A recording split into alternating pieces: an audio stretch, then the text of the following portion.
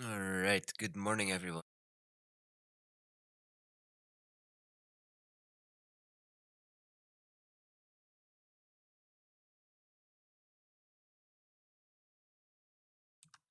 Sorry, I'm a bit late, but yeah, I needed 2 more hours of sleep. Sorry,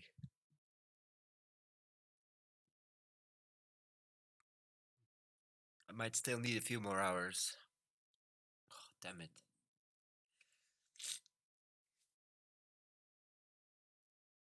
Ugh, let's just make coffee and get ourselves in working order here.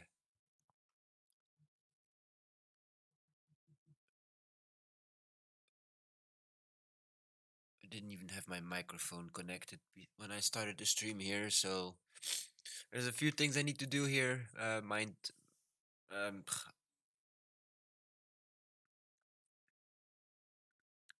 please give me a moment. I will be back in a minute or two.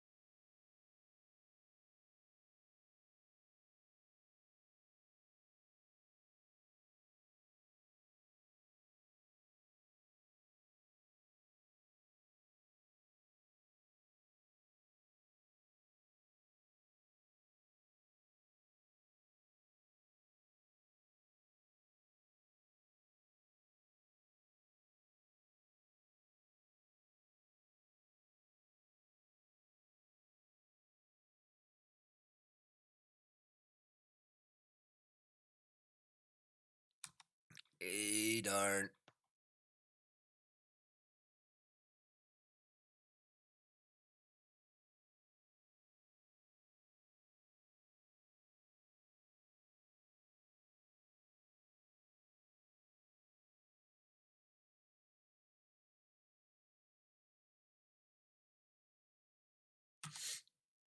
Ugh. Wow. Half asleep starting your stream is not a good idea, people. Take my example and don't do it.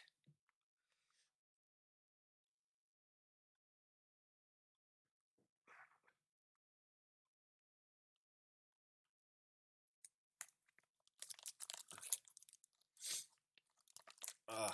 Oh my god. My face is asleep, people.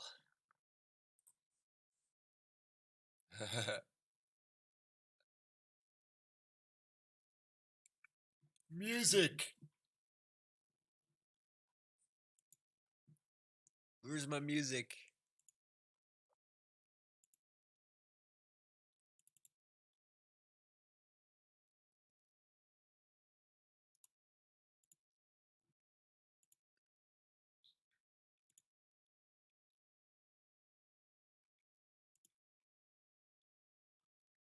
Hello, music. Sleepy fish.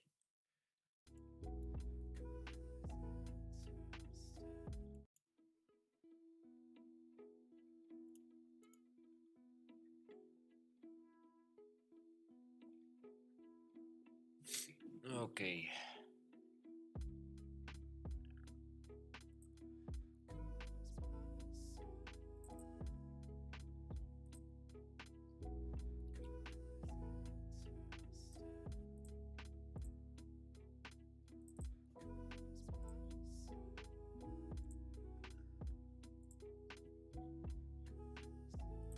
Publish. Confirm. Just publishing my live notification here. Melvor.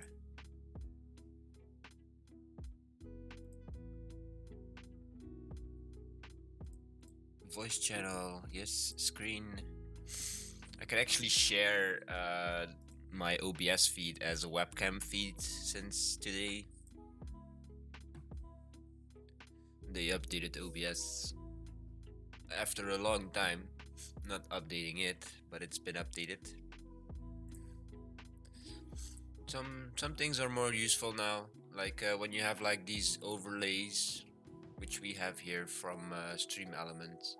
You can just now click it here in the list. You don't need to go into the properties of it, only to make it refresh. You just click refresh here, and it's done. It's so much better. It's they're getting better at user friendliness. Let's put it like that. Because OBS has been one of the best broadcast software in my opinion so far, comparing it to XSplit and Gamecaster from XSplit.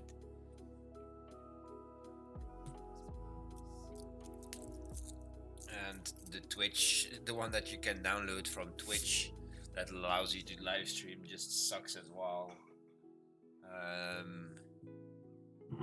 Oh, sorry, bumping the mic there.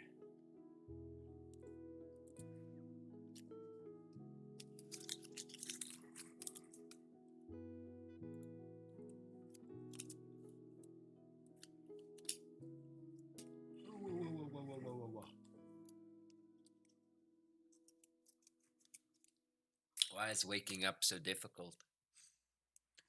I was under attack last night by mosquitoes. Um, like literally, like there was when I turned on the light in my room, they all went to sit on the wall, right, like next to the lamp. And yeah, I do mean all of them. I think there was more than 10, at least 10, maybe even 20. I'm not joking. So many there were, and I had like one arm from out of the blanket, and it was like near to my ear, so I could hear all the buzzing. And that's what actually made me get up to get out of bed, and then was so annoyed by the buzzing because I really felt them like either fighting or something, or like making fuss over the little bit of space of skin. That was really weird, and I really felt it on that spot as well. Like there were a bunch of them there, and then now I can see it. Actually, there's like a small area of 5 by 5 centimeters. There's a huge amount of red spots on my hand. So yeah. But then I got out of bed, opened all the windows. Uh, that might seem counterproductive.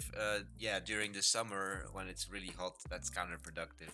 But when it's cold outside, you need to let the cold in, so they go outside and search for a hotter place or go downstairs or whatever, you know. But I opened all the windows in the entire house. It was really cold here, you know. And then by about like 5:30, I went back up. No more mosquitoes. But yeah, I was awake for about 2.5 hours in the middle of the night. So this is why I'm feeling so tired right now, because I didn't really sleep properly.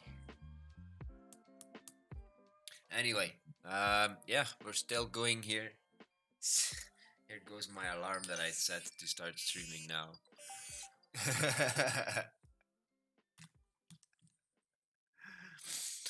Well, I've started. I'm not late by that measure. Um, no. Let me go smoke a cigarette, grab my coffee, which is just done, almost done. Running through. Um, yeah, we've been busy. We've got 62 of these now. I think compared to yesterday, I think it's about 12 or 13 more. Oh, that was the wrong action there. I want to sell these. Not these, but these.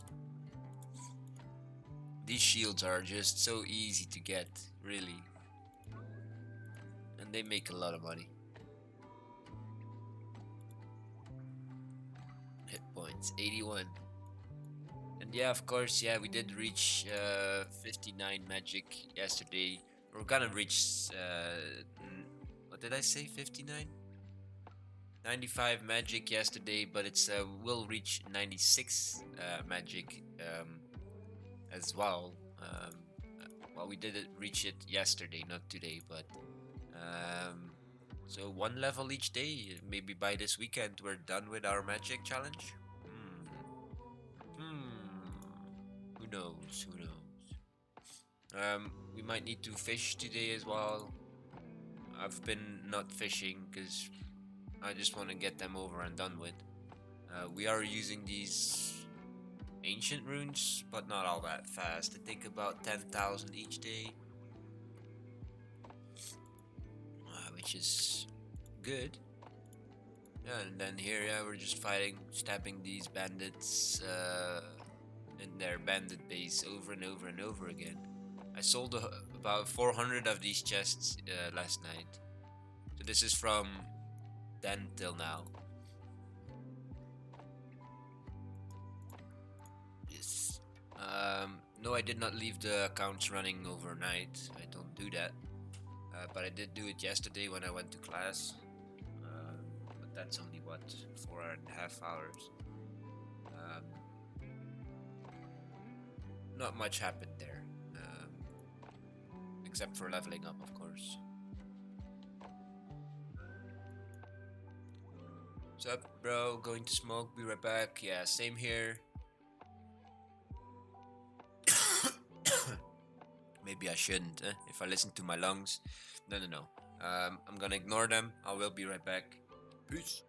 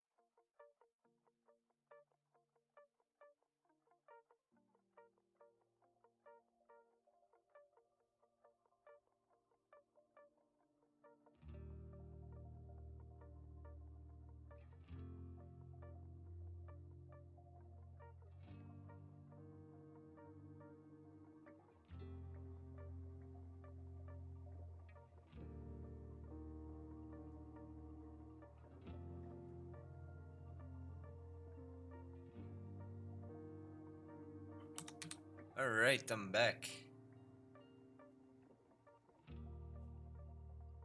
Why is my sound on my computer? What? That's better.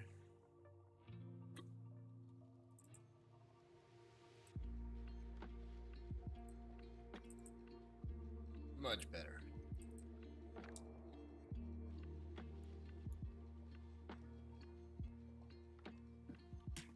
Alright.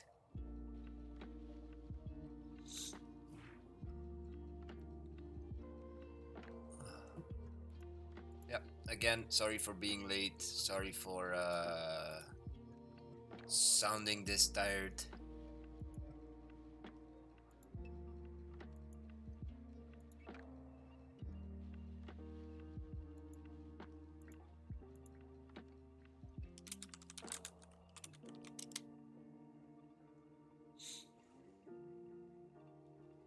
Tiz, we still have like the all the server information on Discord for Minecraft. There's a hashtag server info channel.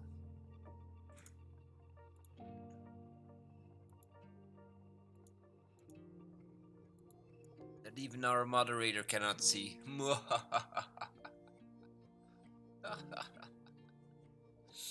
Ah.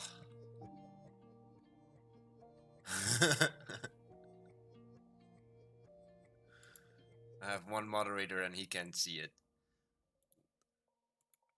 Well, it was the refugee chat, but it might become the camp refugee server, you know?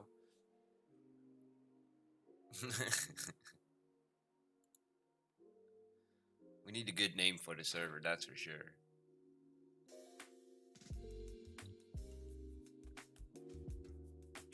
Yeah, maybe a restart on it so everybody can. Well, I don't know. You guys already started building, but I don't know. It's all good to me.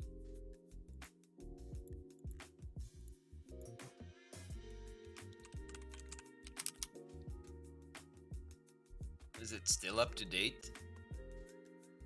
I'm down for whatever.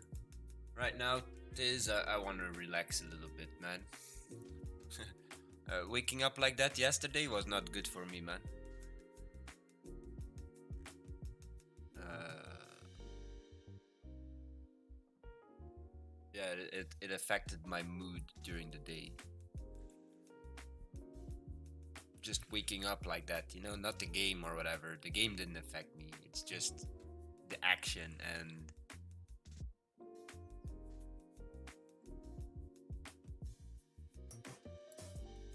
hmm, you just need to get people to be aware of the server and to make it grow. But how do you make it grow, you know, without getting an influx of assholes and dumbasses that wanna control roleplay for everyone? And I don't think we need pure roleplay either. We don't need any add-ons. I think vanilla is just fine and just having fun in Minecraft, playing the game, you know.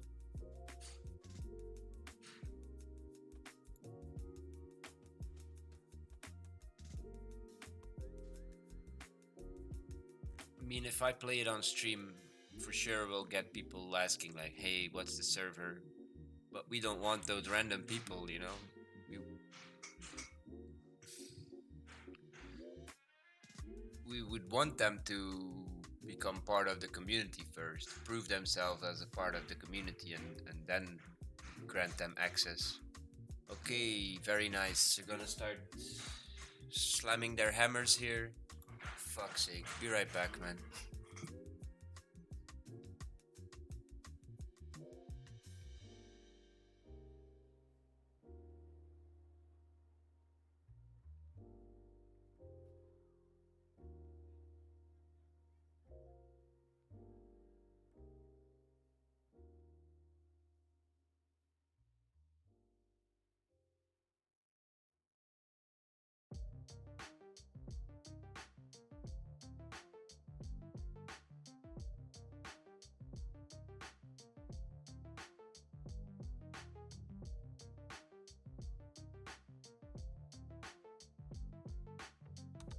there.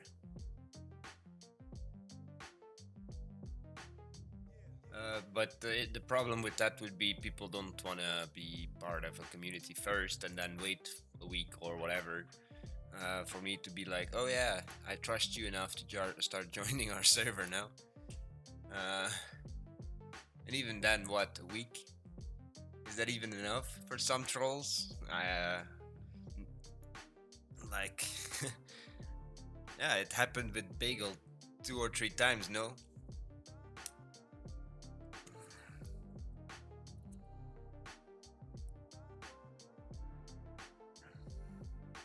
And then one time we got trashed as well, our server. So, yeah, that's stuff I want to avoid, right? Because if you do run vanilla, you don't have any of those protections. You cannot roll back unless you put that in, but then you start with putting mods in. So, you could as well just keep going then, you know? So if you want to keep it vanilla, you do really need to have that gated community where they have to kind of prove themselves.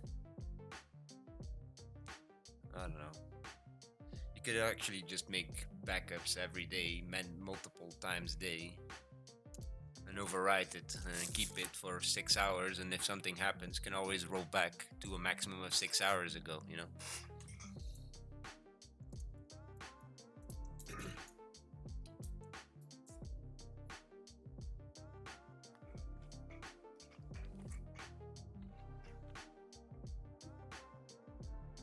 All right, time for this coffee to go down my throat here. First, some milk. Sorry for the bottle cap there.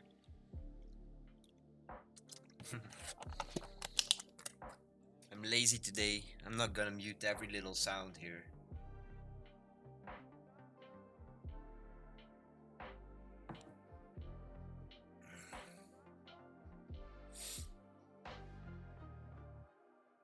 Either you are responding slow, Tiz, or you need to refresh.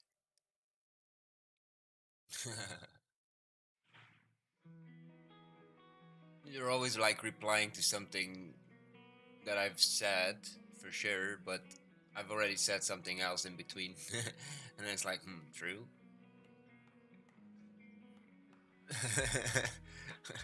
Don't know what. I don't know.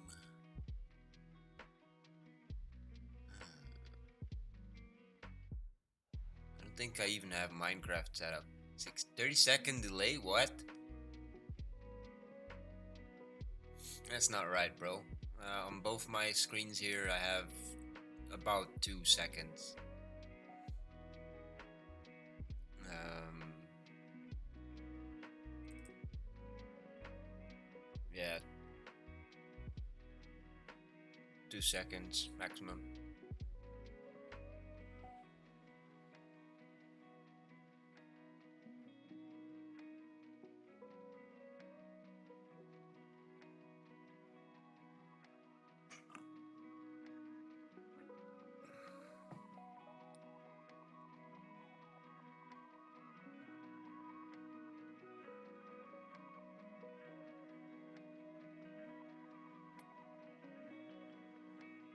I think the biggest issue we'll have with playing Minecraft together again is time zones.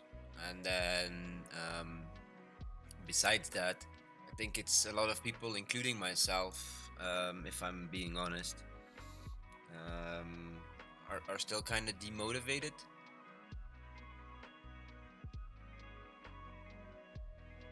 Um, because of everything that they've already done on another server and trying to, you know, establish a home and then a role play story and everything. And then for whatever reason, there's a few reasons. There's not just one reason, of course, but for whatever reason, yeah, having to give that up. And then yeah, starting over is not fun. Never fun. Even if it's on a different server with different management and all that stuff, it's never really fun. Um,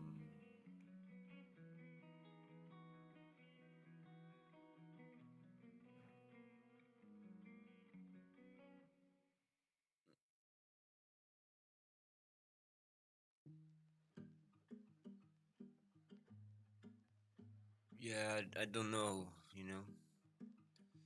I enjoy playing the game, but with everything that just happened and all the effort I have already put into Bob server, it just feels I don't know, kind of like I don't want to play it anymore for now, for a while, and it has happened with Minecraft before. Um, that game itself is just a trauma game, even if you play it vanilla, there's still a bunch of trauma gonna happen. And I don't know if I'm ready for another load of drama.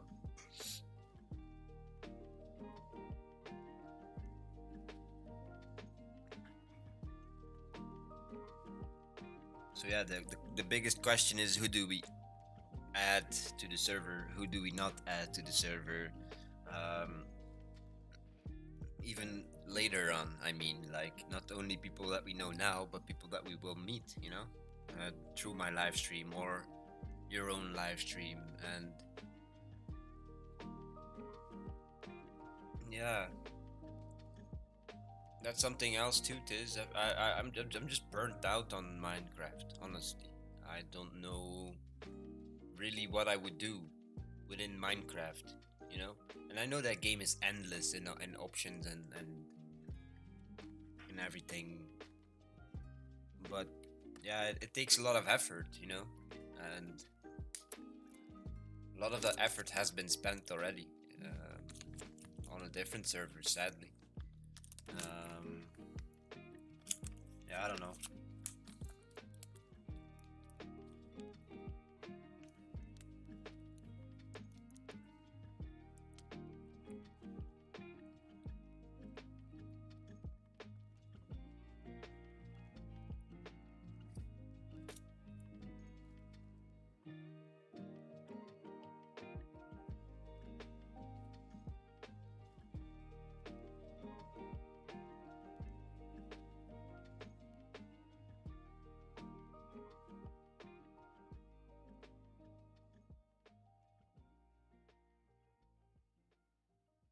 One thing I can add to that is that it's very common for me to feel burned out on a game after putting X amount of effort there and not really being able to keep the progress, or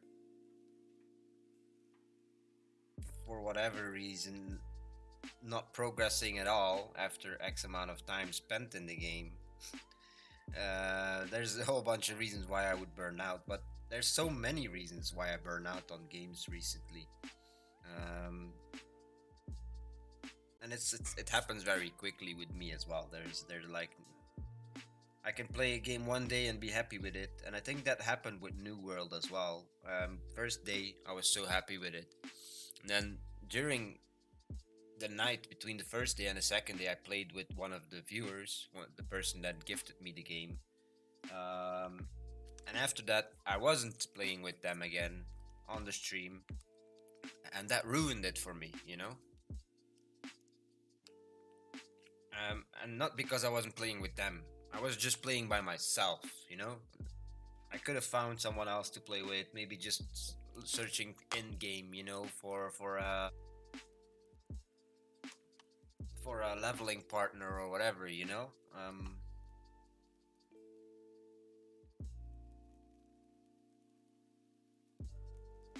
But yeah, that's what I'm trying to say. Is like it doesn't take much for me to feel like my game's ruined, and or I feel burnt out with a game because I'm not progressing enough or not fast enough or just hit a wall. And there's so many games out there where you just hit this wall very fast, and it's a part of their development.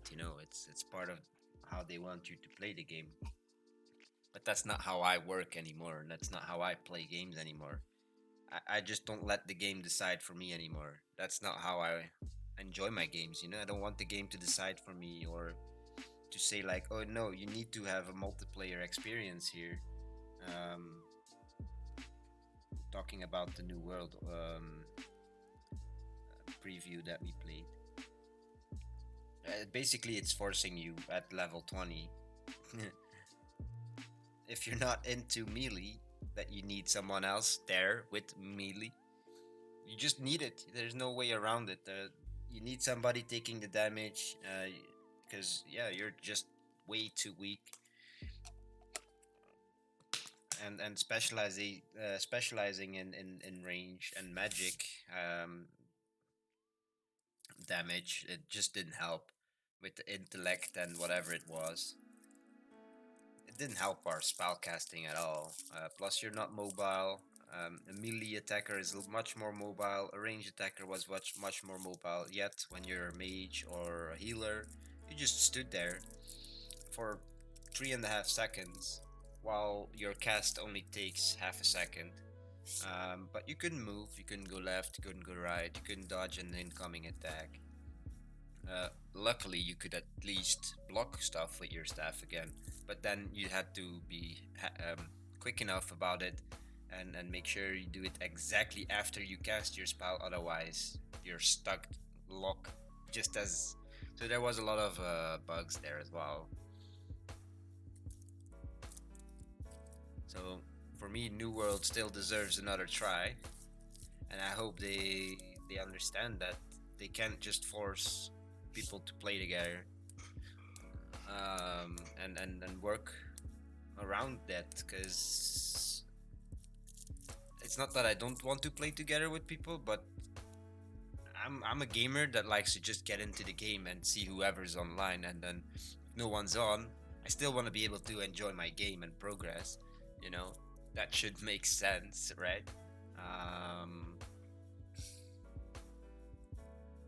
I know it's a massive multi-online player role-playing game, but that's bullshit in my opinion to say like, oh yeah, you need to work together. You have to play with other people. Sure, for dungeons and bosses and then stuff like that, like those corrupted portals, you know. Um, sure, fine. But just doing a random fucking quest where you need to kill a wolf and you can't even kill the wolf because he just obliterates you in a second or two. You just yum yum and you're dead. It's like, yeah, okay, never mind. And then having to run back. Okay, yeah, there's a camp you can put down, but it has restrictions, and those restrictions weren't really good. There's people cheating even with their camp. If you had it out while you wanted to place it and then ran into a zone where you couldn't place it, you could still place it. Um, Whereas if you're in the zone and you wanted to take it out, you couldn't. Even though if you're on the edge and you want to take it out and run past the edge, you couldn't, you know? So, some weird stuff there. And like some zones were very small, were only like small group of enemies, but yet you had to put your camp 200 meters away because apparently that's how much area they need. And there's only 2 or 3 mobs there. Okay, but now I went from Minecraft to New World Order or whatever, New World Preview.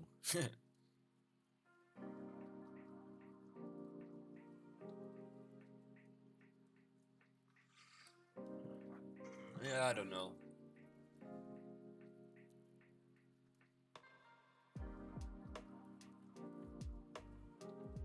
I feel the same about many games. 7 Days to Die. It's a fun game to play. It's in depth as well. Okay, yeah, it's buggy as fuck, and it's this and that, and it doesn't look all that good. But it's a nice action game, zombie horde survival game. You know, crafting, building, digging, whatever you want. But yeah, I just burnt out on it, waiting for updates to come to that game. That was for me about 5 to 6 years ago when I started playing it. For about 3 years, I just got fed up waiting. Promising you all this and that, and then takes a year and a half.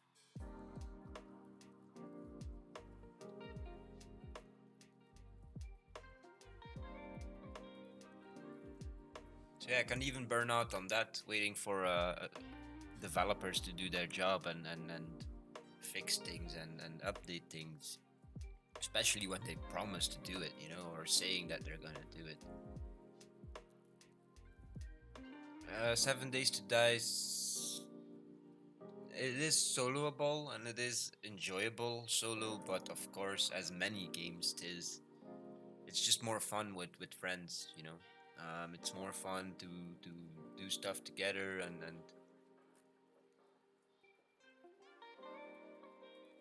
but every game should be soloable. Up to a certain point, of course. Have you played No Man's Sky? Yeah, I had a pirated version once when it just came out, and I did not like it at all, so I never really bought it.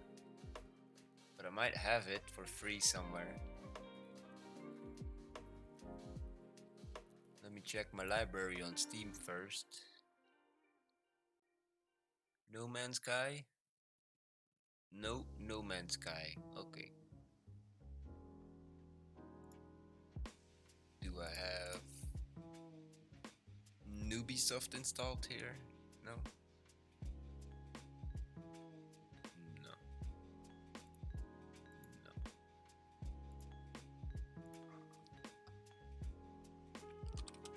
Epic Store. Let's see.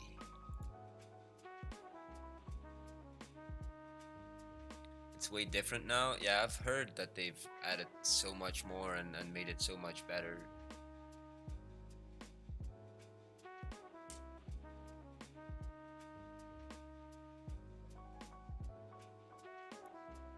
What? I have a coupon?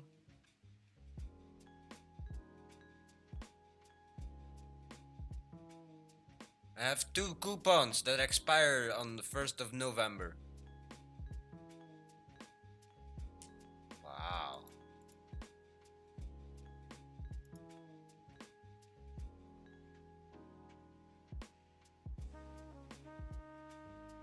Hmm.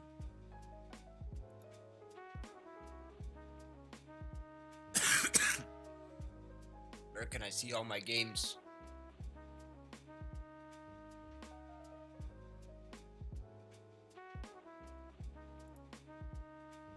Transactions. Show more. Can I not search here? No.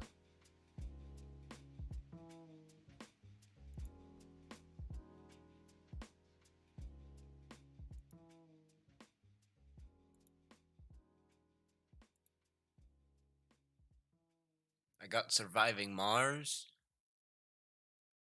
Subnautica. Never played it.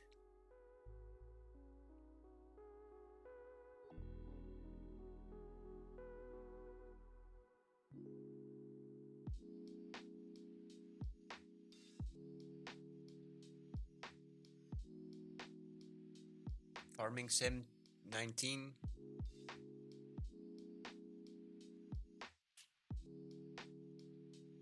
Lost Colony.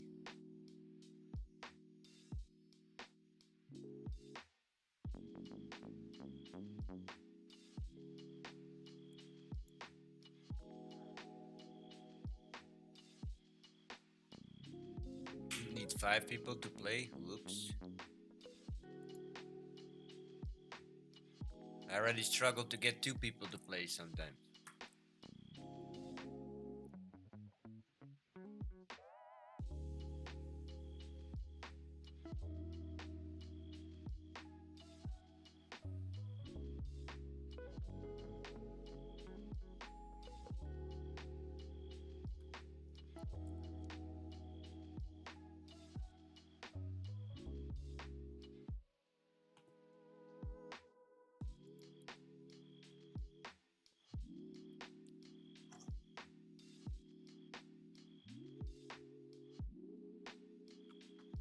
Hmm. I got Astroneer as well. Inner Space, World War Z, Just Cause 4. Got a bunch of stuff. Got another copy of GTA 5 on here as well. I got Borderlands 1, 2, and 3. I don't know. Stranger Things, Total War, God's Trigger, Enter the Gungeon. That's also a multiplayer game, I think. Enter the Gungeon.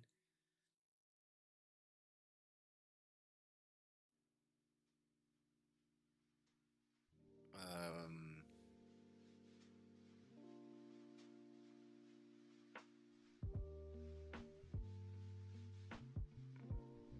World War Z is fun as fuck.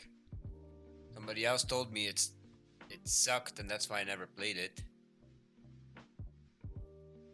I got Watch Dogs 1. I got Watch Dogs 2. Ooh, I got Rocket League as well.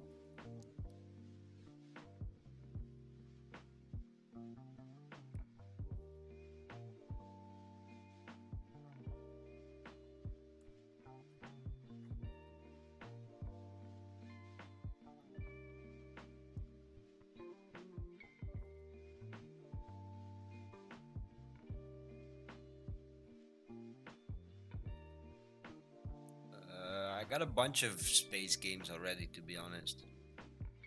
Off-World Trading Company, Inner Space.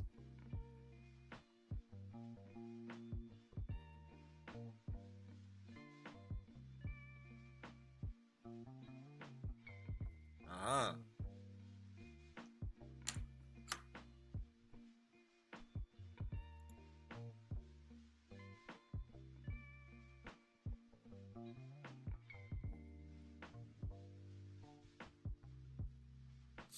ugh, coughing so much. Hello, neighbor. I think that's a puzzle game, no? Hello, neighbor.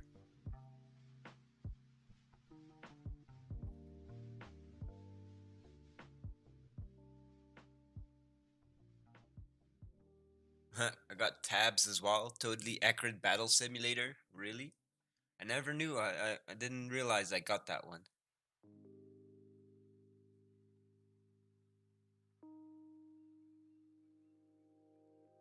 The one where you sent 500 against 1500 or 15,000, to die. Elite Dangerous? Mm,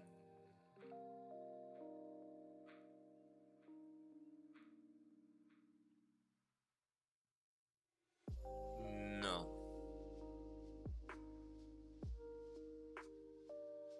What? I've got another copy of Ark as well. I got two copies of Ark. Nice.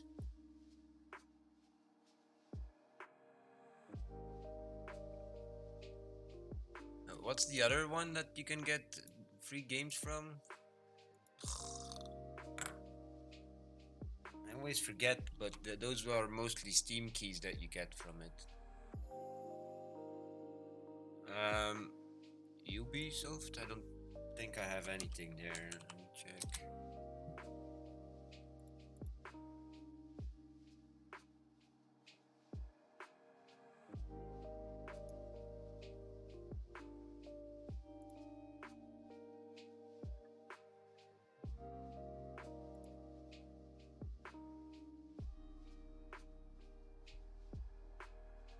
Epic Store? That's the one I just checked. Epic Store.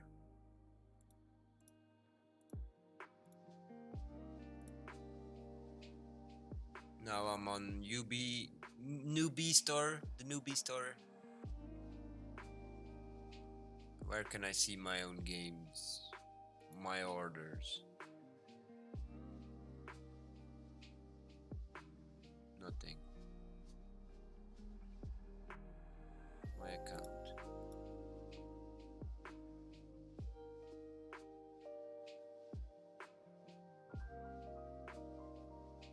Hmm. How do you see your own goddamn games?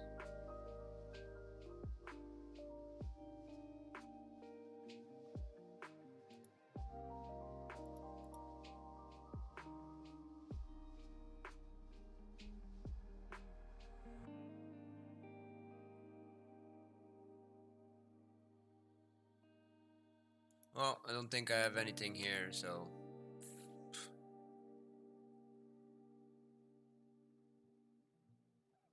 I don't know. I might have another account though.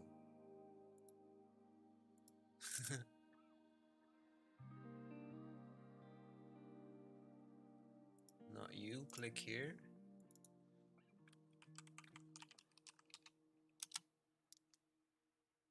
Let's see if it works.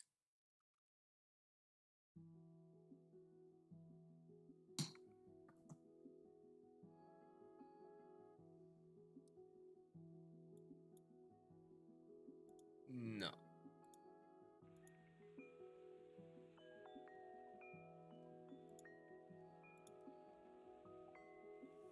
Uh,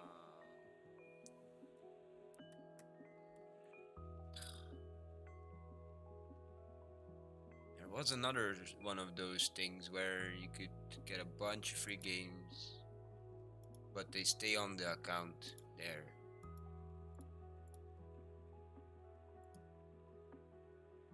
I had all of them like installed on my computer here at one point, but then I reinstalled the computer, so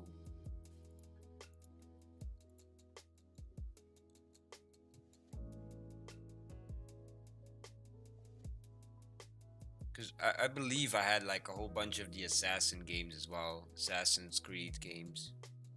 But then if I look around, it's right here on Epic Store, so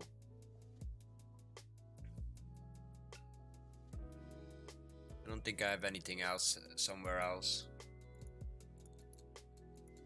So yeah.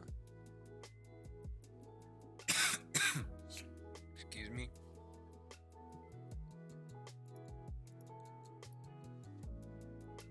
Yeah. So that login doesn't work. It's not giving me an error, it just keeps trying to log it in. So strange.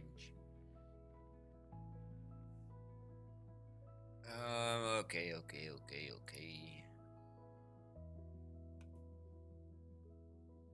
Let's see what we have on Steam.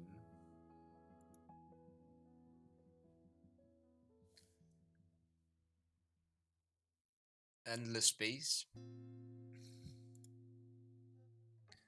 Gene Shift. It's like a GTA 2 remake. Grid 2, Hurt World.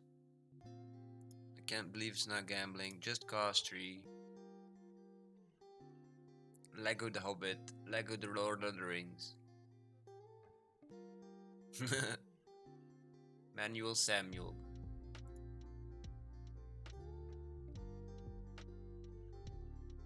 Never really played it. Payday 2.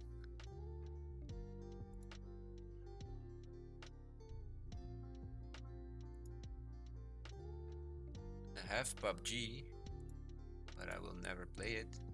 Pony Island, Project Zomboid, Rising World, Roller Coaster Tycoon 2 and 3, Rust, Satellite Rain, Serial Cleaner, Shadow Run Returns, Sin of the Solar Empire, another space game,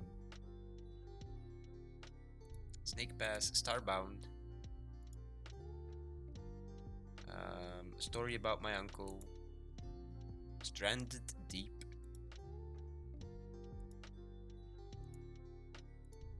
Terraria, Worm. That's about it. Oh, I started halfway down. Eidor, whatever. Master of the Broken World, and Dirt Rally, Deponia, The Complete Journey, Darkness 2, Dark and Light, Condition Zero Deleted Scenes, Counter Strike, Citadel Forged with Fire, Astroneer, which is fun if you played with a few people as well.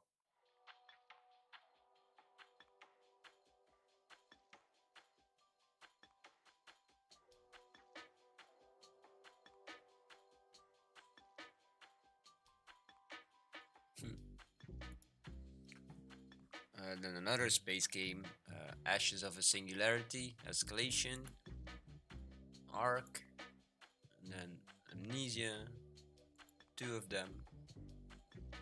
Machine for Pigs, and The Dark Descent, and then Aegis Defenders. It's a platformer, this one. Yeah, I have so many games, but I don't really know what to play here. Half of them I don't even care about, and then half of the remaining ones I've never played, and then ooh, I've got Galactic Civilizations 2 as well. Wow. How old is this game now?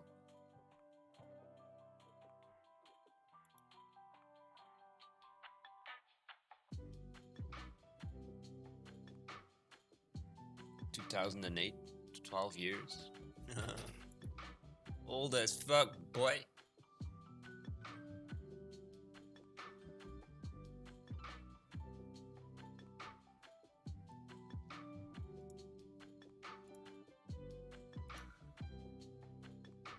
And then I have some games that are just like on my hard drives here. Let me see.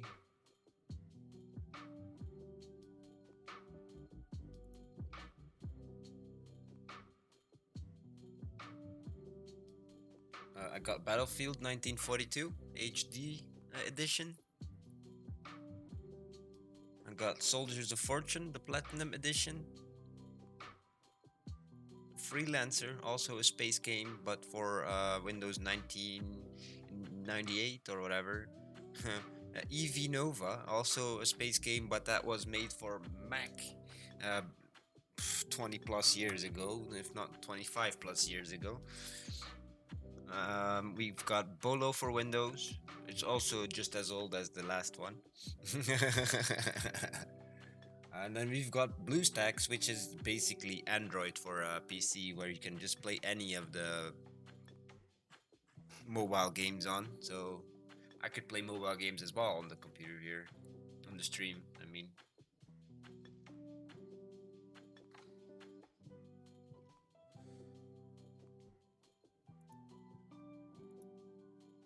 But yeah.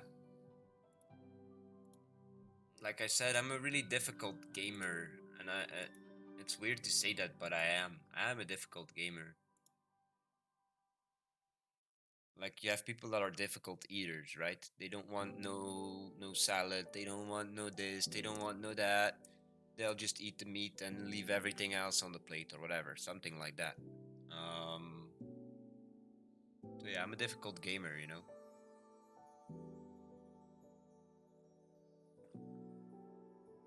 It wasn't always like this, but yeah, I guess getting older, I don't know. And that's something personal as well, right? Doesn't apply to everyone.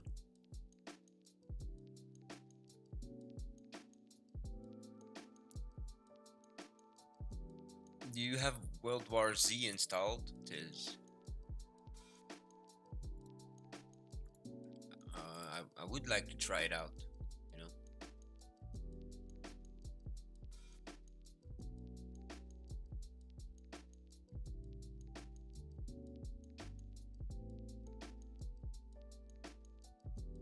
Nah, let's try Left 4 Dead again in a little bit, bro. If you're up to it still.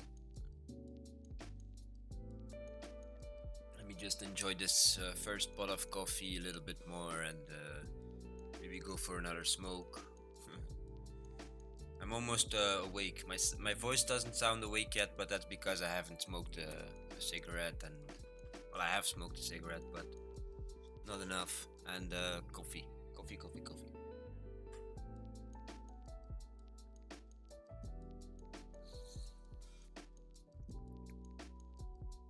Yeah, to what? Because I asked a few questions, which was my bad. I'm down to play tomorrow. Gotta crash out. It's almost 2 a.m. Alright, that's fine. I will need to install it today still, the game. Get the Epic launcher on my computer again.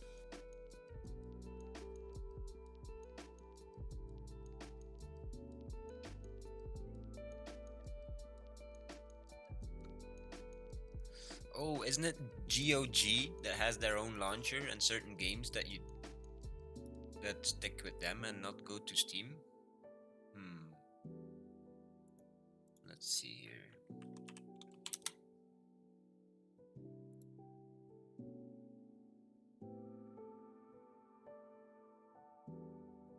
No, those are usually keys that you get.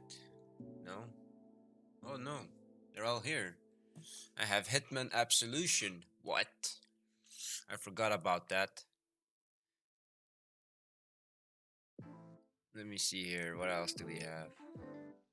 Deadlight, Director's Cut, and also Free Space 2.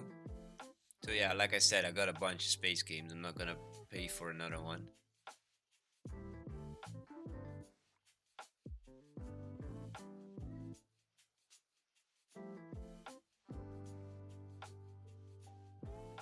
Yeah, there's no good things here.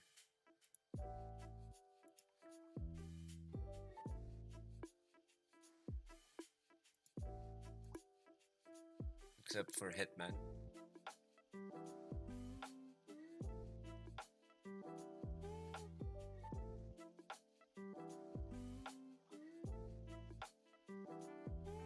Ultima 4? Really? I got that? Worlds of Ultima? Ultima? Jesus. It's full of like anime here. Most games are anime. Total Annihilation Commander Pack? Hmm.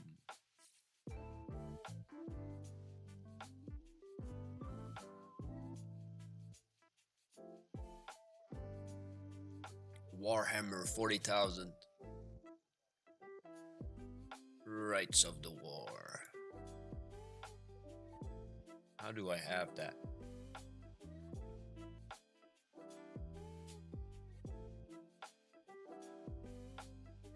Probably just a free game.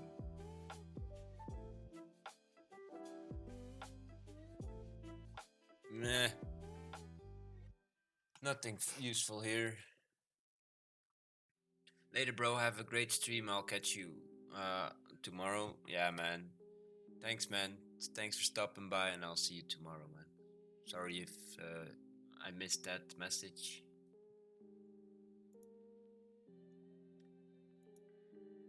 Have a good one, man.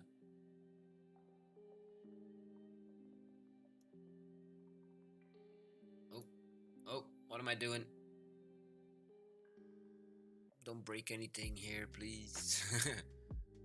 I think I moved it over as well. Should be here. Yeah.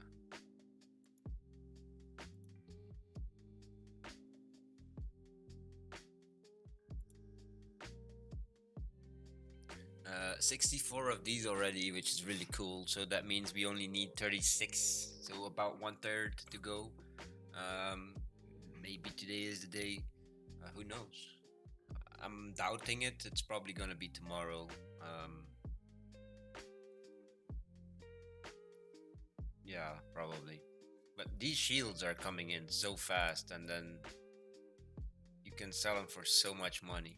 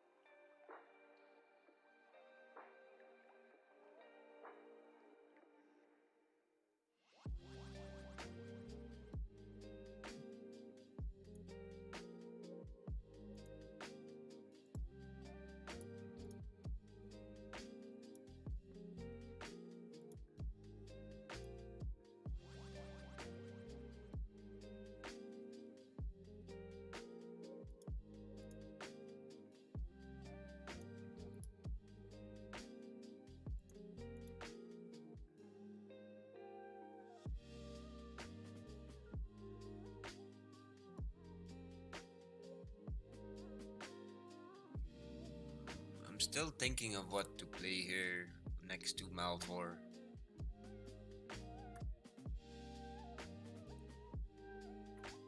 Like GTA Online has been in my head for a few days now, because we've been trying to play on 5M and it's not working out.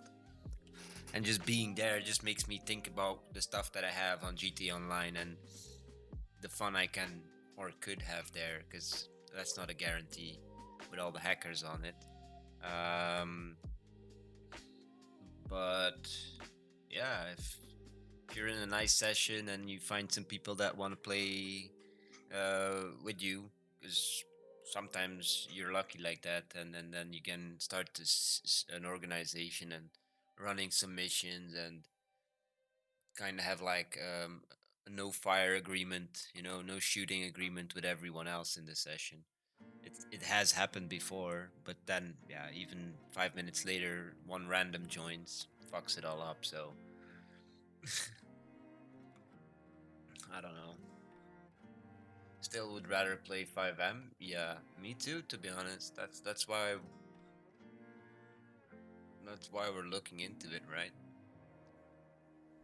Maybe it's time to get our own darn, start our own server and just put some time in there, and then I don't know, but yeah, I don't know if I have the time nor the energy to do all of that again. Because well, thing is, if I do it again, I would do it better. That's for sure than what I did before, and that was already pretty good. So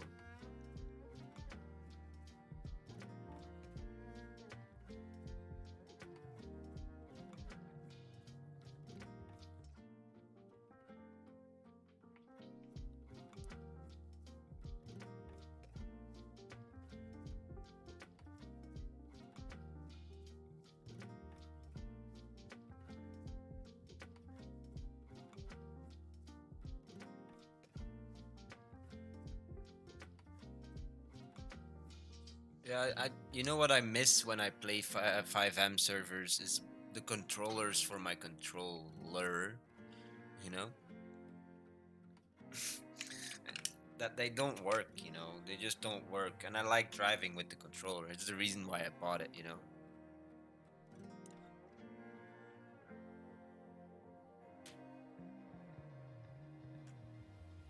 So yeah, I don't know.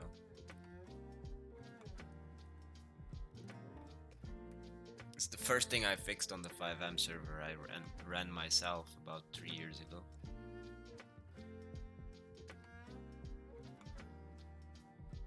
And it's such an easy fix.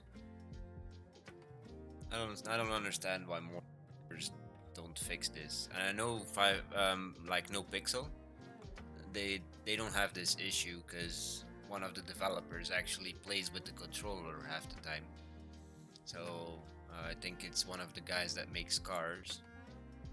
So I'm pretty sure that they don't have any issues with controllers.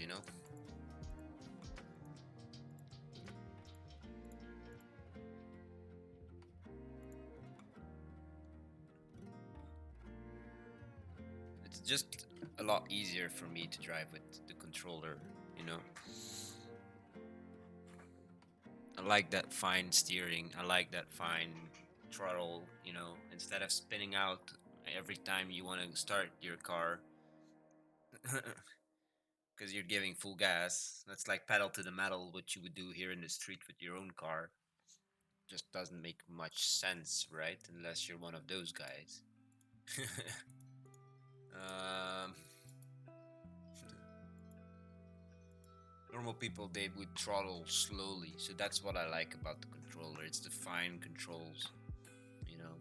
Whether or not people can drive faster with a keyboard or are just faster with a keyboard, sure they are, because they don't use the fine controls. That's normal.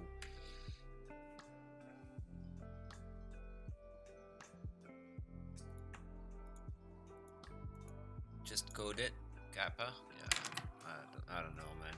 Alright, bro.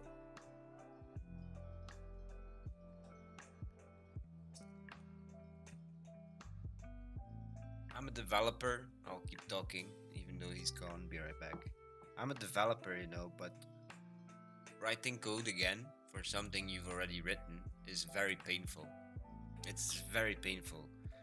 even if you have the old code still to look at, and compare and whatever, which I don't for the 5M server.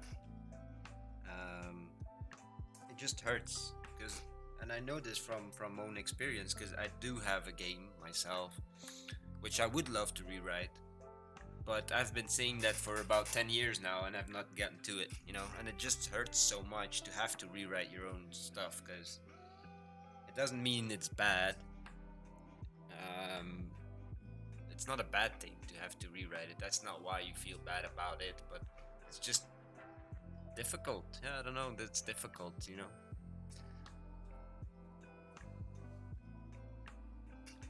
I write from a source of free inspiration, and that's how I usually write my code. And then to have to write certain pieces of code, that's not how I work, sadly. And that's why I never turn it into my job either. I don't work for a company and writing code all day. That's why. Um, that being said, there's another reason. I don't want to turn my hobby into my job and not like my job, and then not like my hobby anymore. Because working for a boss, you will always end up hating your job. Unless you got that magical job with the magical boss and everything figured out, and then easy clap to you, my friend. But that's not for 99% of the people, if not a lot more.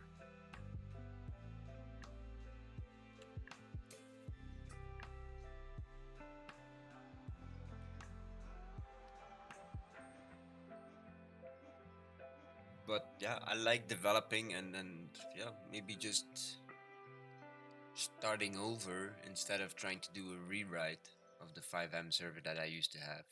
It is a different mindset, you start over, you don't compare your own code anymore to the other one, and I don't have it anyway. And you just go again on inspiration, But then you make all the same mistakes again, maybe, who knows? And that's why you would want your old code to compare, like, how did I do it back then? Because I would have to, after 3 years not doing anything to these kind of scripts and all that stuff, because it is not my main programming language, you know.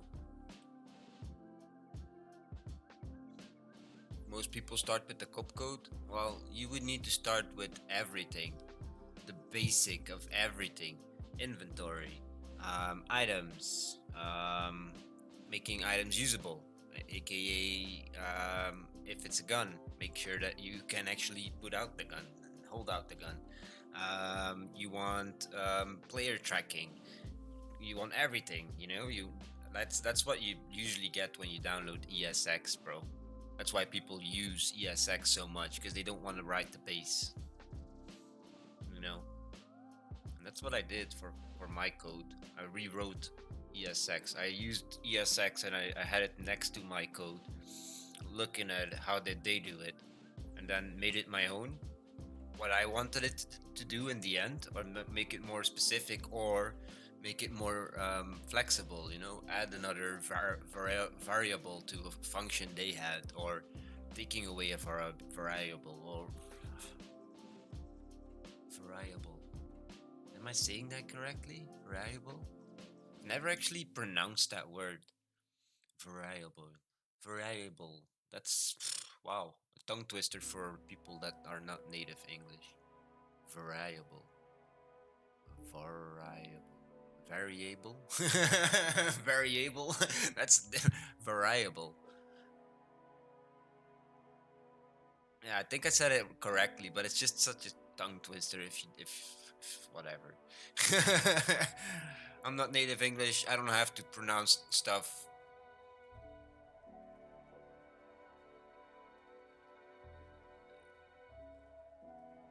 Variable? You can put that on Google, by the way, to get the phonetic. That's what I like about Google. Well, I like a few things about Google.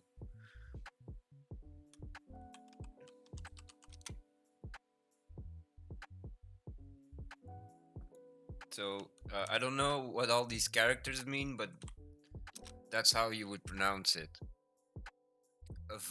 Variable. And the last is each actually silent one. Variable. And then in Raya, there's no space, so you need to Variable. And the B is just the BL that we pronounce. What? Click on the speaker, it'll pronounce it for you. Yeah, I know. Variable. Okay, variable. So it is variable. Okay. But is that English or American?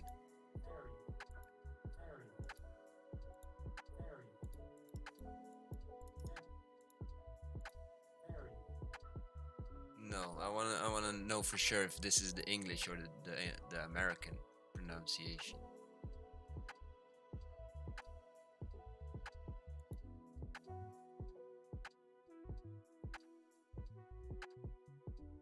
Where is English American?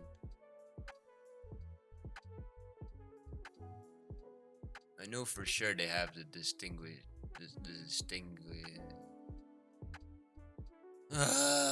English words.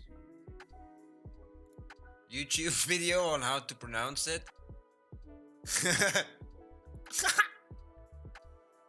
One word. Variable. She sounds English. Yeah. Variable.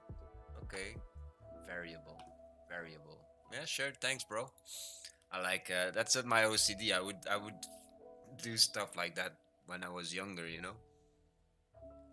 I would just stop talking, go to Google, make it play the thing, and then go back to my conversation using the correct pronunciation. Yeah, I don't know. Google taught me English. That's a lie.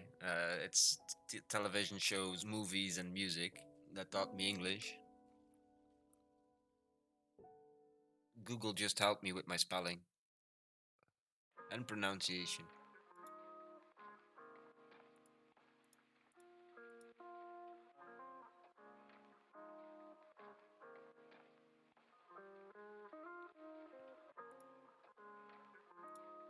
Ugh, it might turn into a pure Melvor stream again today, people. I don't know. I'm really, I don't know what to play here. I'm really like, I don't know.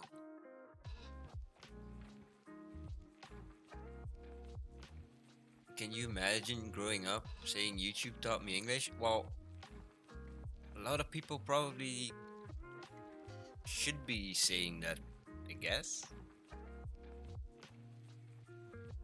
Especially from like the more like yeah Eastern countries and people and like people in Europe these days. All the youngsters, they're on the internet, all checking YouTube, Twitch.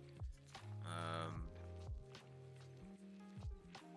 yeah, for sure it's not TV, but maybe still like TV shows, well, shows or series as they would call them, or movies, but not as much by itself. You know, before it was only music, TV, and movies. You know, but now it's yeah more the internet. I'm guessing for sure, but that's just the medium that's providing the same stuff, kind of. Um, okay, yeah, there's just content creators like me and other people on YouTube that are not never been on TV and don't have a TV show or don't really have a series of anything. But yeah, yeah, yeah, that's just how it is. But if I'm really being honest, most of my English was actually from online situations as well. I I'm thinking of ventrilo groups back in the day for Battlefield and all that stuff. I wasn't a huge clan. I was the youngest member. They didn't even have to have a vote for it, anonymous. So every member, I think it was about almost 100 people that had to agree on me joining, and they all did after a long time. It took a while. It took very, very, very long of just me playing with them as a regular gamer.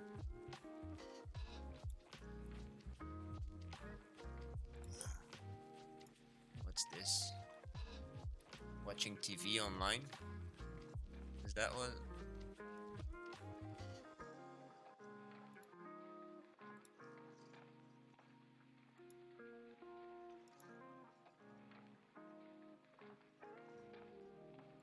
Uh-huh. Yeah, yeah.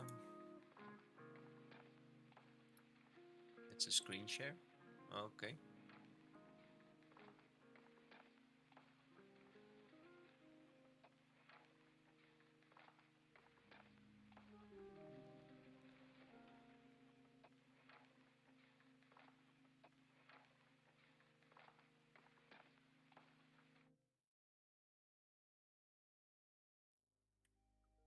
Okay. So you're still downloading the same kind of without getting the file, just watching it, streaming it. Uh, I understand. That's maybe the way of the future, darn, for people that like to say "r," you know, but have a skull ridden flag. Um, Pirates. But yeah, right now I just fucking download anything, bro. I don't care. Just that's the way I watch my stuff. Netflix or not, I'll get it. I'll watch it. Don't worry. Usually even before anybody else seen it. Well, not anybody, but most people would not have seen it, especially here in Belgium. Like TV shows, they're always half a year late. So I can already talk about TV shows and they can't. Like, hey, have you seen this new one? What? New? Oh, let me ruin it for you.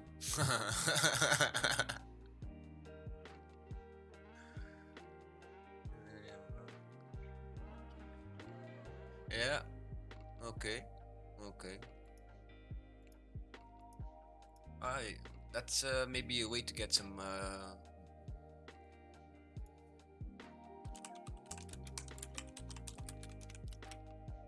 I'll write that. I don't want to get banned here. So I don't want to get banned. Yeah. I don't know what to do here. I don't mean in Malvor. Malvor is a great game. I just don't know what to play besides it. Maybe it's Malvor doing it to me and saying, "You look, bro, you don't need another game. I'm sufficient." I don't know. I really don't know. Um,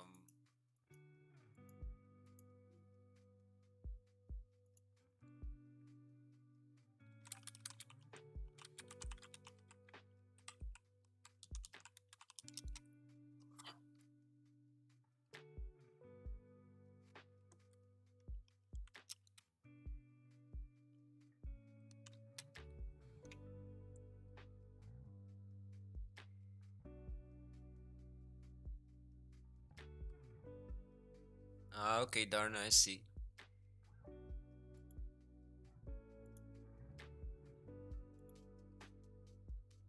My voice is finally clearing up. It's not cracking anymore.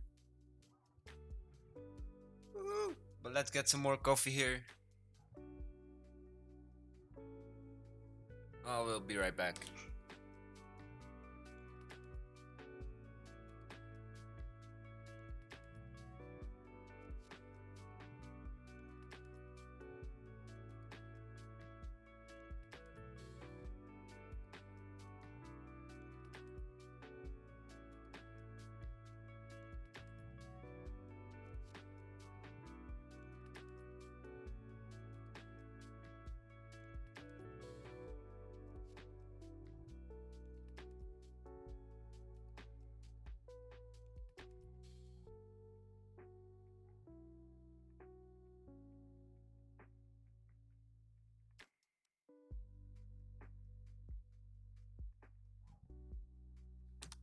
Okay.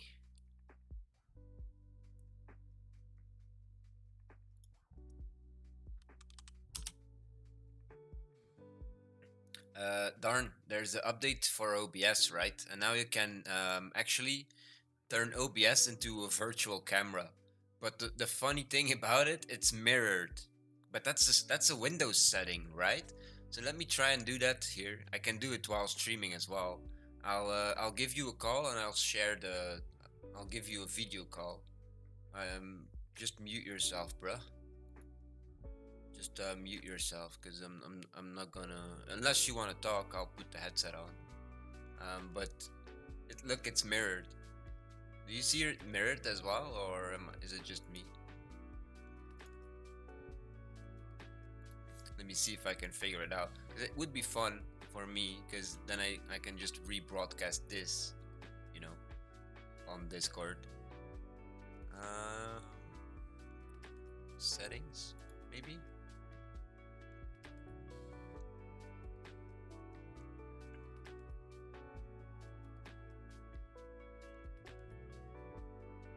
Devices. No.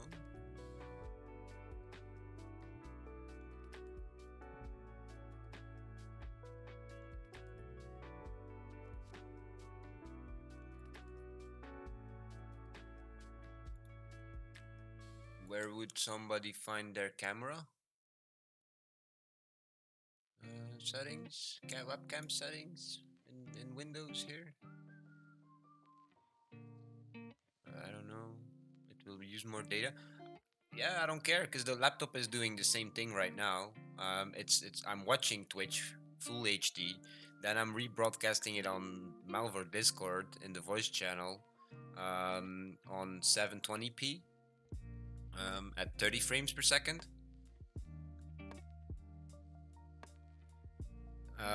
So I could do that twice, and I'm pretty sure my net can handle it. Trust me, the issues that I'm having is something else. There's something else happening that makes my bitrate drop all the time. I think it's your camera app you're looking for, but I don't know. Camera app? What?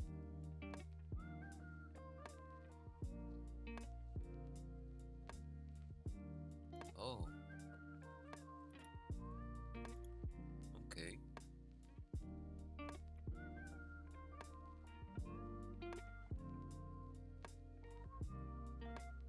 Start all programs, apps, camera.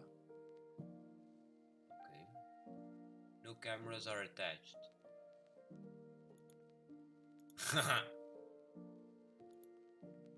Okay.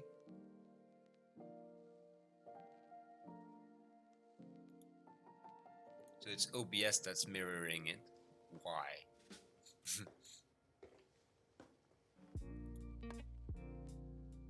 It's literally the same feed.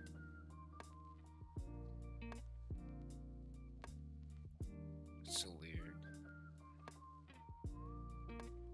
Man, I hate the new Windows settings and all that stuff. It used to be so transparent, and they made a mess out of it again.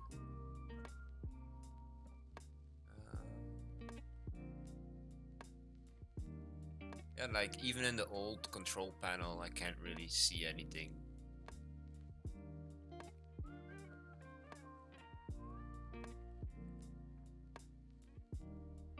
Alright. Good night, Darn. Thanks for stopping by, bro.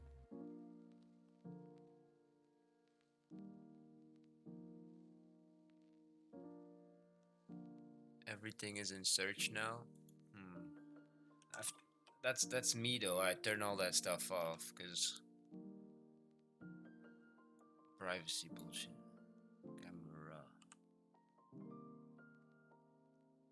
Camera settings. That's not it, is it?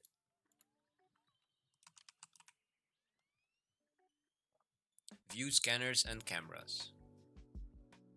Add device. Next. No.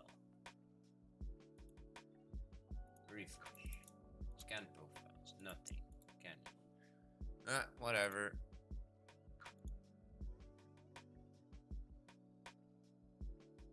And And like here on Discord, I can't do anything either. If I go to video, it's just, oh, what camera do you want to use? OBS virtual camera, and then test camera. That's useful. And at the bottom, there's nothing about video. It's all about voice. Voice, voice, voice, voice, voice.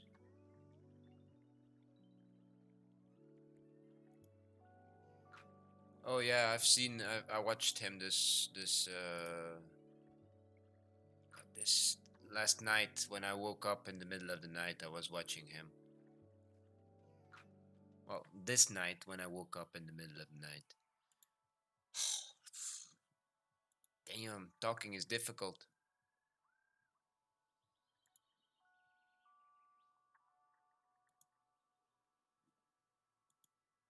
So yeah, maybe there's something here in the OBS that I need to change to cancel out the mirroring. But that's just weird.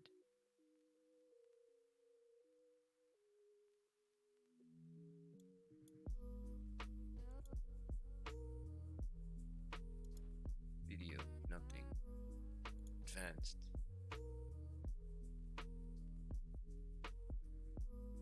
Weird.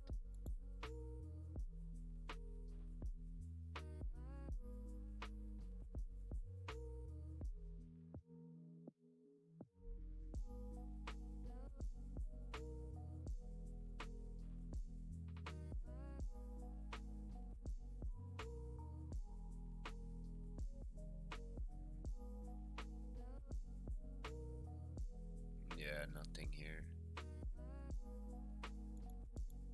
That's weird. Output? No.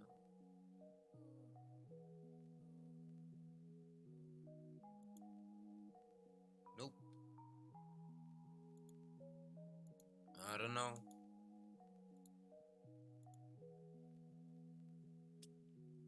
Worth a try.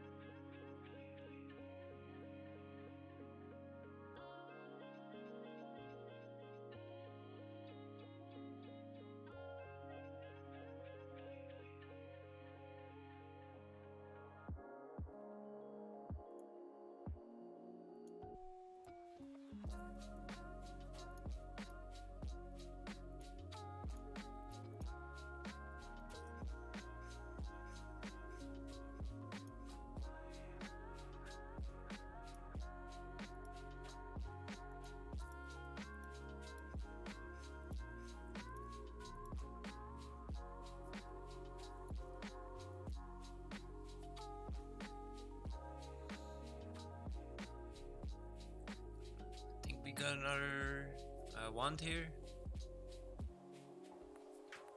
We had 64 total before, so now we have 65 total.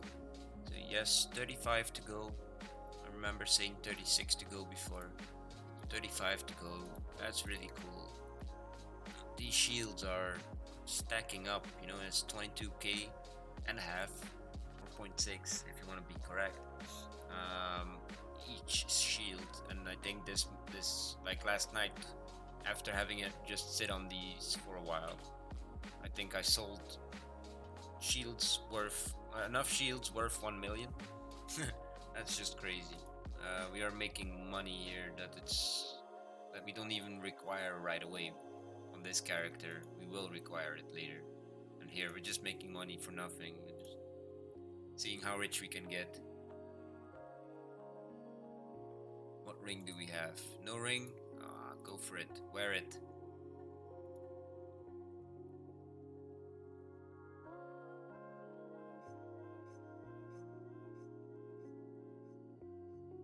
Maybe you should keep this item equipped for something else? Huh. Okay. Deal. Now we've got this. It's not worth selling it. You might as well putting it there. But this one, look, almost 2 million from 2222. That's not bad. That's not bad at all. 31 million, 25 million. Bunch of these chests. I'm not gonna open them. It's just a lot of clicking for nothing. I don't need the money.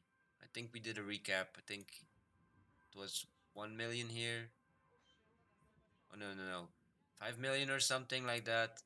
Uh, 11 million here and then a whole bunch of millions here. From what I remember, if I'm incorrect, yeah, you'll have to do some math there, but it should be something like that. Or check the VOD from 2 days ago. Yeah, 2 days.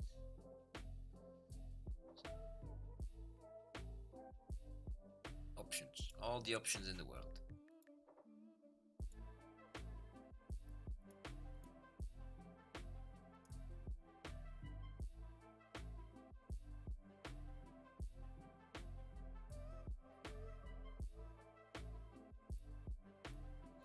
We'll actually get what, 12% damage increase? Percent damage increase when we get that elite wand finally. Um, Something I do want to check out is here, like this one. You need an elite one. That's why we're doing this. To make one of these four.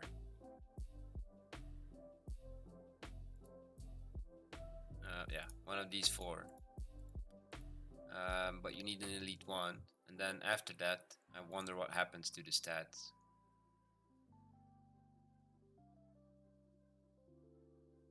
Plus 18. That's sick.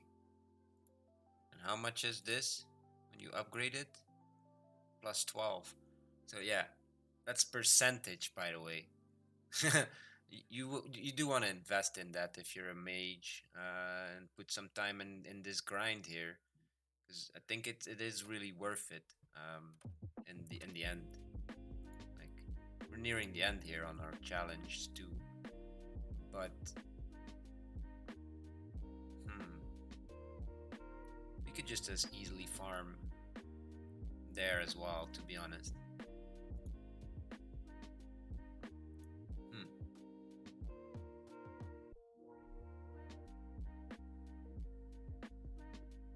It would make us a bit stronger for sure. And with a bit, I do mean a lot.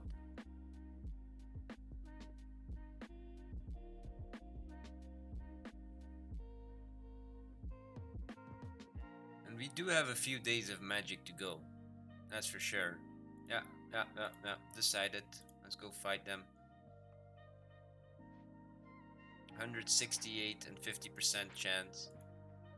Let's compare here. Just dead. 168 at 39%. Because I think it's because of the shield here as well. Not really this, because they're both expert. And that's more like, oh yeah, you're gonna use air, then you're gonna want air gear, you know?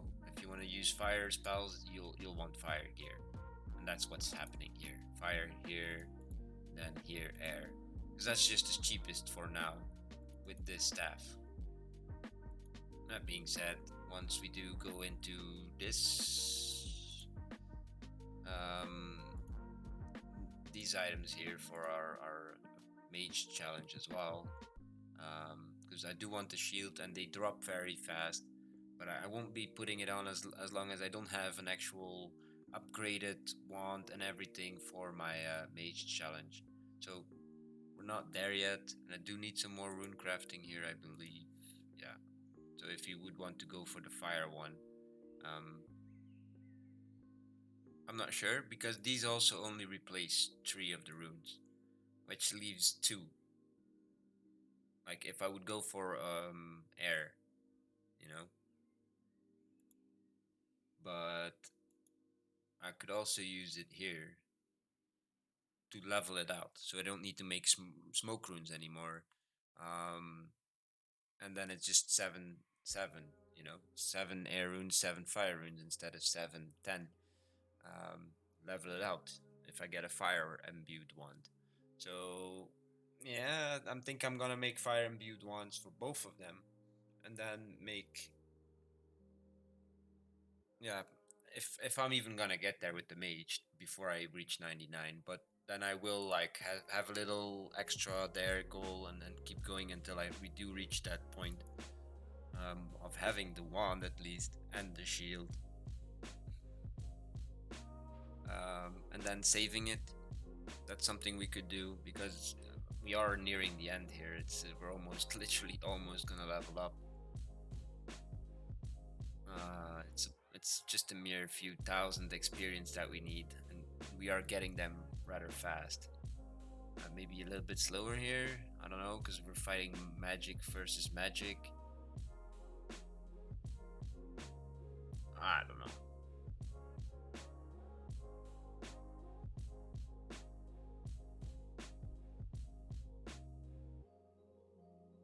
I think it makes your attacks faster as well. Yeah, 2.6, and then here it's 3. So the wand makes it faster. You are a lot stronger because you have the wand and the shield, and it gives you a bunch of percentage in increase for your output here. Basically, if you get 12% or 18% here, that's a huge boost. That's a huge boost, you know.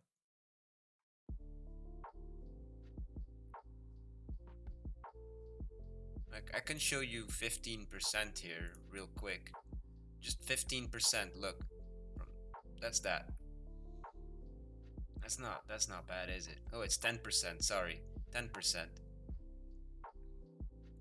That's just crazy. So we're talking about 12 and 18. So almost double of this getting added there, and then fighting melee attackers. So basically getting another 10. The one I showed just now. You know, that's what 28% increase. That's not bad, is it? You know. If you want to be a pure mage and go through those dungeons, and cause that's something we could do once we finish these challenges, is come back to them at some point from a saved version, of course, that's on Discord somewhere, and actually do these god dungeons. I believe there's an order to it. You need to start with the volcanic cave and then move your way through, or start here and then move your way through. I don't think you can just start here. Yeah, it says it. Okay, yeah, okay. So you need to start with the volcanic cave. Start here, complete it. Then this one, this one, this one, this one. Of course, yeah, you'll want to grind it or something if you want to get items from it. I don't know which one here is the best for magic. I think it's this one, and then you would invest in um, water spells. But I could be wrong. I don't know. You know, there's not really a staff here, so maybe it's coming. Maybe it's not coming. Maybe this is the best staff ever. Who knows? But there's a necklace that does the same as this staff, so you don't really need the staff. You'd rather want the necklace. Don't really know which one it is or where to get it. It's not in here. Not here either. Oh, 96 magic. Did it. Just 9 and just 3 more to go. That's cool. Yes, very cool. I think we need about 2 million experience. No, more. much was? 13 million. 0.2. 13.2. And then we have 9.6. Almost 7. So make it 7. So that's 0.5 difference. 3 difference. So 3.5. No, 4.5. 4.5 million to go. So that's literally the half of what we already got so far. We still need to get. So are we there yet? Hell no. And I like it. I actually like it that we're not there yet. You do see it progressing, and that's really neat. But we're not there yet. And like I think last week I'm totally mistakenly said, oh yeah, by the weekend we'll have done it. I think that weekend has passed already, and another weekend has passed as well. So it's been 2 weeks ago since that I said that very wrong statement there, because it is wrong, and I think I might be wrong here as well, saying by the weekend, but that might be something that happens on the weekend though. Um, I don't know. I don't know. We'll see. And that's what I like about it. It's not like I could download some add-ons from their Discord, or some code, and it will show me how long it will take me to get to 99 for the active skill that I have. But I don't want to know exactly. It's like knowing when you're gonna die. 'Cause that's what it is here. Once we do finish the challenge, that's it. I will try and get that wand. I will try and do this or that before I end it. But I'm not gonna go for the red party hat. I'm not gonna go for all 99s of all the supporting skills. That's something I will do later. After having downloaded my save, saved it on Discord and on my computer, of course. Um, and later, I think Magic 99, and then persisting the grind to get the elite wand, because you need 100 powerful ones from these black wizards. Just sell these. There we go. Yeah, you all know I have OCD. I like a clean inventory. Regardless of what happens there with the wands, I'm assuming we will be 99 before we do have enough wands. Yeah. What happens then is I'll keep going until we have all the wands, 100 of them, and the shield. One. I don't need a whole bunch, but we will have a whole bunch because I will lock them to make sure I don't sell it, because I am that kind of person that has an issue with keeping stuff.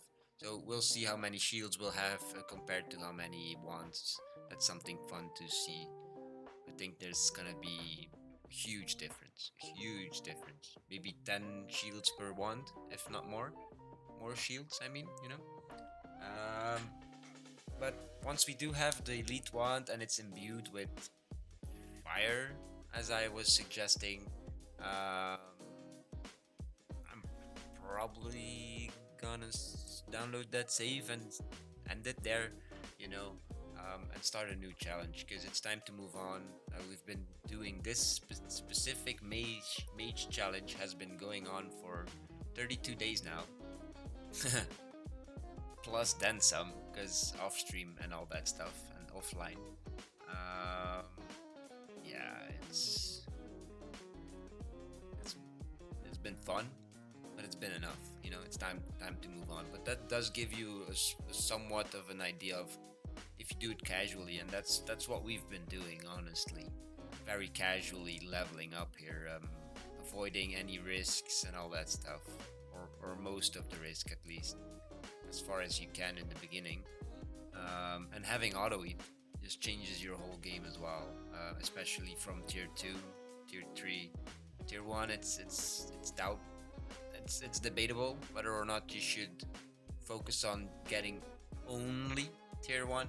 So that being said, you would need to save up to 6 million to buy up to tier 2 right away, and not focus on going for tier one, because tier one is useful but very unreliable.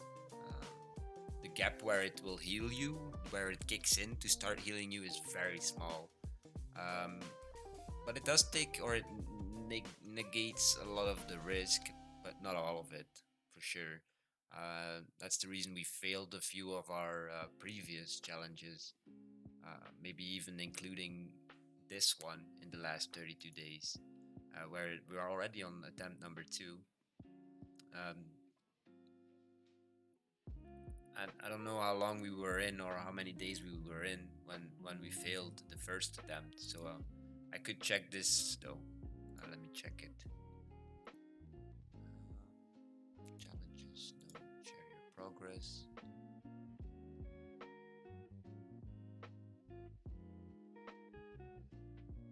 Yeah, and then I wrote like rip hardcore fishing strength number 1.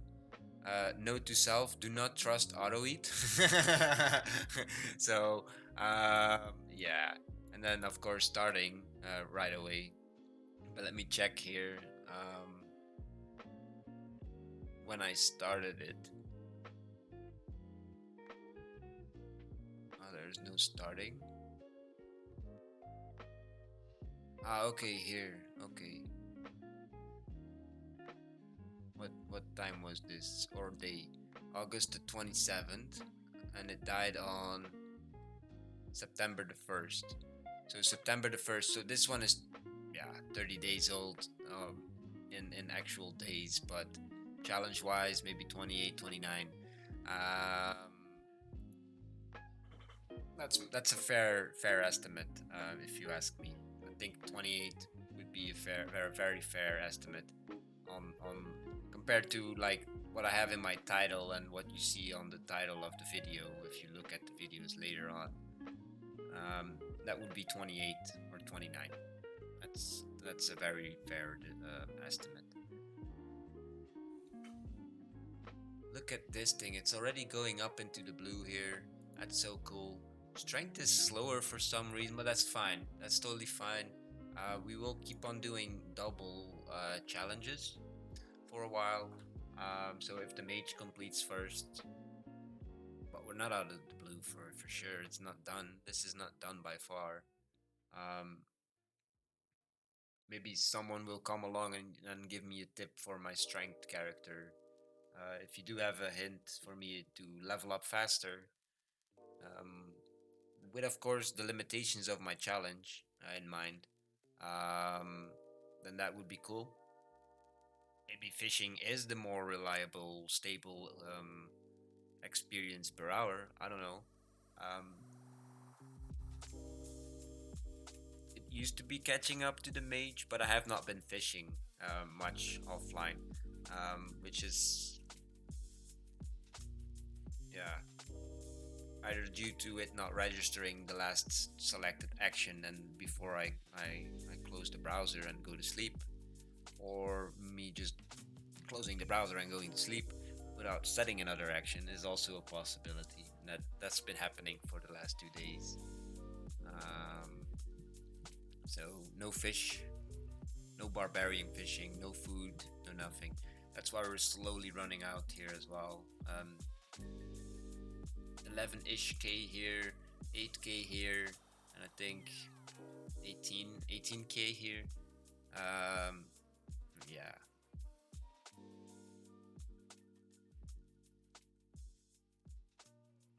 But these dark wizards, we don't need to worry about that much. They don't hit that hard. Uh, and yeah, okay, they have a 50% chance of hitting us, but who cares? The dragon had an almost 100%, I think 96% chance of hitting us for what? 300 damage or something like that. That's just crazy compared to this. So for sure, we will not run out of food here today on this character. I'm doubting here that we will run out of food. It's very up and down. I can't really get a grip on how much we're using on a daily basis. Yeah, I don't even want to estimate here. I don't know. this is slower than the dragons for sure, with the dark wizards. So this 8,000 will now last longer. If we would have kept on the dragons today, we would have run out for sure by the end of the stream. Well, maybe off stream after this stream, but for sure we would have run out.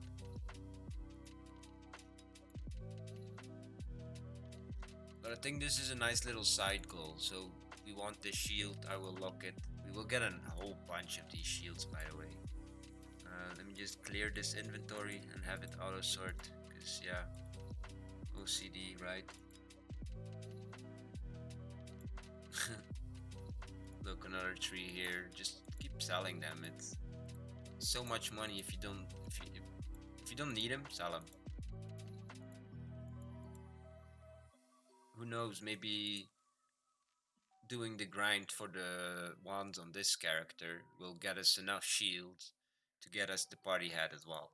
Who knows? Who knows? I don't know. So we will see. It's that's what I like about Malvor. It's like you think you're there, but you're not there, and you think you know what you're gonna get, but yeah.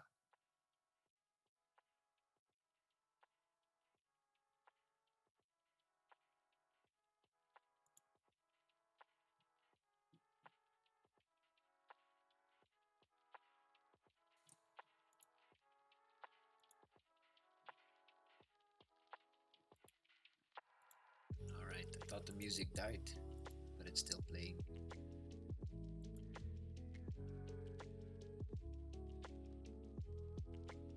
See, another shield here. The drop rate is pretty high compared to the ones, which is fine because you do want to have a challenge towards getting that wand. 'Cause it is a lot powerful, lot more powerful for a mage to get this elite wand. Not the powerful one, but the elite one. Because this powerful does not have any damage increase. See, percentage damage bonus here. It doesn't have it.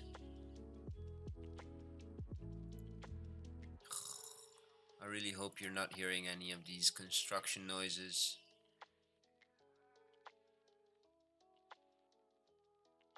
Wow.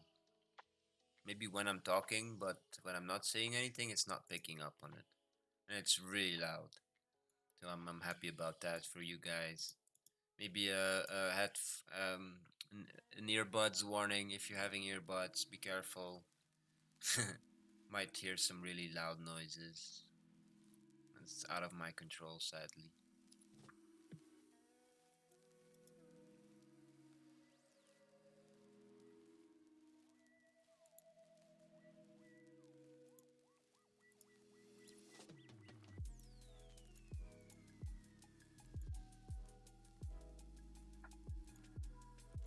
Let me lock these two because at some point I will be wanting to. I should have done this already with all the bones instead of always selling them. And just kept them and for later prayer leveling because it does help when you have prayer abilities active to level up prayer and all that stuff. So you can do it passively, but that's gonna take forever for sure. And I don't need these runes, so those I will sell.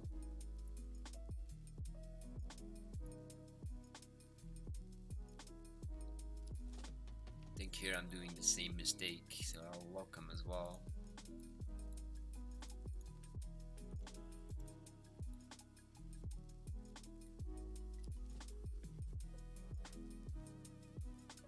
And I should also stop selling the shields. I said it before and then I did it again. Stupid.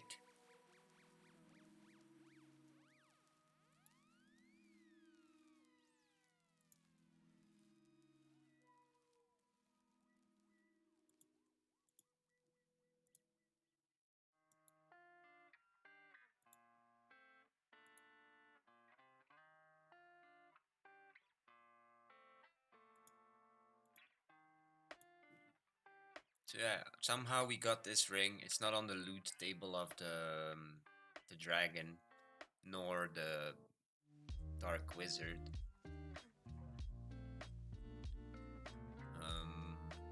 but apparently it gives you 15% extra gold per kill, which is fine but not needed on this character.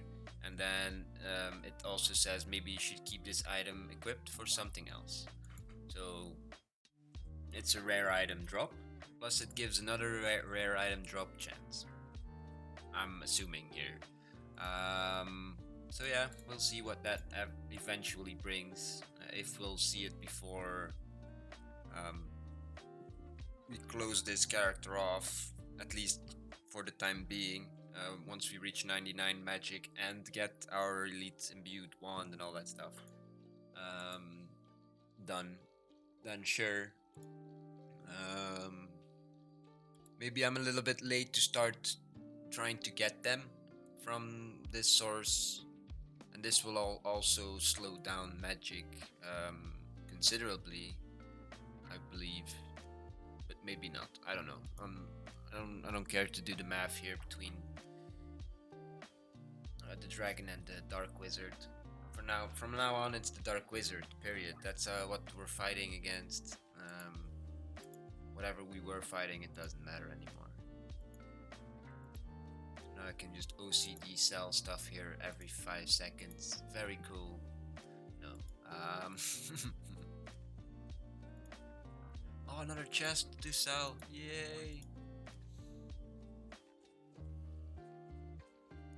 45% into 94 strength on our strength challenge. 1% into 97 magic on our magic challenge.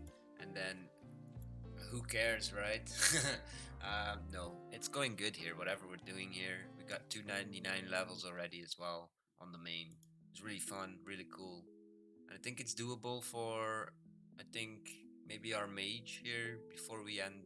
No, I don't think so. I think we have more than enough ancient runes to last us another week or two. If we're using 10 to 20,000 a day, and then even then, we still have 8 to 9 days. So, whatever. Whatever, maybe even 10 days.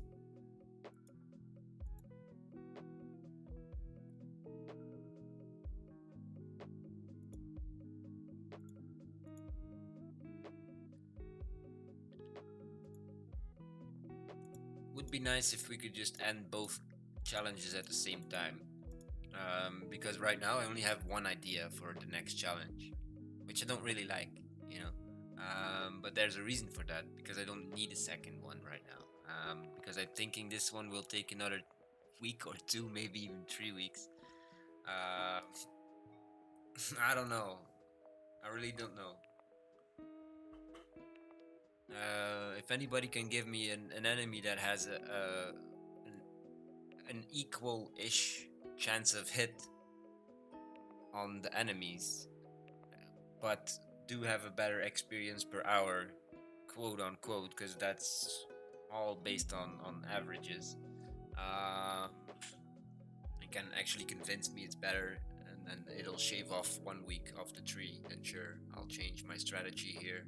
But I don't think there's much better enemy for me to kill if I'm looking at experience per hour. Because if you look at how fast we kill these just regular bandits, and then how fast we kill the boss each time.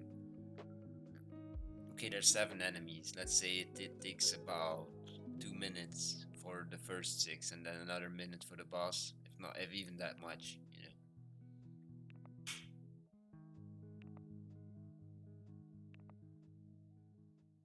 And it's actually the boss that has the most experience. That gives us the most experience because he has the most HP as well. And even here, we still have 73% chance of hitting him for 245 maximum, which is really good.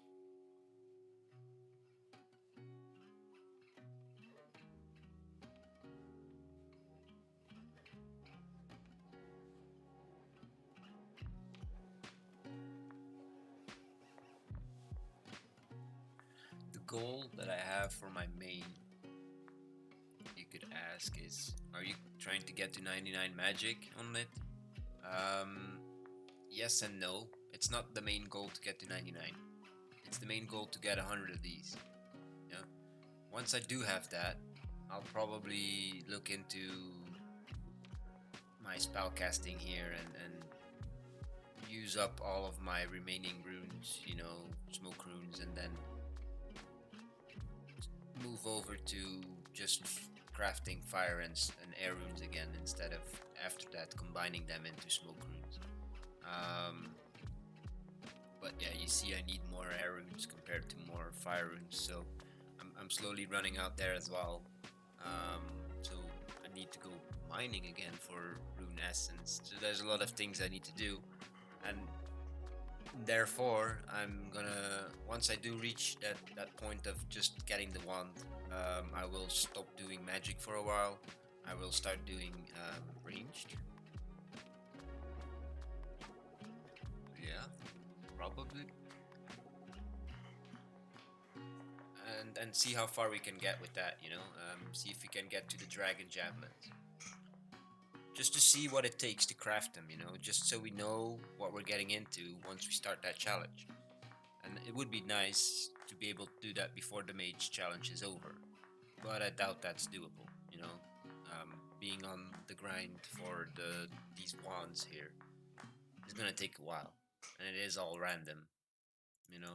There's nothing I can do, but this can take so much longer now. This challenge because I added this little goal of trying to get the same thing here, a fire imbued wand. So there's a few things, There's a few things. I think I don't know. Yeah, it's pretty cheap to make it.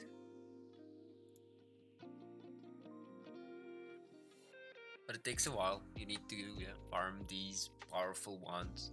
There's another enemy that drops them, but I believe the drop rate is even worse there. Or it's the same and I'm just dumb. But I don't think we can get to it with our challenges because it's in here. Slayer areas. Yeah, I think the angel here. Mm-hmm.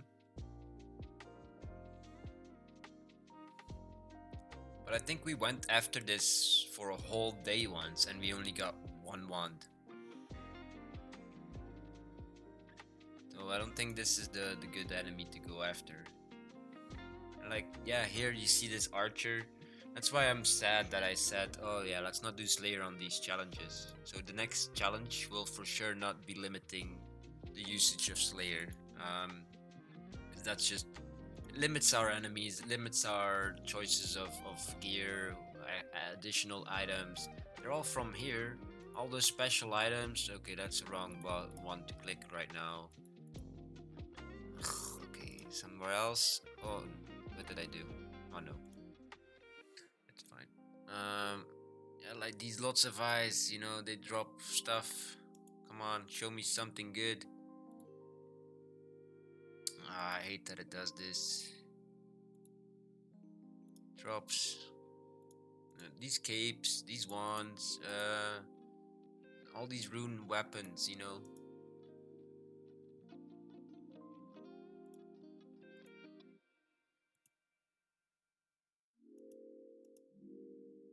Amulet of Fury, Dragon Scimitar, that's something I would want on this strength challenge. And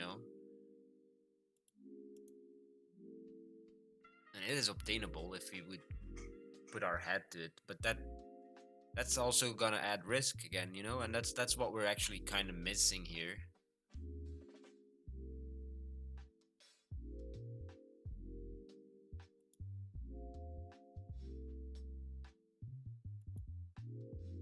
And these as well, look, all these amulets they drop. Okay, not this one, not this one. Amulet of Defense. And the other one was Amulet of what? Glory. You know? That's some nice loot right there. And there's a bunch of them. I mean, see, you got all the necklaces and rings here that you could ever imagine. Statue, ores, silver bars, gold bars. You need this to trim your armor. So that's a useful place to get that if you don't want to smith it and mine it all by yourself while training your combat still. Because yeah, it's if I ever restart the strength challenge, just adding Slayer to the challenge would allow me to trim my armor at some point. If I would have kept all the gold, and then I could have trimmed my and silver, of course. I could have trimmed these, by now. Could have trimmed these very easily. First to silver and then to gold. Just grinding those enemies.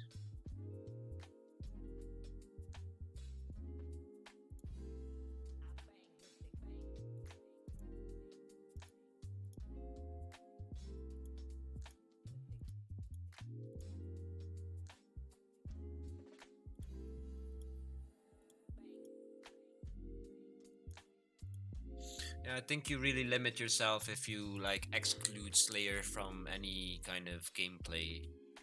Um, it really makes it very slow. It feels like there's a lot less risk. If you use the Slayer tasks, you can actually end up with an enemy that's just a little bit out of your league, and that's what makes it fun, in my opinion. Then you actually do need to worry about your food, even if you have tier 3 auto eat or whatever. Um, as as the enemies do scale up with you, you're not gonna get a very hard enemy when you're level 1 or level 3 or whatever, you know. But once you do have a combat level of 85 plus or whatever, I'm just saying you're gonna get more difficult enemies, and sometimes that might be an enemy that's a little bit too difficult. It's just his max hit is just a little bit higher than whatever you need to trigger your auto eat. So yeah, then you need to mind that stuff, and that's what I've liked about it so far about the Slayer challenges. Like our previous challenges actually had like the Slayer tasks, and I was doing those, and that's what got us killed. So and then we took out Slayer for these challenges, and we've not died. Okay, we died once, but yeah.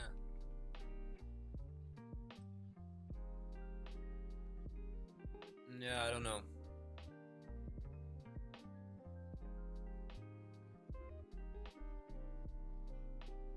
I need to figure out that next challenge though. It needs to be written out. It needs to be ready for when that day comes, and that day is coming. And I believe it's gonna be this character, rig- at least to 99 magic. I don't know.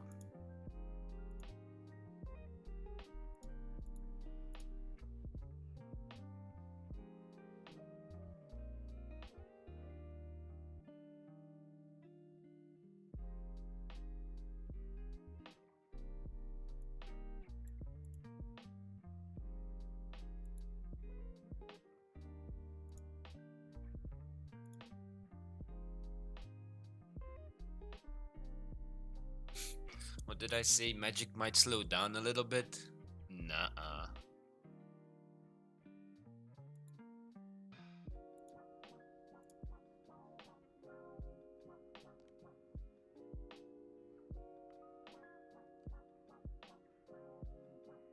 All right, let me be right back here. Quick smoke, nature break, coffee break. Well, not coffee break, but just get more coffee. I will be back in 5 to 10 minutes.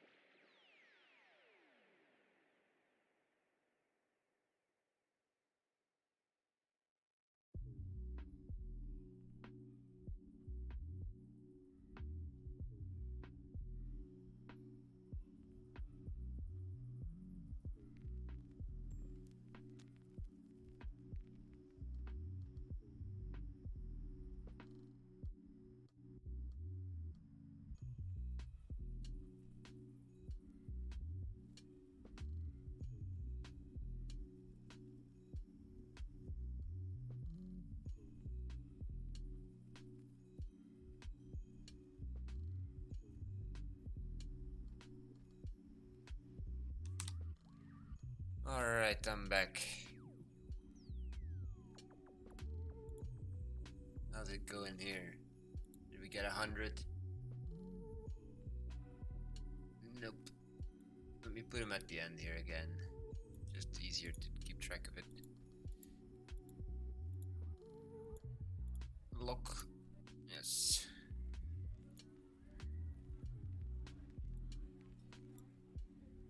Okay, I'll never sell those again.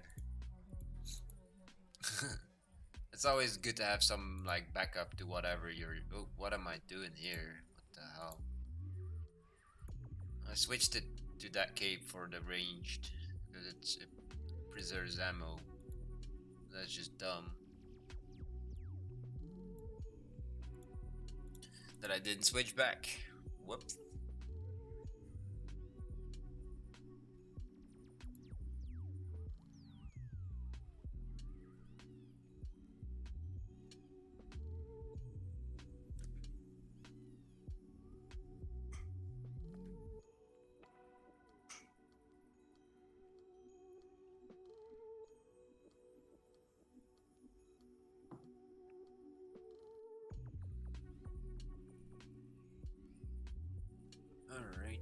Alright. What do we play for the next 5 hours ish? Because I do need to get ready at 5. Oh, yeah. Let me just be right back.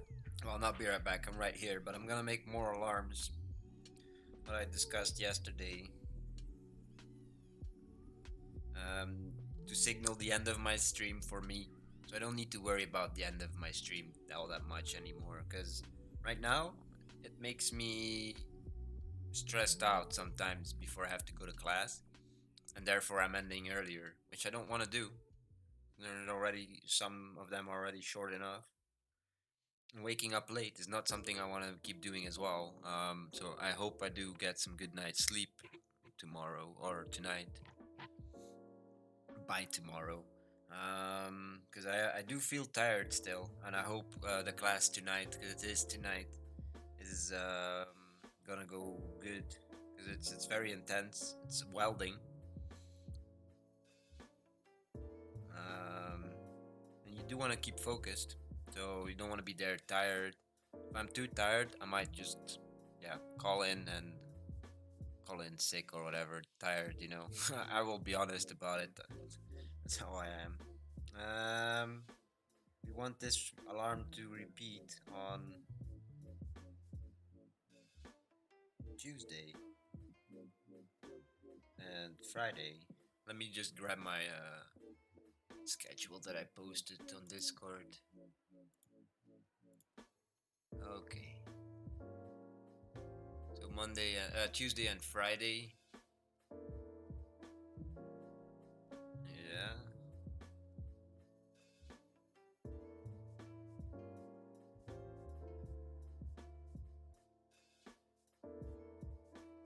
Give it the title or a label or whatever. Done.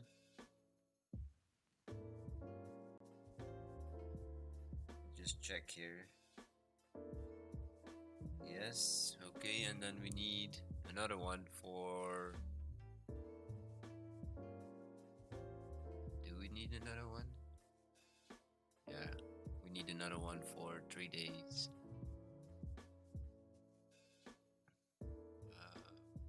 Let's see here.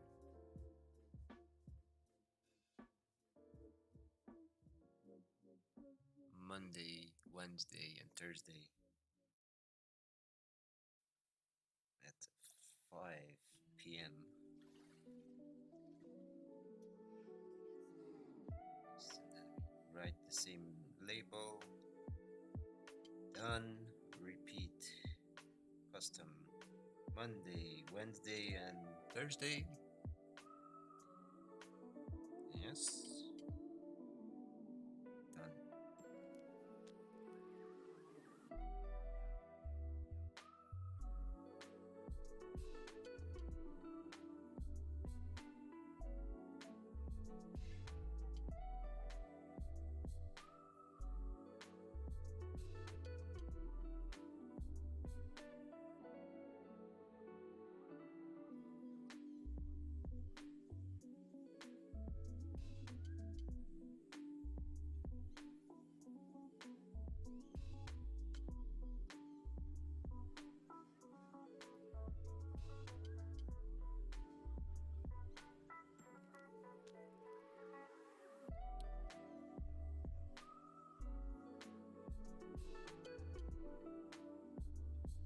Yes, Thursday needs to be added to this one. There wasn't an issue here where I was missing an alarm to start even. That's resolved. That's for tomorrow. Okay. And then I got my random one. Okay. So two new. Nice. That's a bunch of alarm clocks. All right. Let me fix a little visual issue here on my schedule real quick.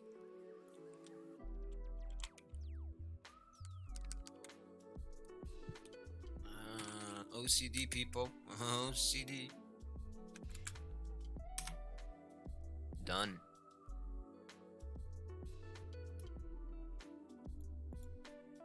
Nope, that's not it.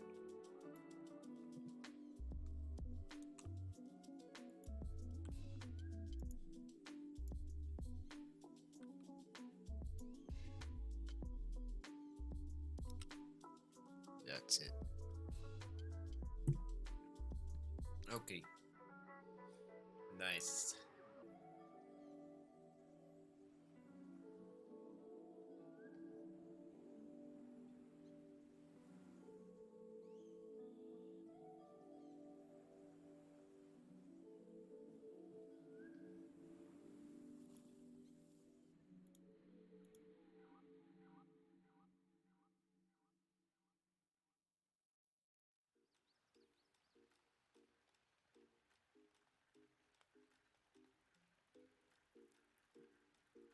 Huh. There's something else I would like to do with stream elements here, with my overlay. Well, I can do that. We're focusing on Melvor anyway, so might as well do some things here in the background. Oh, that's not mine. That's the wrong one. Yeah, I'm editor for some people here, so I can see their overlays as well. Stop using this one. Yes. Edit. Okay.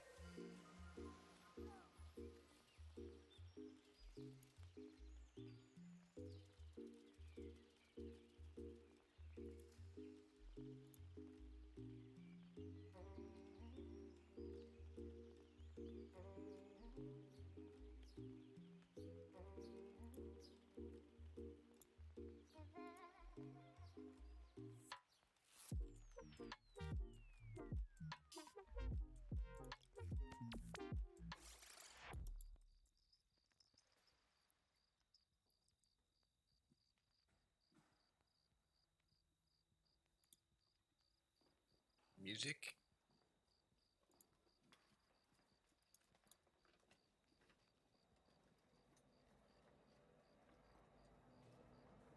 That was weird.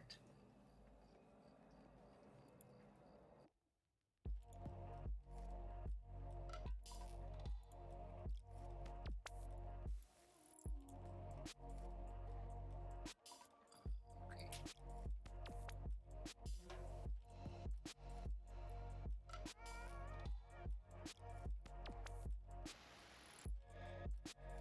Let's save this and reload it. I want to see the hype cup back. I did like it, but I want to make it transparent. Um,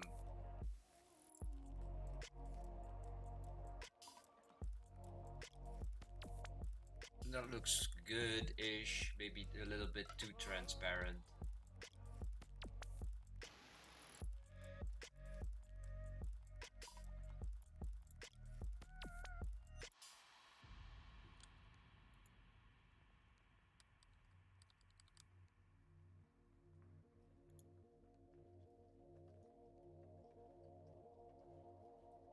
That's better.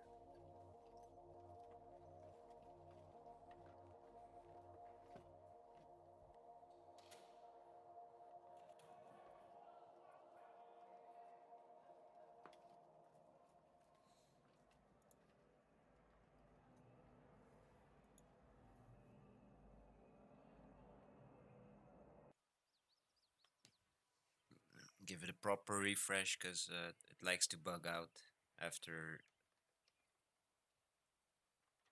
editing it. Okay, and then I want something else here.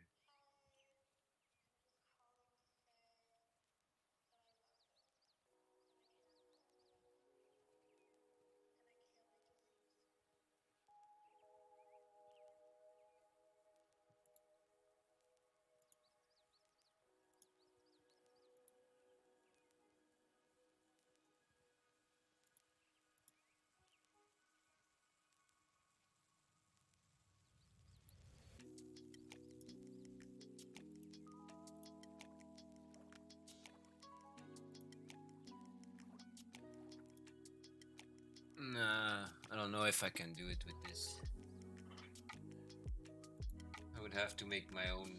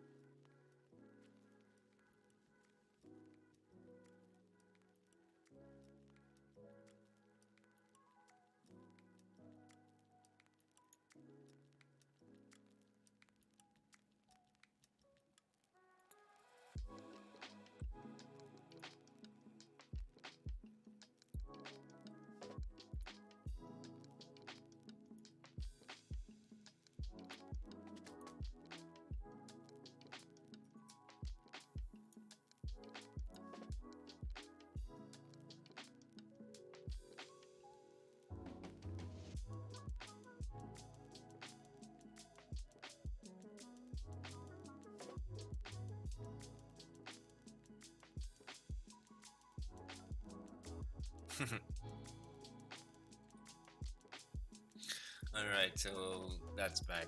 Some reactions to the emotes on the overlay, and some a cup there to fill up again. Might be a little bit too transparent, but that's fine because it was really like blocking certain things here, like this little menu, or yeah, I can't really show one right now, like this, all this stuff to the side. If there's a pet involved, or capes, you couldn't really read these things here. Now you still can.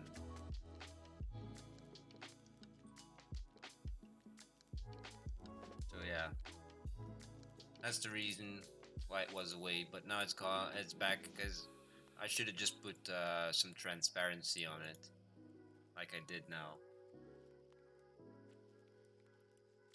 And then yeah, of course, like the emotes coming on the screen. That's really fun. Of course, people that like to use emotes, like our friend Kirby, aka Team Delta, and all the other team accounts. Yes, he likes to use like an emote in every sentence, so that would come on the screen every time.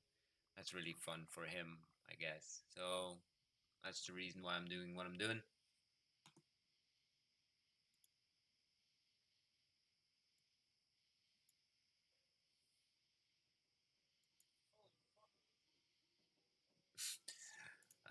The streamer me and Darn were talking about. He's like testing his new 3090 RTX card or whatever, or GTX card. I don't know, RTX, I guess. Um, he's just pushing it in every game that he has. He's pushing the limit.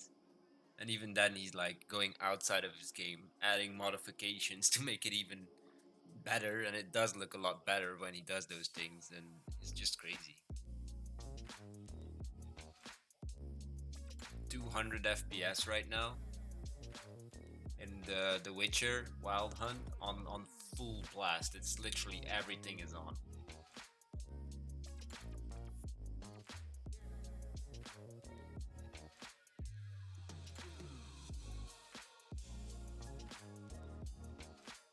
He found more settings. Still 200 FPS. That's just crazy. It's crazy. 200 minimum FPS. It's going over it for sure as well. That's just crazy.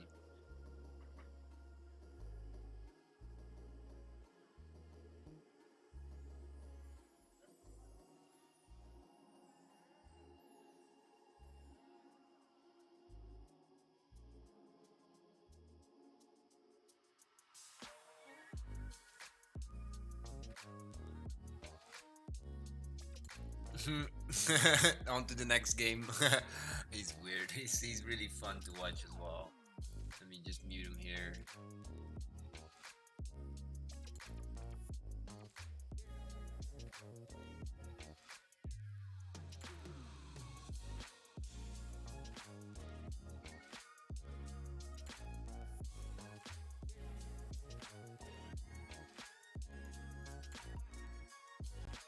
Yeah, that's crazy. Crazy things there.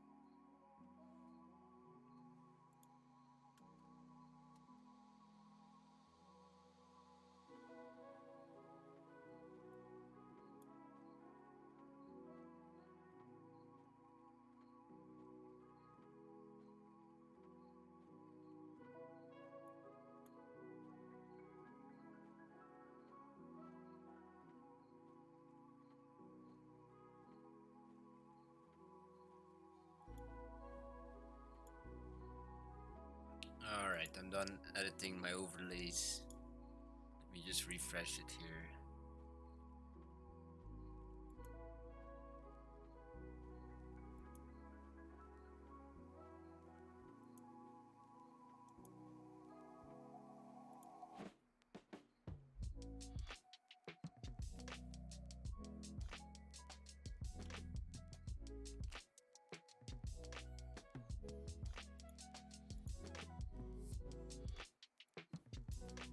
Okay.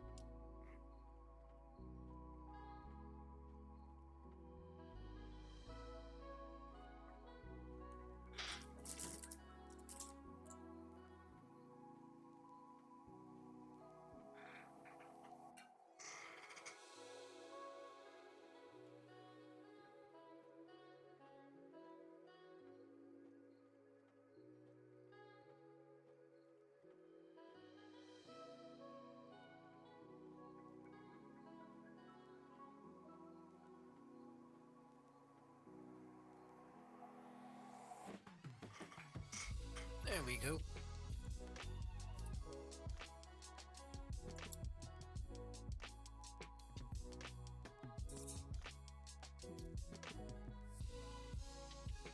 Already.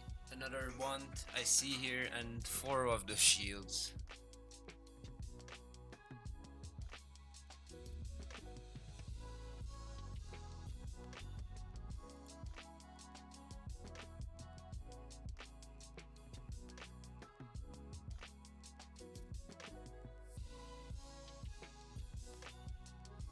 4% into 97 magic on our magic challenge.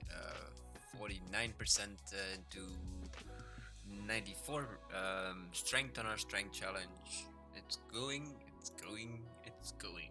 I'm happy we can actually see the progress. Of course, if you stick on it, it's not gonna move all that much. We showed that yesterday that it was still moving if you put your mouse like right there. You just don't touch it for a while. It's already moved up, killing that one, or trying to kill that one. So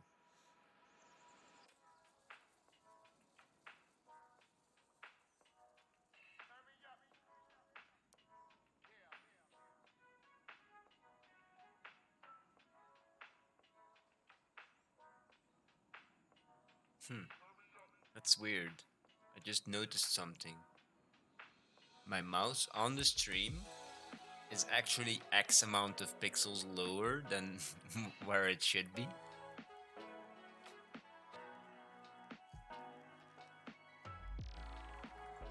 Yeah, because I'm actually putting my mouse at the very bottom of that blue line of magic experience.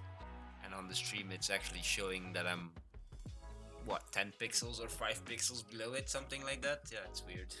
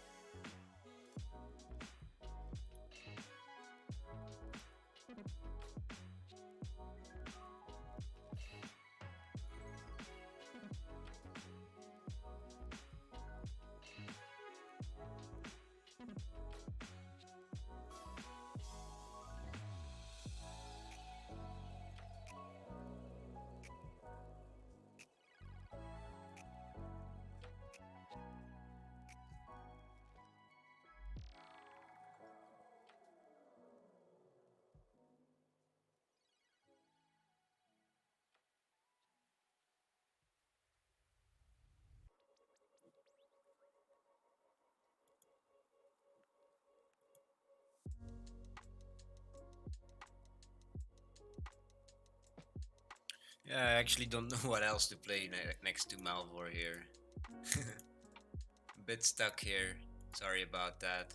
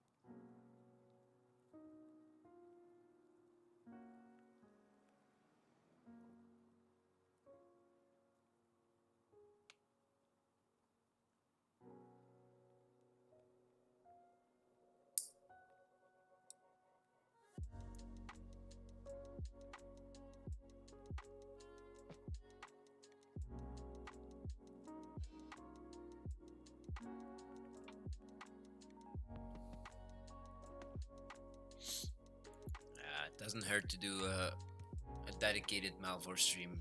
I don't mind.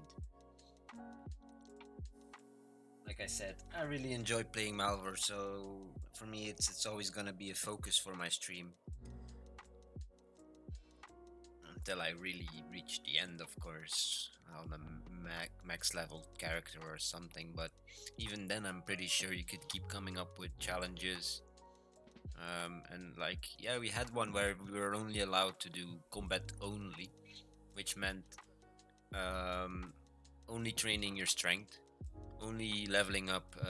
Well, basically the same as this strength challenge here, but the only difference is the food came from combat only. So you couldn't do any fishing, couldn't do anything else, but the food could have come from thieving as well.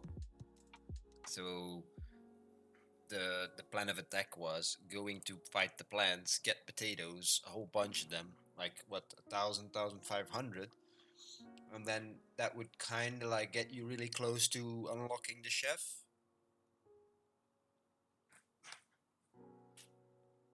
With pickpocketing here, let me show you. I can't show you. Can't show you anywhere, but it's like here, level 50 or whatever. Um, 40, 50, 60 maybe, I don't know. You can see it here, I think. Yeah, 50. So, but yeah, to fight these dudes, you need food as well, basically. So those potatoes from the plants here, farmlands. you get potatoes from them. You can eat them. You don't need to cook them. And then yeah, you can just get about 1,500 ish, and then just go into thieving, get that chef unlocked. Use his first, like if you would line them up from worst to best food, you would use the first tree, the worst tree, for getting more food from the chef, while using all the other ones, and I believe it's like five other ones. You would, or six other ones even. I think there's nine different foods you can get from the chef. Um, if not more. Um, but yeah, just use the first tree, the worst tree of all of them, to keep getting more food, because even that food will be better than using potatoes. And you don't need to farm potatoes anymore from the plant, you know, not actual farming, not the actual farming skill, because we found out that's just ridiculously slow and not manageable. Um, the output from farming is too low in my opinion. It needs to be doubled or tripled or even four or five times, because it's not sustainable, especially with the lower end foods. Maybe at higher ends, and then even the best food you could get from farming is a carrot, I believe, which heals you for 70 or 90 or 80 or something like that, but not even 100. Not even a three-digit heal. Um, so yeah, farming is not an option. But when I say farming plants and potatoes, I do mean going into combat and fighting the plants here. Um, Having some armor, or already like a bronze weapon from like where are they? Here, the goblins. Just go get that shield and get that battle axe, and then this plant is nothing to you, And just keep getting more potatoes, more potatoes. Like I said, 1.5k ish. Then go into thieving. I might do that once this one is done, and try that challenge again, because we failed it 4 or 5 times before as well. And then we tried this one with the fishing. Uh, I'll be honest, doing this fishing challenge, it feels cheating to me. This is just way too easy. And I think I did that on purpose after failing for X amount of days my challenges. I think 6 days failing my all my challenges literally before we even started the double challenge here. So yeah,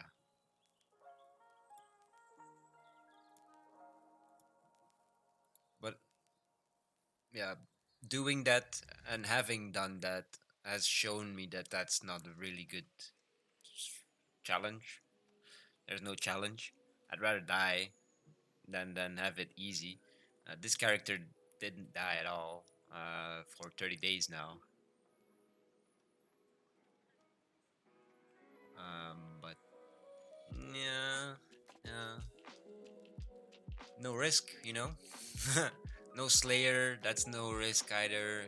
That eliminates any risk of when you do the Slayer task and you get an enemy that's just gonna hit you a little bit harder than your auto heal can, you know, start healing you for. This below 40% where it says, I can't go there with my mouse to show you, but it's on the third line.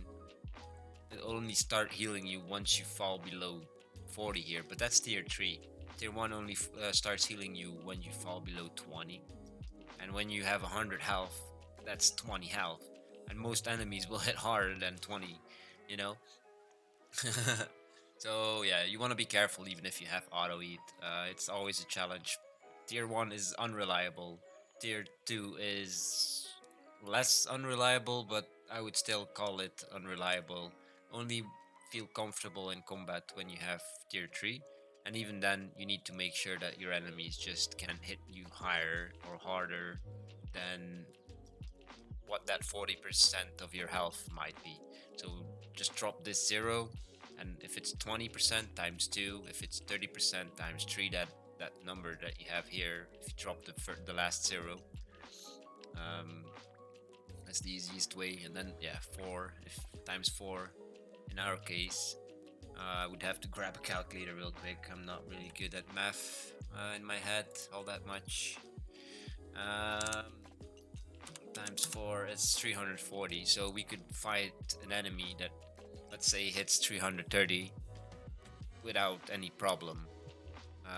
You do want to be careful though. If they have a special attack that multiplies their damage output, they will hit you harder, and they might still kill you. And I think that's what happened on this challenge here, on the strength challenge. After 2 or 3 days into it, which was sad, but the first attempt taught us a few things, to change a few things, and it's actually gone really good after that. But again, this challenge isn't. These two challenges aren't really a challenge. It's not difficult. This is easy. This is the easy life. This is the easiest challenges you could think of. Is going for fishing only. Because if you look at this one, it's only fishing, nothing else, just fishing. And then you get that message in a bottle. You unlock the secret area, and you just fish for magic fish. You don't need to cook them. They heal for 170 HP, and without a cape and without any special items, you can get about 4,000 to 5,000 on a night of fishing offline. And then if you do have the items and the pets and all that stuff, you can get about 10 to 12k fish on a night. It's an average, so I don't know really exactly the numbers, but it's between there, depending, because it's all random gen as well. So the chance of me getting double items might be more in my favor, just because it's a random equation each time. It's gonna get a random number from zero between 100, and if it's higher than whatever I need, then that's a shame. But yeah, okay, whatever. That random gen of that one, between 1 and 100, that could be just giving you low numbers each time, and then giving you double items a lot faster. That's just the nature of random. um RNGs, like they would call it. Oh wow, defense 85. I think that's our highest defense we've ever gotten anywhere. This one's at 40, 60 attack. That's the highest attack we've ever had. It's the highest strength we've ever had. um that's for sure. We only have 15 attack here. um Yeah, the difference between these two mages is that I'm training magic defense, whereas here I'm just doing magic. Oh, where is it? Yeah, I'm just doing magic, so we're not really training our defense here. Um, could have done it, but it's not a requirement. Like for your mage gear, you don't need defense levels at all. You need magic levels. So there's no reason to do defense and then slow down your magic progress. Here I'm doing it, just preparing it, because this will be a three specialization character at some point, having three different equipment sets. This one's here that you see at the bottom. I need to unlock these.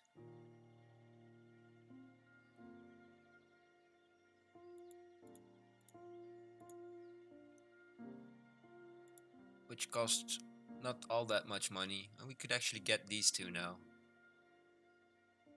Yeah, done. They're unlocked now. Not that I have anything to do with them, but now I could switch, and now, oh, we're not magic anymore. you know, so stuff like that. I don't know if it changes like this as well. No, it doesn't. So, yeah, even if you switch between those, you might want to have, like, if you want to switch between magic and range, you want to have those things set up properly. It does remember, like, the stance you were in, you see? And so it goes to slash here, and then when you go here, it's back to magic defense. We can try it. Stab here. No. No. Okay, but yeah, see? So it does remember your last stance. Okay, that's cool. So these two are unlocked. That's another 10 million down. Who cares? We need another 5 million for this pickaxe. We don't. We have these two already, so we don't need any money there. We need 30 million, 35 million, and then whatever millions we need for more capes. But I say need I don't need it right now. I don't need to go into these dungeons or equipment swapping. If I do go in them, I'll just use my main specialization, magic, stuff like that. Because they're mostly gonna be melee enemies. Um, I hope they add more ranged enemies. I hope they add more magic enemies. Maybe not that much because there's quite a few, but still, it could do with a few more magic enemies. Even in the regular combat area, there's actually only this. And where's the other ones? There's one more, I believe. That's magic. No, see, so there's only 3 magic enemies here. Let me check these real quick too. And there's only these 3 magic enemies here, you know, and then you got 1 ranged, 2 ranged. Oh, 1, 2, 3, 4, 5, and that's it. But if you look at the highest combat level for one, that would be this bandit here, you know? Even this frozen archer is lower combat level. I understand that it does this, but it doesn't. I hate that it closes these things for me. It's so annoying. I'm trying to explain something here. Maybe I should just use a different account. This one here.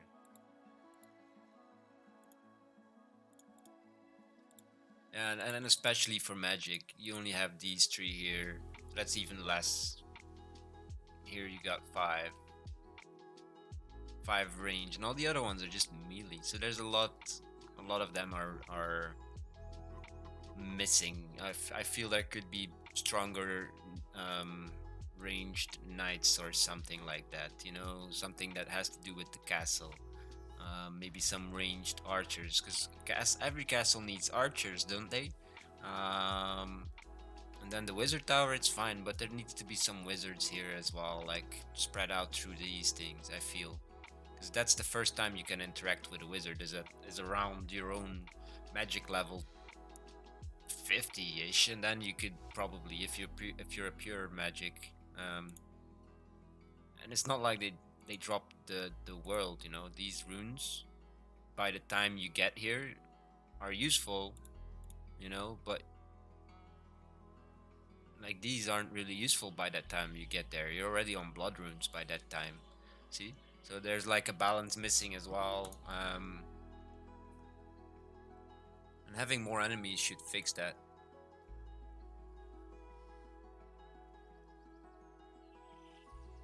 I'm sorry about people working here in the neighborhood. It's not always picking up on it, but maybe when I'm talking.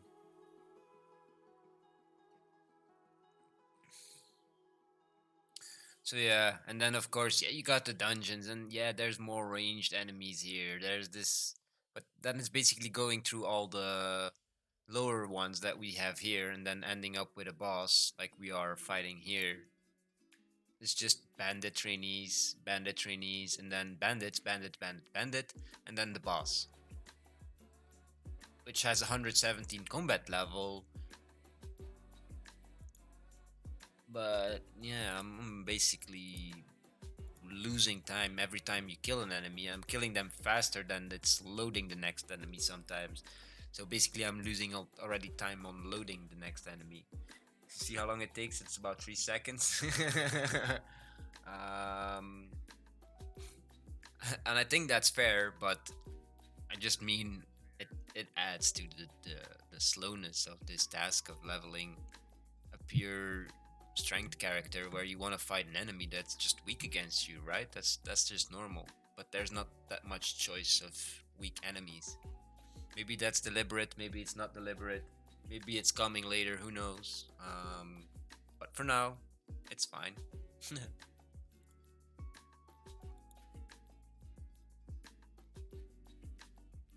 41% into our strength challenge for 94, and then 6% for our magic into 97.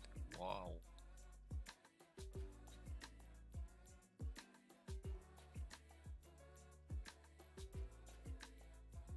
Yeah, I can't believe we're almost there. It's almost over. I know we could fight those dragons and they might be faster, but like I said, I do have the goal to get this one as well on the. That was a mistake. Um, no, don't. No, no, no. Almost sold it there. Okay, done.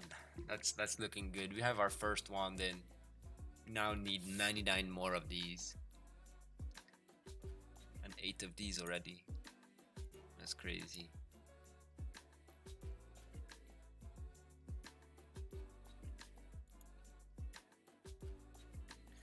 If I wanted to use this shield and this wand and this shield right now, I would have to make air runes first, because I would have to still spend 2 air runes more than I am now. This staff gives 5, and that's exactly as many as we need for our spell that we're casting, whereas this wand only gives you 3 of them. Doesn't even show it here. Weird. Thought it showed the explanation here as well. Yeah, whatever, it's not showing it. Maybe here.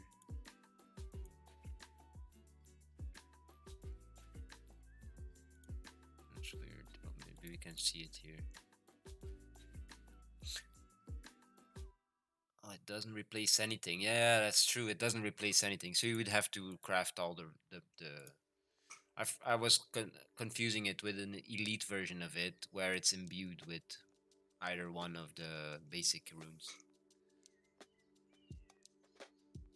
Air, earth, water, and fire. Probably not in that direction.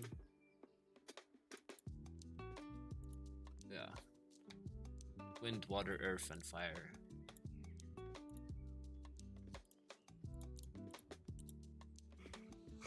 At least we're killing a bunch of them already. So each 100 kill, we should get about a wand, one wand, and what?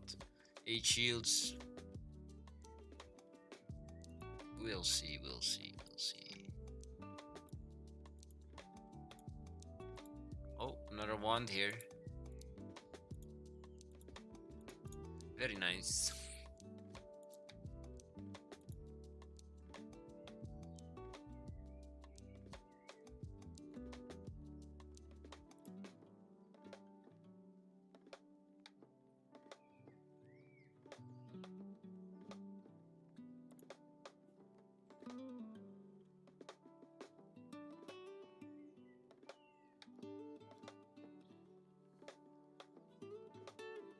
If I wouldn't have sold my mystic staff here, I could have be doing the same kinda, using the same spell setup. And I don't need any fire, I only need some rune, no, not even air runes. But it's fine. Some difference between those characters is kinda required, in my opinion, if I want to provide some content here. Show people some differences, you know? Yeah, I can't wait to start the new challenge, the ranged challenge. And I think I'm gonna do the ranged combat only version, kinda, where I can only get food the way I was able to get food in my previous strength challenges. So only from the plants, getting potatoes, getting a 1.5k potatoes, going to thieving, getting that chef unlocked. If not, if we'll probably need more than 1.5k potatoes, but I'll just get 1.5k potatoes and then get into thieving, because there's no point in going thieving a little bit, getting more potatoes, getting it. No, just stick to one thing, get a whole bunch of it, 1.5, maybe 2k potatoes, go into thieving, and get it done. Just get that food, all that good food.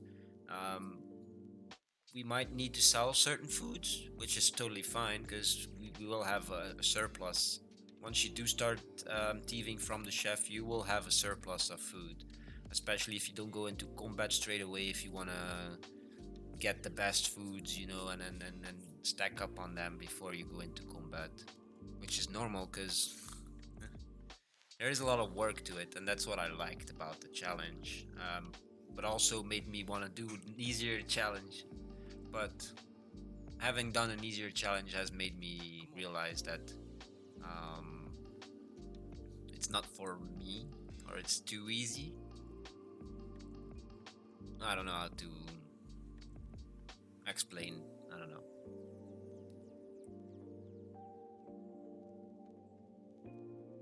Anyway, give me here a minute or two. I need to check some emails, do some other things real quick. I won't be saying much, if anything at all. But yeah, we're just watching Melvor here as well, so we're enjoying it. I hope. I hope you're all enjoying it. If not, I am sorry.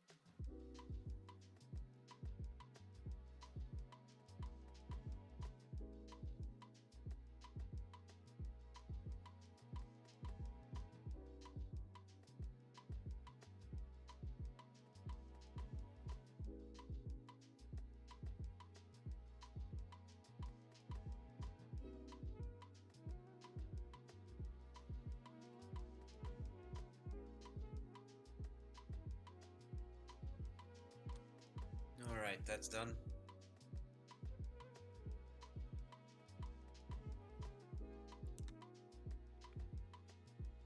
You.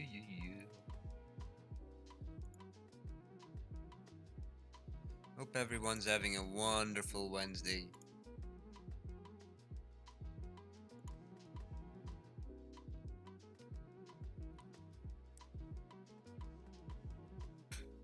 And I just remembered I need to do some more things.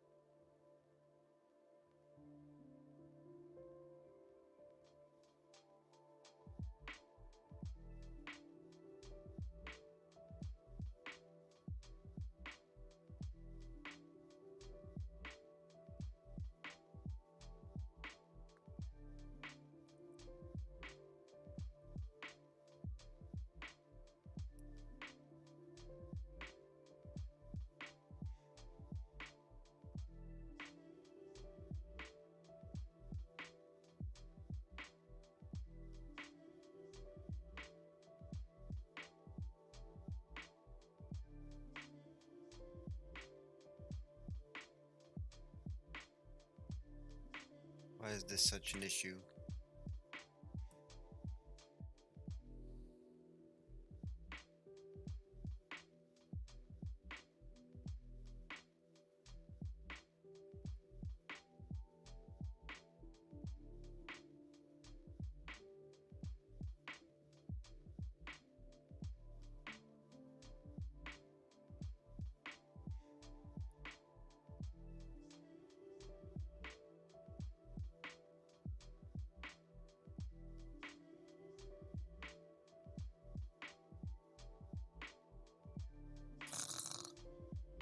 What a great application. And you're forced to use it. Yep, there's no other way.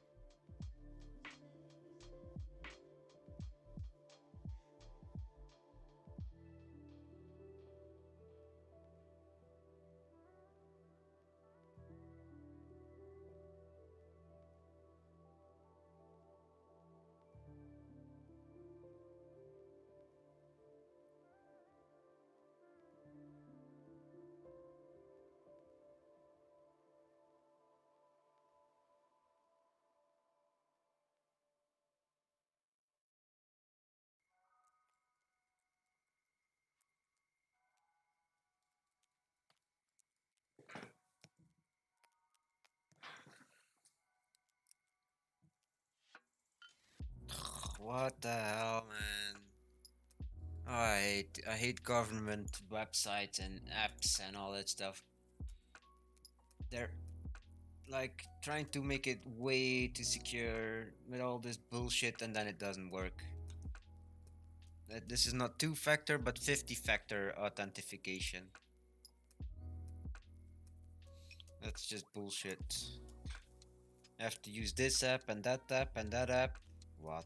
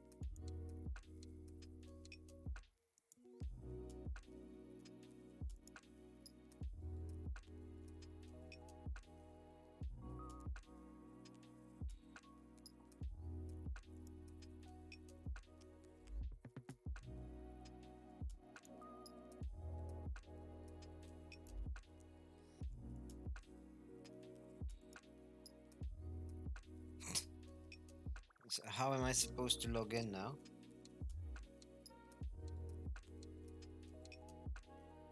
It just doesn't work. I keep trying. I closing all this application, starting all over again.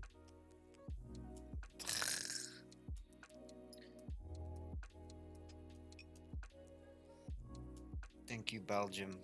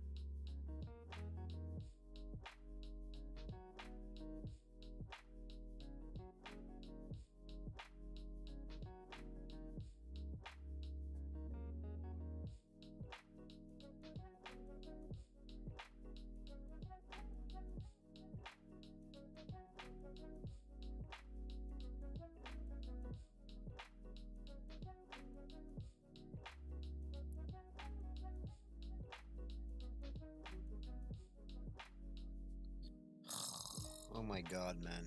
Let me mute myself because I'm gonna be just getting annoyed here.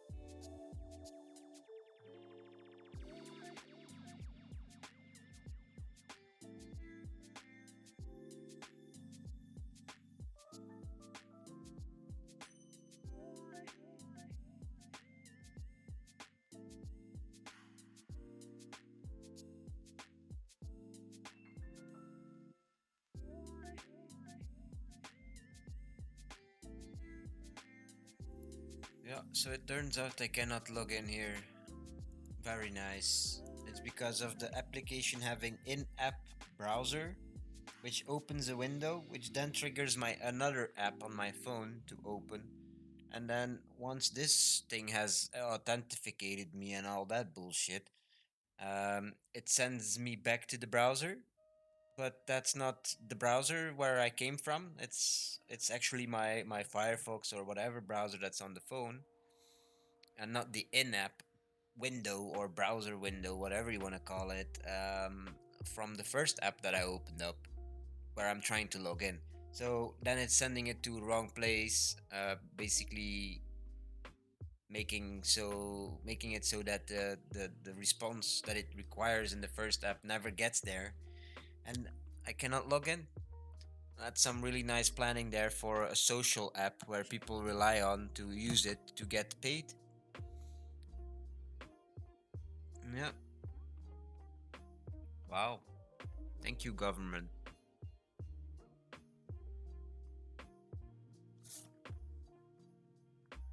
So that's another issue that's now been added to my list of issues that I'm having with my income here, and it's still not resolved for since whenever I started talking about it, and even before that, um, months. I think it's the third month now that has passed, and it's still not resolved. And that's talking about the original issue, not the issue that I'm having today here with logging in. And it's been like this for a few weeks as well, this logging in issue. But I didn't need it because, yeah, I'm not getting paid by them. But in order to get anything, you still need to use the app and put the documents in, even though they're not paying you. Because if you put the documents too late, you don't get the money. And now I can't log in, so I can't put the document in. I'll have to go bring it in paper.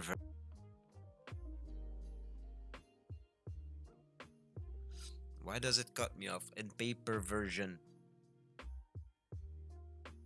Okay, and now I lost internet here as well. Useful. When you try to figure out stuff online, at least the stream is not dying, but my Wi-Fi connection here is down on my phone. Weird,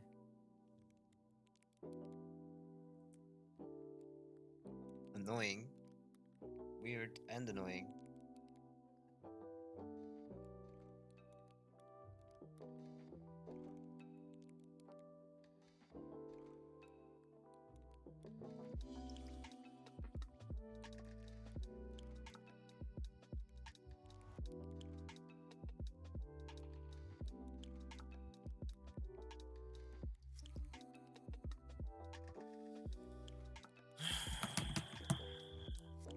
Yeah,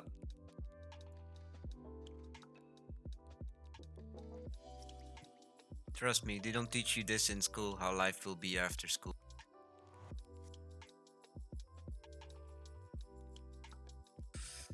They don't prepare you for none of this, man. This is just fairy tales. That's all you get, fairy tales, man.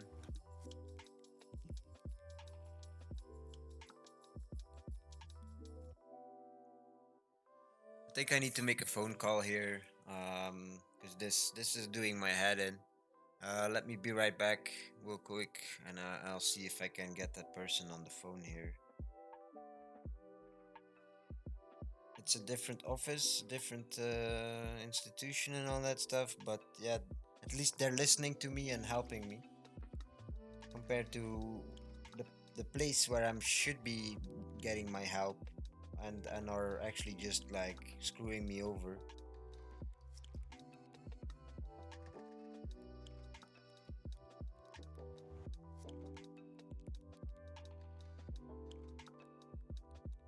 Let me check here.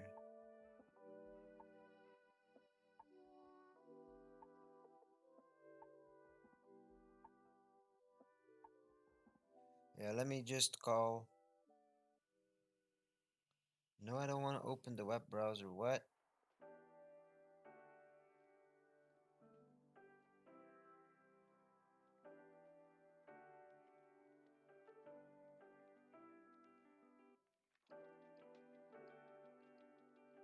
Oh, she got a direct number.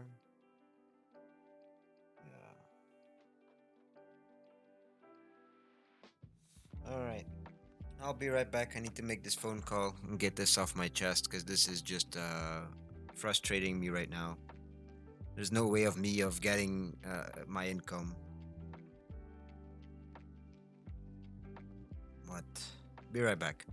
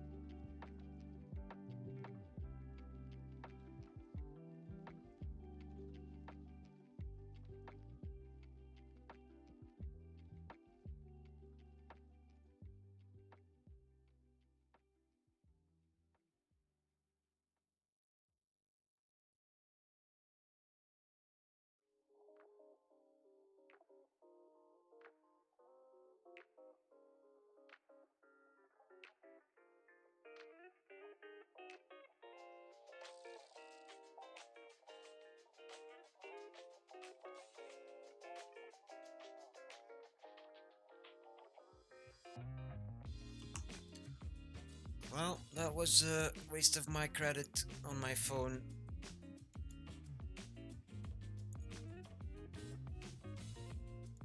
Do you want to talk to somebody else? No, I don't want to talk about somebody else. Oh, but they can help you just as well. Yeah, but I don't want to explain the whole story again to yet another random person. That's not something I want to do.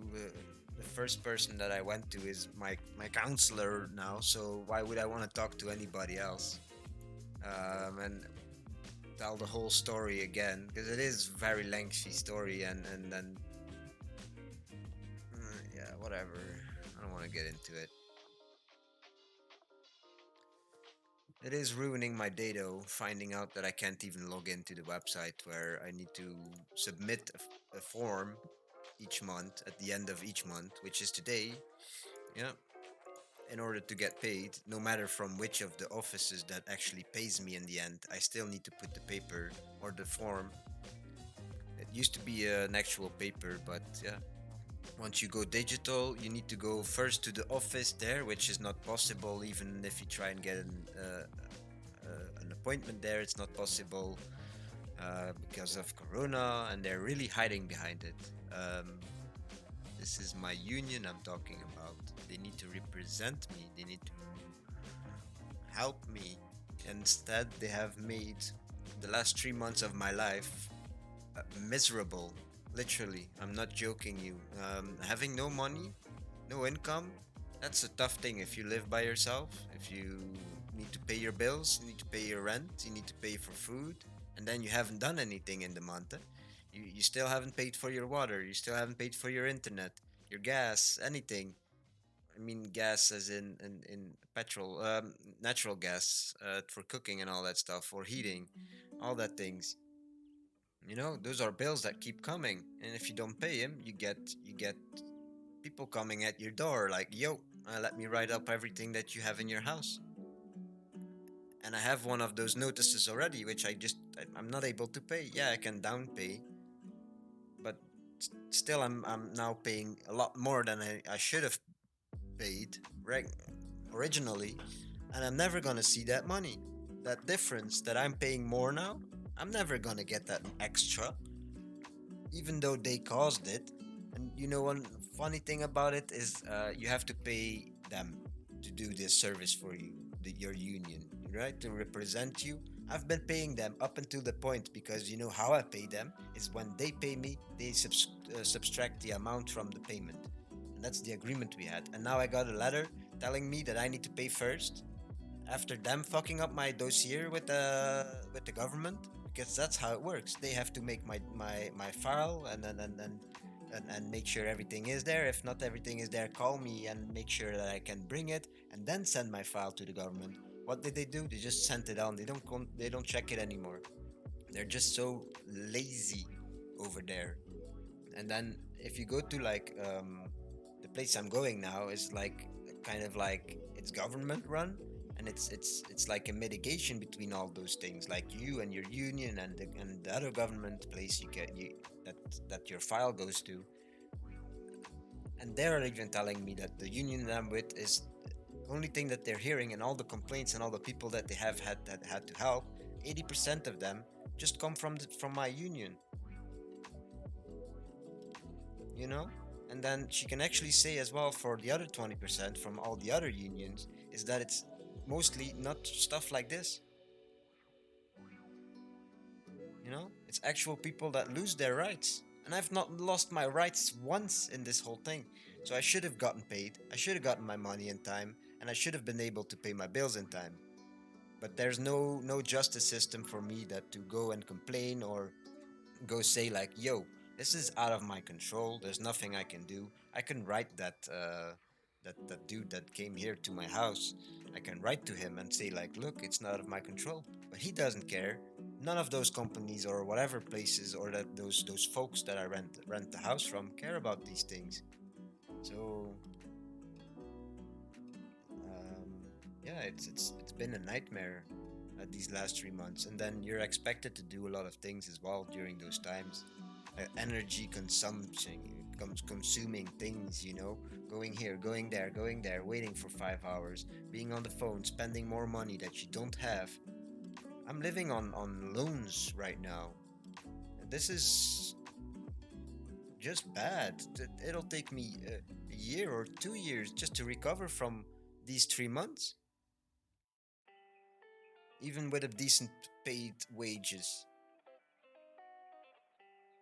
It's it it's just it's a nightmare. It's a nightmare. I'm sometimes I feel like I'm lost within this struggle that it's just gonna keep going, you know? 1 month is 1 year to recover. And that's being very fair. That's being generous even. Um you can estimate my living expenses. Living, all of the things that keep me alive, living expenses is about 1,000 euros a month. Yeah. So that's every month 1,000 euros. But if you only earn 1,200, 2,500 by maximum, sometimes by most jobs here, if you're a person in in my shoes with no degree and nothing. So yeah, kids, finish your school, just so you get paid better. But that's it. You'll still end up with the same shitty ass jobs as me, but at least you'll get paid better. So that's why I'm going back to class to be paid better for the same shitty jobs. Um, but yeah, being in school doesn't allow for you to go to work because that's one of the requirements is that you're not working, no income, and then you can go back to school. So that's something stupid as well. It made me give up my own company that I was running part time. Besides having a full time job, um, it made me give up the job as well because I felt like, yo, guys, I'm working twice as hard as all my colleagues here, but yet I'm ending up with 300 or 400 or even 500, 600 euros less than them. Sorry, sorry. And if I say anything, or if I do anything, or if they do anything, it's okay. But if I do the same thing, it's not okay, you know. So having a higher degree just gives you more freedom on jobs and all that stuff, and more pay and all that stuff. So um, again, if let's say you make 1,200 euros, and 1 month in the year you don't make any money at all, but you know your living expenses is 1,000 euros, then yeah, you'll need 5 months just to recover from that, you know. But that doesn't make any sense to spend all your leftover money. So let's say you use 100 of the 200 that you have left, then you need 10 months, and even that's unrealistic. So yeah, you can count on about one a full year. Yeah, because what, 10 months, 100 euro. Say it's about 80, 85 euros every month, and it's the 11 months all the way, and then you have a whole year. You know, um, so that's how long it takes. So 3 months already. You know, that's 3 years. 3 years I'll be working for just cleaning up somebody else's mess, and they don't care that they made the mess, because look, they're asking me to pay a bill that they would have gotten paid if they didn't screw up my dossier like they did, you know.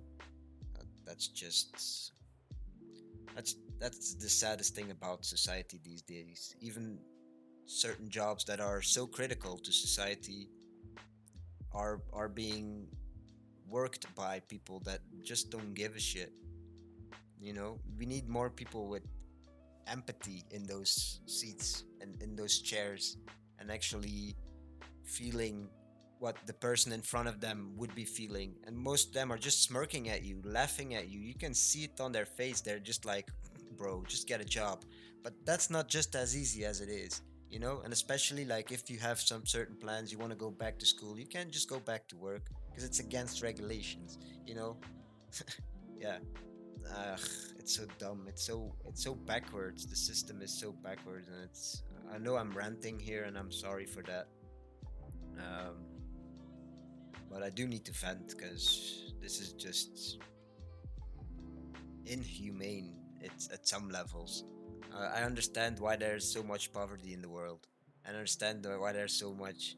Yeah, sorry for saying it, but why the suicide rates are so high in the world. I understand perfectly because I've had those thoughts, and I don't mean I had them. I have them still, but I've had them in the past where my life was even more difficult than it is right now, you know. And even I'm still paying for that, so that's why my living expenses are so high, because I have those other bills to pay for. Still, like my company, I'm still paying as well, certain things every month, down paying it all. But all those down payments, they add up, you know. And yeah, at some point you're just working to pay off bills and pay off past life and past days, you know. um, Not able to look forward. There is no looking forward if you're just paying your bills from last year still. At least financially, or like, oh, you want to go on holiday? Sure, in a few years, because that's just the reality of it, you know. And that's the person living on his own, you know. And yeah, sure, get married, have kids, and then have tax reduction, and make 4 kids and don't pay taxes anymore, and get government support for each child, and blah blah blah. And even even then, that's stupid, because what, getting married, that's the solution? Having kids, that's the solution? Even with all the government support, which is a waste of money. They should not promote having kids, to be honest. We're done needing promotion to have kids. We need stabilization of population, and severe population controls. That's what I'm for, if anything. That's my view of life. I'm not saying people having kids is bad, but some people have 5 or more kids. And I'm not saying some. Here in Belgium, there's a lot of families that have like just mom and dad and then 5 kids, and that's just ridiculous. That's a rate we cannot sustain globally, and it's happening everywhere in the world. So yeah, whatever. I got sidetracked there, but yeah, like people in my situation are neglected, and the roughest thing about it all is that um, my union sends out a newsletter every month, and every month, oh yeah, people that are less educated and less this and less that are more vulnerable during this crisis, not just to the disease, but of course to also to the disease, because we go and do all the dirty things and all that stuff, and have to get a job because we don't know no better, or we'll lose our income, our rights, which is also bullshit. um, yeah, it's this whole system is about to collapse anyway. Worldwide, worldwide. I'm not talking just Belgium. If you just look at how everything in the world is, then I'm happy I'm already 30, you know, and I feel like that's about half my life. I'm not saying exactly or already past half my life, but I'm happy. I'm happy I've had all that time before all this, and then not having kids is it's also for them, you know. It's not just for me that I'm choosing not to have kids. It's also for them. I'm trying to think for them and all the shit that I go through in my life, you know. um, I know there's a different story, and there's many different stories in life, and everybody it's different, and my life is not their life for sure. But my world, the world I'm living in, is not going to change for my kids. It's going to be the same world, and it's only degressing, as you would call it, progressing in the wrong direction. So yeah, I don't know. Um, the world's about to explode, and I don't mean naturally, but us humans, you know, our society, the way of our systems, it's that's not gonna last. It's not. I don't think it's even built to last, and they knew, you know, they wanted to collapse at some point, and it's gonna be horrible, but I believe it's gonna happen. But that's just me. That's just me, and I won't go any deeper into that because that's just totally a personal opinion. And who am I to give or to force my opinion down your throat or down your ears or more rather.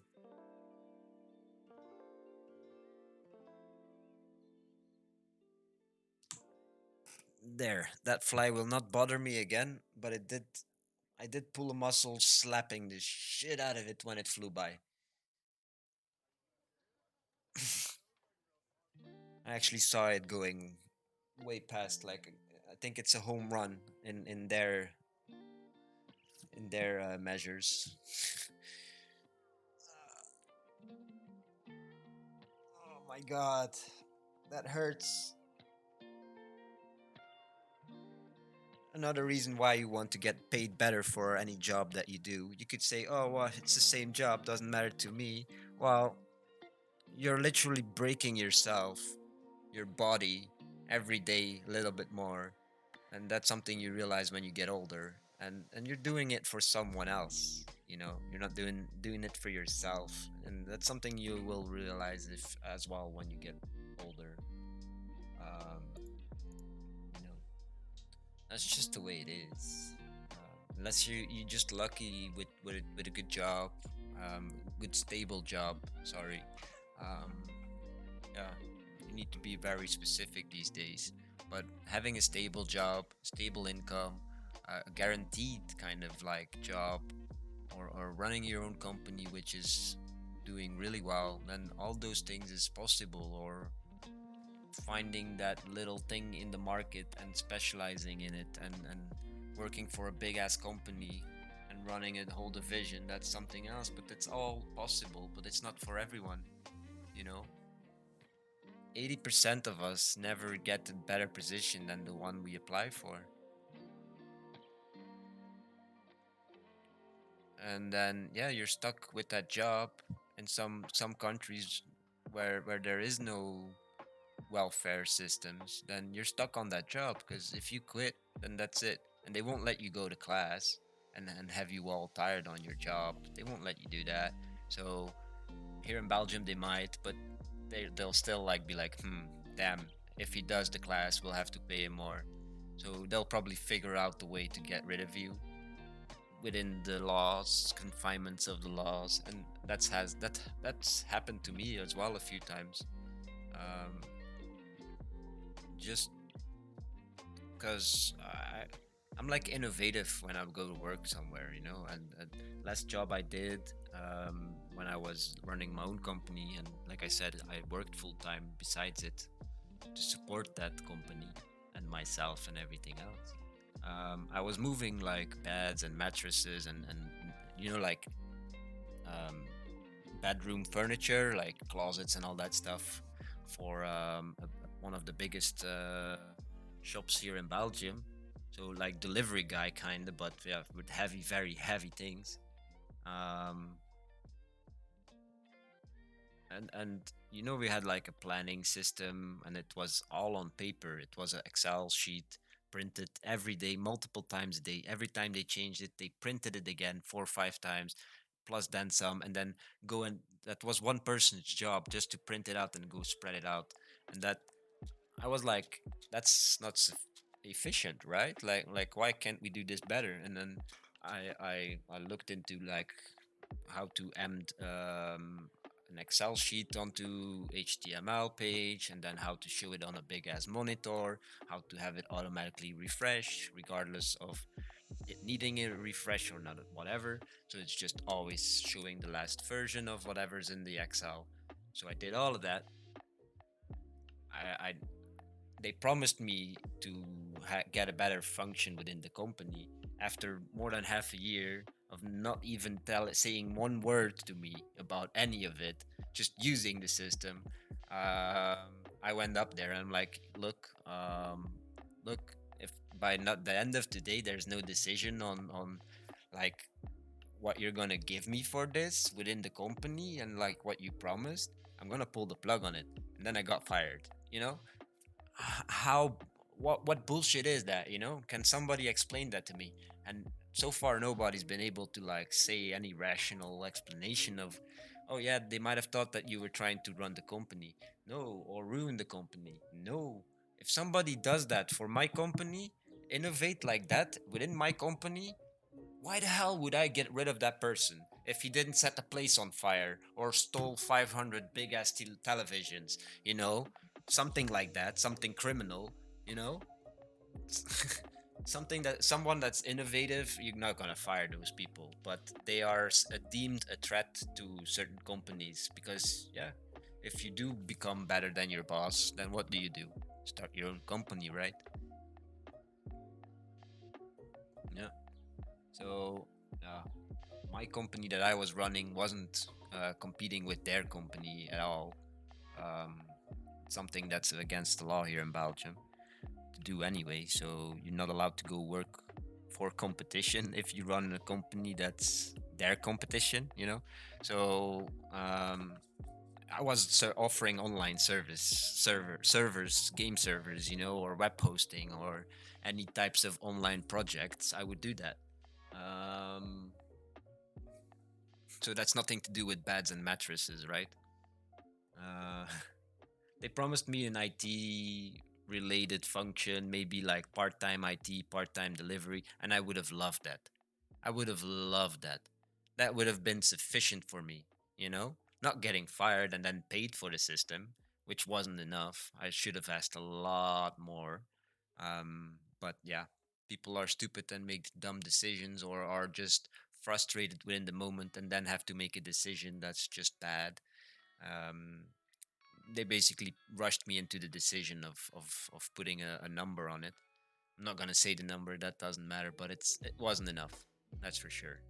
Um, Knowing that they're still using it and I can actually still see it myself. Um, I gave him everything. I gave him the code. I gave him the how to host it, everything, the how to edit it, how to work with it. They knew everything. They know everything. They're still using it. So, and that's what 2 years ago now, almost. That's sick. You know, that's sick. That's 2 years. I've replaced that one person doing at least 1 hour a day, something else than her actual job description is printing that file and going and just delivering it to everyone's office who's important and needs to know, and then posting it on the big boards in three different locations with duct tape and everything, or I don't know, magnets. It doesn't matter, just wasting their time. Basically 1 hour a day. Yeah, 2 years, 2 years. That's at least 300 days a year that you've worked, if you do that or whatever. That's even a low estimate, but whatever. So let's take 300 days a year. So that's 600 days, 600 hours. Yeah. Uh, Times her wages per hourly, and then for future reference, maybe another 3 years, and then it's done, or another year. Depending on how fast they could write it off, because that's something they need to do as well as a business. Because they bought the platform that I made, so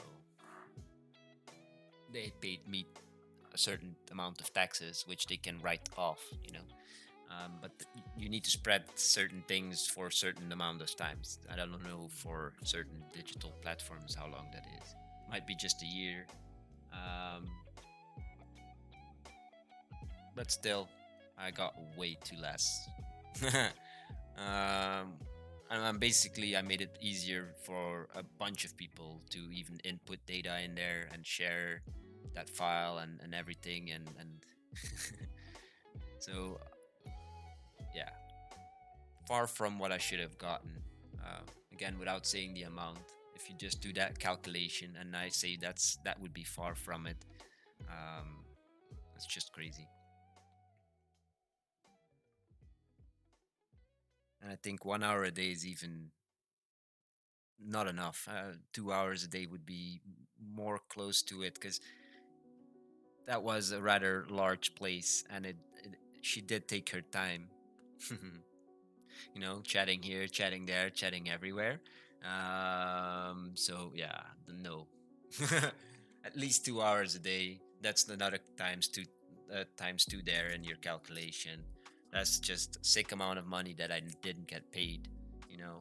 That they didn't have to pay anyone, because she could actually focus on her job instead of doing that. You know which she's actually getting paid, and not for running around doing that. So they actually save a lot of money using my system, and they're still saving a lot of money by still using it.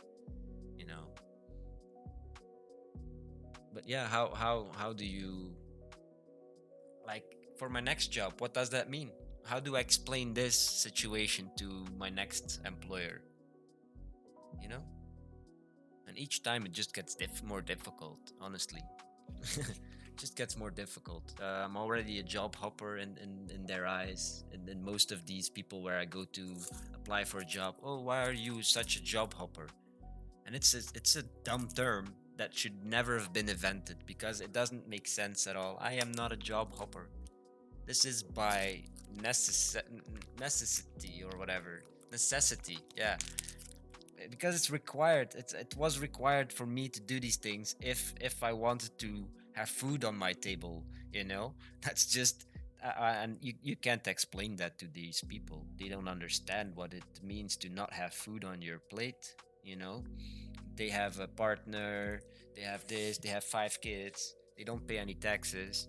Yeah, I'm just saying, the system is broken. It rewards the wrong people.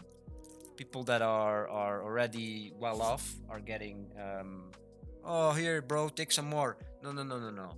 People that are actually trying to better themselves should get a lot more than what they are actually getting already. Yeah. And people that are just struggling should also get a little bit more, because then they wouldn't be struggling as much, honestly. Instead of, oh yeah, you want to make kids and overpopulate the world? Here, have some money, bro. Good job, good job. Because that's what the government is doing. If that's not corruption in some way or form, then I don't know.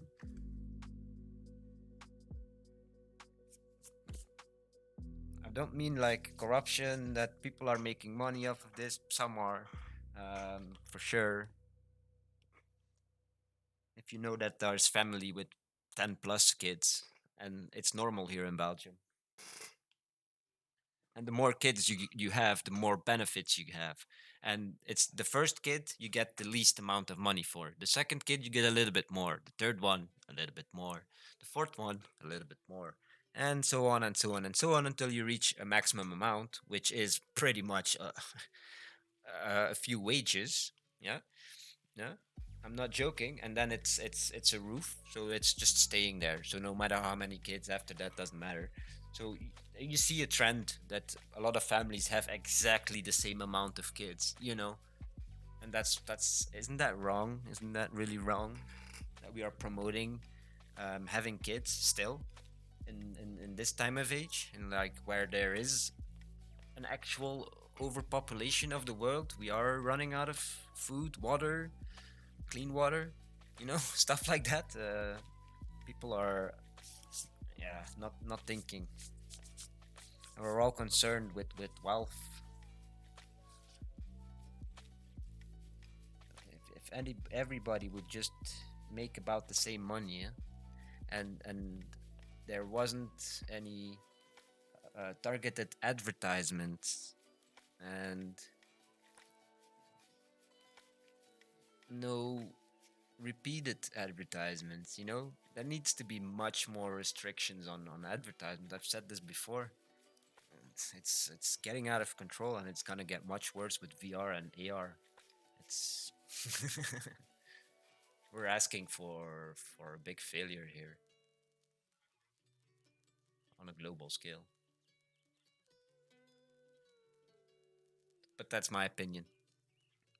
Some would call me doom thinker or whatever, something something like that, but nah, I'm think I'm a realistic, you know. I'm a realistic person. That's my attitude towards life.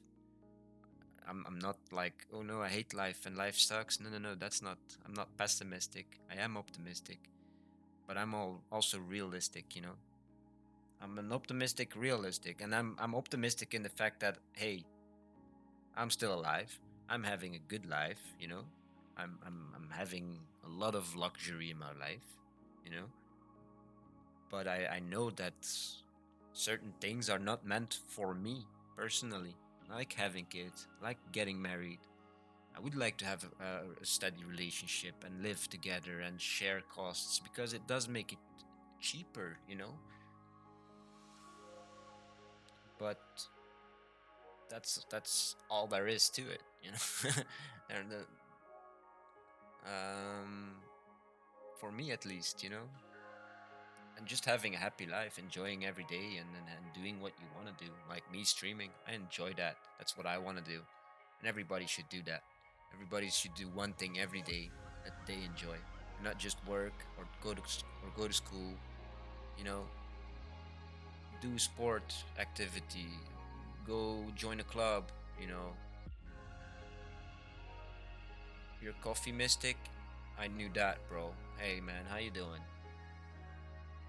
I've just been ranting for the past half an hour, if not longer. Don't worry about it. I'm about to go have a real quick smoke here, if you don't mind, bro. I've rolled it already. It's in my hand, ready to go. Does drinking coffee count? Sure, it does, my friend. Look at your emotes. They're on the screen, bro.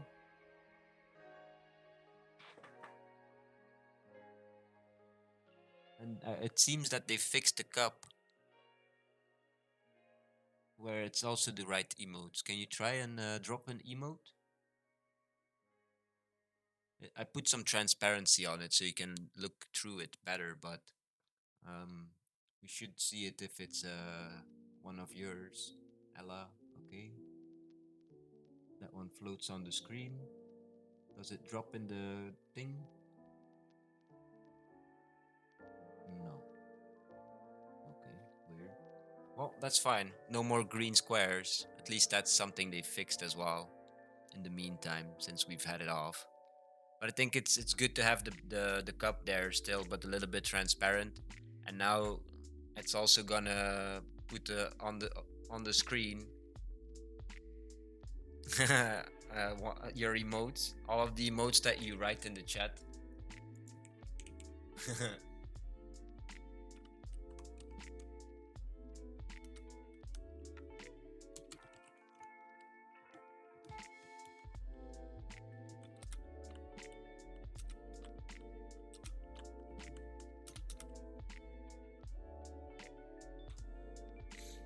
Are you on your way home or on your way to work?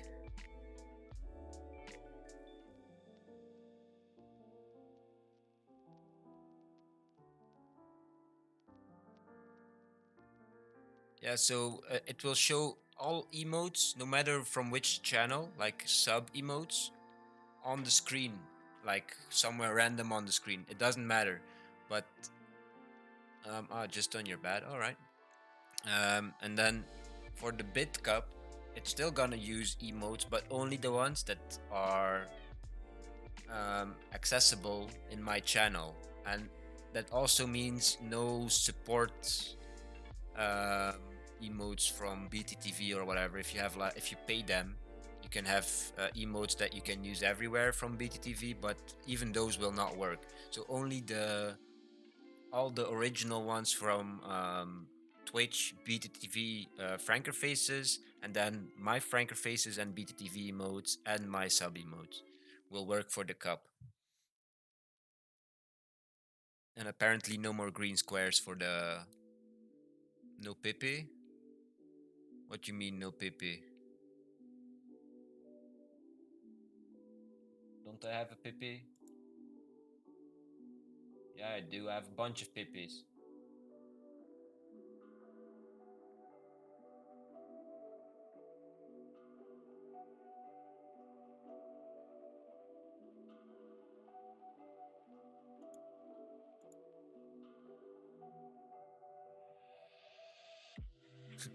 That's a big one on the screen.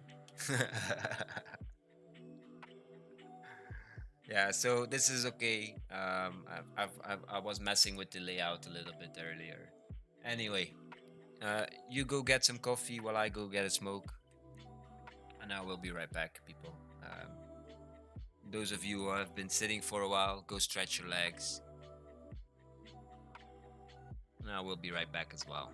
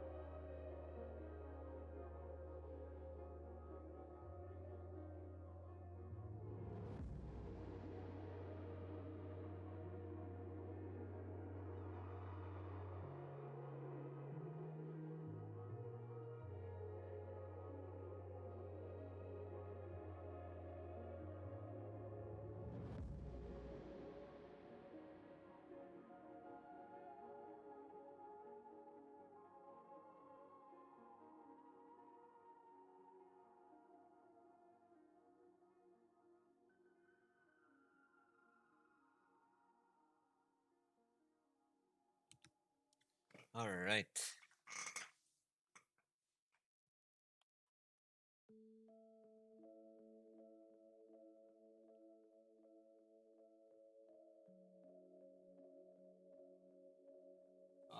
Hey Miggy, how you doing? I was just outside for a ciggy.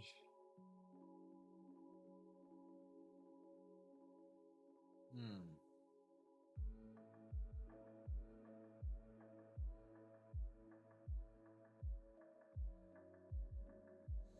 Um.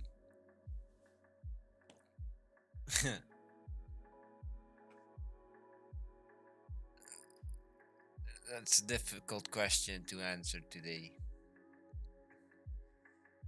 Mentally, I'm not as good in the place, but physically, I'm healthy, so I'm good. Um,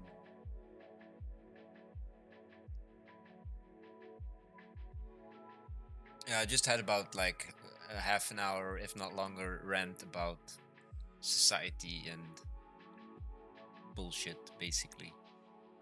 And still, my income, still having issues, still not resolved. The same thing that's been ongoing for 3 months now.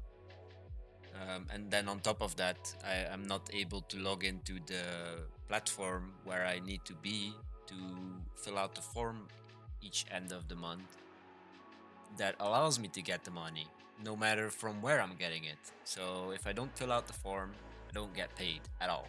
So even through the system that I'm using right now to get financial aid while this situation is ongoing, and after that they'll sort it out internally, or I'll just be put on that train of welfare. But that's just a big mess, and means a lot of negative things for me, so that's not a good thing. Plus there's less money there that I would get. um, they don't care about your previous work employments and all that stuff, so I would get less money. I am getting less money, but yeah, like even for next month I won't get paid because of this form, and I can't submit it because I can't log into the platform, and you need to use apps. And the issue is the first app where I have to log into to submit the form opens a in-app browser, which means it's not really your browser. So the sessions and all that stuff doesn't translate for when you, after that, it sends you to another app. If you use the right link on that in-app browser page there, it opens another app, and it's then where it goes wrong. Well, it already goes wrong because the first app shouldn't use in-app browser at all. Um, because there's no way for another app to use another app's in-app browser. So that's the issue that I'm having. Is it's sending the response to my browser on the phone and not the in-app browser, you know, and therefore breaking the whole authentication on the first app. So I cannot log in there because the login that I actually do with the second app, that response goes to my browser, which is not the same browser that opened up the the the request, the request for the second app to authenticate and use some sort of whatever login system they're using. And it's not the second app that's in fault here, it's the first app. It shouldn't use the in-app browser, it should just use my regular browser, therefore sharing session IDs and all that stuff. um, it's just bullshit. So I can't submit the form, I can't get paid for this month. It's basically what I'm what I'm having the issue here now. So I tried to call them, like the one that's helping me now with money, but that person is not working. And then, oh, you want to talk to somebody else? And then I was like, no, thank you. I'm not gonna explain the whole situation again. Like even what I told you guys just now, it's not even the whole thing. I just talked about the authentication going wrong. Like that's just the last thing to be added to the whole list of things that are wrong right now in these last 3 months. And yeah, and then basically also talking about how long it takes for a regular person working a regular job, not making much money at all, basically just enough to survive, to live, and then maybe save a few 50 euros here, 50 euro there, maybe if you're lucky. And then how long it takes you to recover from debt? 1 month of not being able to pay anything, all your bills for rent, utilities, all your food, um, your other necessities that you might have, um, for me, that's 1,000 euros each month. That living cost, and that would take me 11 months of the remaining months of that 1 year if you would just have 1 month. But I have three, so I have 3 years to sort out the mess that I'm in, and that's another 3 years that I cannot progress my life. I cannot go to the bank and look, this is my income, and yes, this is my outcome, or my outgoing, because you have to do that. And I can't just ask them, hey, can you give me a loan? If they see that there's a negative there, or a zero there, or only like 10 surplus, then they're gonna say no, because they know you're not gonna be able to pay that house back, or the loan back for the house. So getting a house in the next 3 to 4 years is impossible for me. Getting a car is impossible for me, because you always need a loan, especially when you're, and in my shoes, you don't have a degree, and you're just stuck working heavy labor jobs, and then getting paid less than people that are doing the same heavy labor jobs with a degree, you know. So I would rather have the degree and do the same jobs and get paid better. And I'm not talking 5 euros a month. I'm talking 500 euros a month difference for some and most sectors that you can work in, just for having a high school degree, and then I'm not talking a bachelor or a master degree from university or whatever, and high school, it's comparable to college for some countries, by the way. um, it's the same thing, in my opinion, because you got lower school, or grade school before that, and that's what we have as well, lower school. um, So yeah, that's my projections for the next at least 3 years, is just going back to work after school. Hopefully, this being the last month of the tree, because yeah, another month, another year, at the very least, at the very least. Because being able to put 100 euros into, like, let's say I put 100 euros every 10 months of the next year, you know, every 10 months, that's 1,000 euros. That's 1 month paid back, you know. That's yeah, that 100 euros every month, that hurts you. That hurts you, like, mentally, physically. It just hurts you to have to let go of that because of something that happened, something out of your control, by someone else who didn't want to do their job properly, and that's basically what's happening here. It's my union that didn't do their job properly and just sent whatever they had on me onward to the government, instead of contacting me, telling me, yo, hey, please bring us these files and these files before we can send your dossier, or your file, or whatever you want to call it, onto the government. And that's what they used to do, you know or at least some of them, and just don't do it. Yeah, that's society, what I'm talking about. The like And then they have the audacity to write a newsletter. Oh yeah, it's always the same people that get hurt by these things, and this corona crisis is hurting the lower end people the most. No, no, you are hurting the most, because you are the union that is failing their people. And then, is there another building I can go into?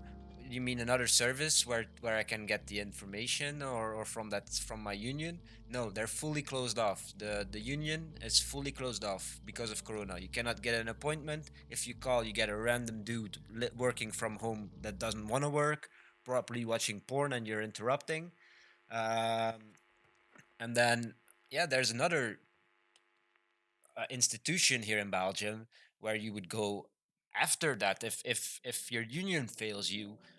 But yeah, the money you get there is less. It's barely enough to keep me afloat. I would have to let go of some certain luxuries again. You know,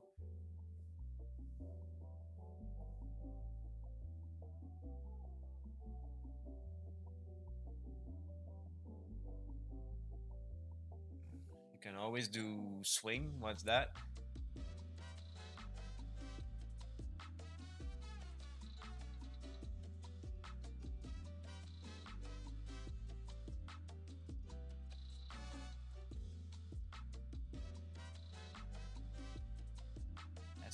SWing.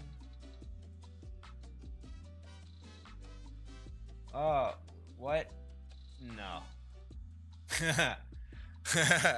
No. No. There's certain things that I will not do. I still have my own principles, and then there's people always telling me, "Oh, why don't you sell this? And why don't you sell that? And why don't you sell this? You want to sell the fucking seat that I'm on? You want me to sell everything? I have nothing. I literally have nothing. The only thing that I actually have that's any value is this computer and all the screens connected to it, the keyboard and the mouse and the headset. Wow. Oh yeah, the laptop. Sorry.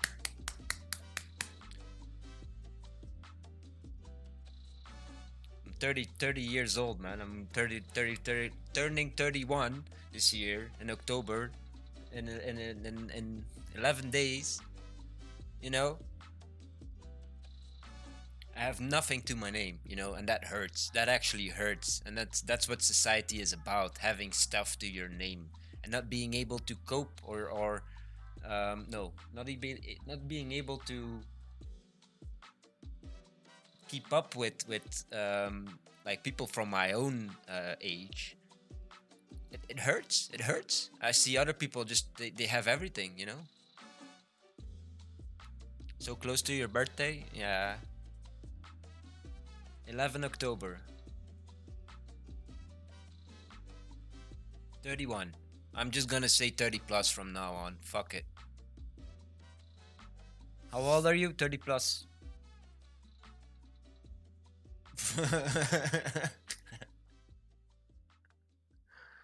Forever. Even if I'm like 60, or like even if I would ever by miracle reach 90, I'll still say 30 plus.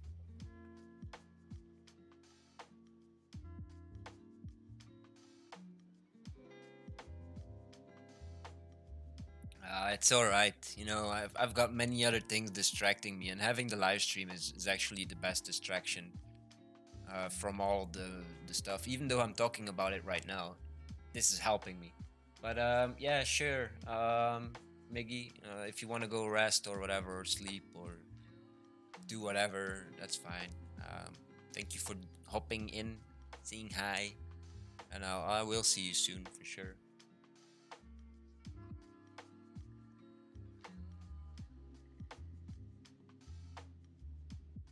You're 26? Now I finally know. I was estimating around like 20, 21, 23, somewhere in the 21s for sure. In the 20s for sure. I have a coffee machine and a PC. Well, my coffee machine, the pot, it's cracked and it's leaking coffee when I make coffee. So that one's gonna burst at some point as well. It's just gonna explode, coffee everywhere. One certain morning, it'll happen. So maybe I'm soon without coffee machine even. And then what's a man? What's a man? What's a man without a coffee machine, Curb? Tell me.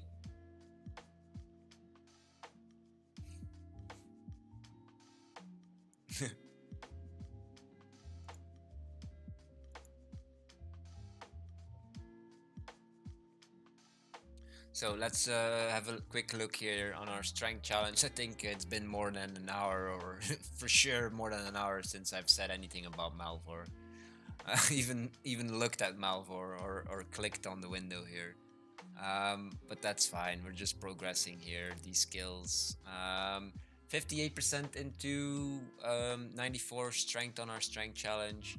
We just got another hit point level in as well here. Really cool. 85 hit point level plus 10, because we have a little pet that gives us 10 health extra.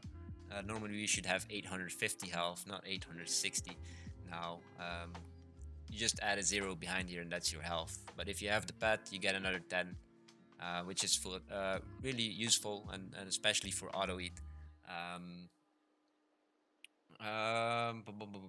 What was I saying? Okay, and then 12% into 97 magic. That's just wow. I'm really happy with this progress. Honestly, it means soon, at least, we will have a 99 mage in our possession, and then we have the little side goal that I set here for us. Um, Trying to get 100 of these ones as well on the challenge, the mage challenge, same as I'm doing here. Um, and here we have 69. Wow, nice number. Um, oh, you got 99 mining? That's cool, bro. I'm still a bit away. Like the closest I am with mining is on my main 77 here. So that's not anywhere near 99. At least it's close to 80, and then I can buy this axe. I did buy these things, Kirby. I know you weren't here, but now I have these extra equipment sets here. One is 10 million, I believe, and then the other one is 300 Slayer coins. I'm not using them right now, so I might as well. I'm not going after these armors because I do know that these aren't the best armors anyway, so not much point going after it. Um, I don't know. They are lacking comparing to end game gear. You know, from those dungeons, those god dungeons. So yeah, that's cool. But right now, I only have a mage gear set, so I don't really need to be switching here. I will be using my smithing that I used for crafting these javelins to craft armor pieces eventually. You know, rune and dragon. And of course trimming them as well, and doing everything ourselves, not really relying on drops for this character. It's not a combat only character. This is a main, it's a casual playthrough. It's not even on a hardcore setting, so if we die we just lose items. um yeah, of course I'm not gonna get any item sets here. This is useless to make or spend the money there. I could spend the money just to show that I have the money, but we have that little goal set to get the red party hats on the challenges eventually. At some point, we can just run a bunch of these in a whole bunch of different windows and see how far we get. You know, there's a lot of things we could do. Um, but I think I'm gonna go into ranged first. So the second set here will be ranged because I want to learn. I want to figure out how far we need to get, like this 92, and then what requirements are needed for these javelins to make them. Same for here, mining dragonite will be something, and then smithing the dragon bars. It's 85 here, and 80, 90, 93 or 96. We checked it out earlier, I think. 93 for the dragon javelin head. So yeah, that's a long ways out. But I do want to know like how much it's gonna cost, and then we have that information for when we start the new challenge, an actual javelin only um, hardcore challenge, of course.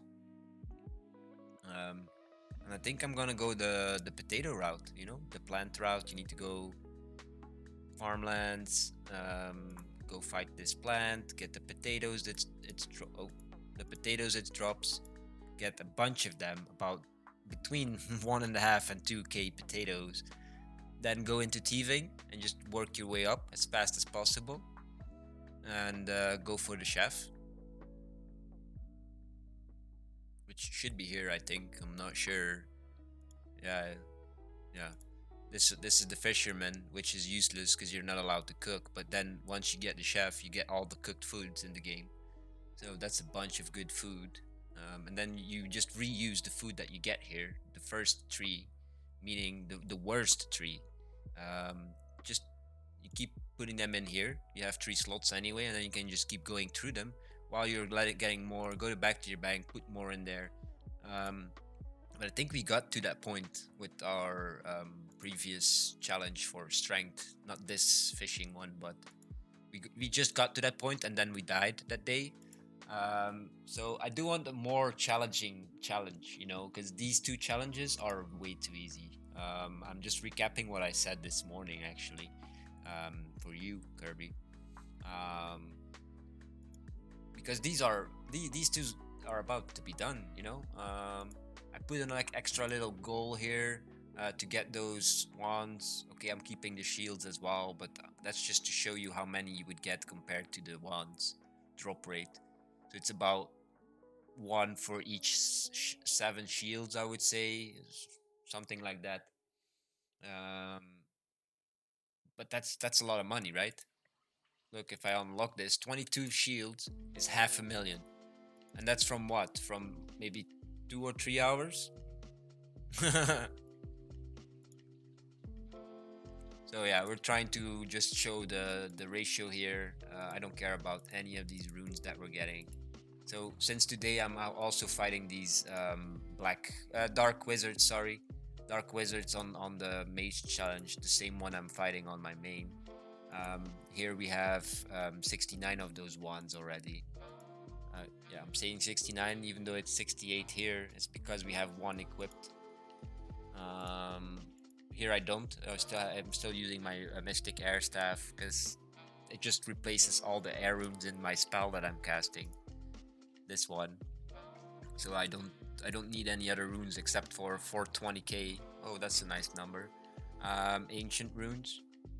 So that's the only rune I'm actually using here in this spell, and it does 333 base damage with the expert air gear on. So why not? And with the enchanted cape, and I got this ring today. Maybe you should keep this item equipped for something else. And it gives you 15% extra gold per kill. Oh, and here we're just stacking these chests. I might as well open them and sell whatever's in them for more gold. But that's just 7 or 8 items that I need to sell. Click, click, click, click, click, click, click. For 20k, yeah. It's a very nice number.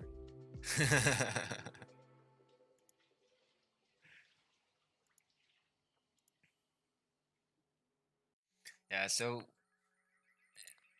whether or not we reach 99 magic on this magic challenge, the extra goal also stands to get 100 of these wands. So I have an elite wand, one of these shields, all the rest I will sell, or maybe keep like 10 or whatever.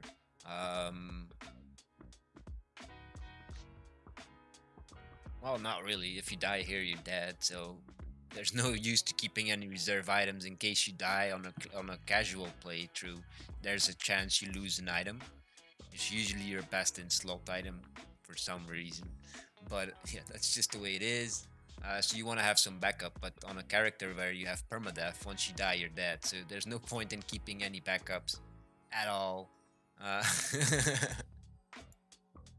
Actually, you can actually see how many we've killed here. 276, and then we've gotten 3 ones from that and 22 shields so far. Unless these dudes give 2 bones. No, 1 bone. So, yeah. 277 kills. So each 100, there's a chance for 1 wand and a chance for 7 shields, more or less. That's just rough calculation averages, blah blah blah blah blah blah. So yeah, that's the total challenge for this challenge. Once that's reached, once we have that fire imbued wand that we can craft with this here, we need a little bit more levels, but that's fine. We can manage. We can do that. I can show you here what the requirements are. 1 elite staff, so 100 of those other ones, and 1 million gold to convert it into an elite one. then 100 fire runes and 20 nature runes, which we have plenty of. And then we get one fire imbued wand. Okay, I'm going to stop typing and put my phone next to me. Alright, buddy. That's fine, man. I hope you have a good night's rest.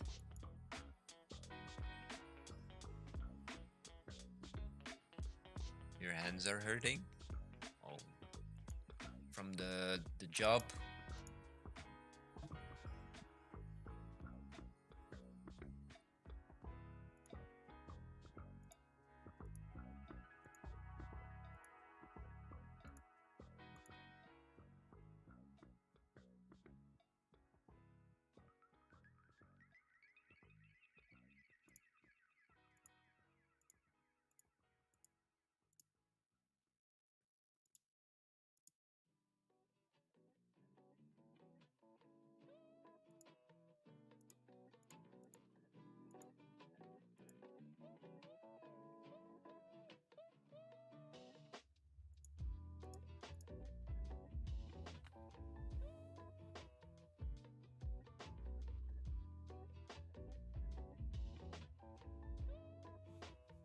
Yeah, that on paper cuts, I'm assuming. I had one job once in packaging and a lot of paper cuts.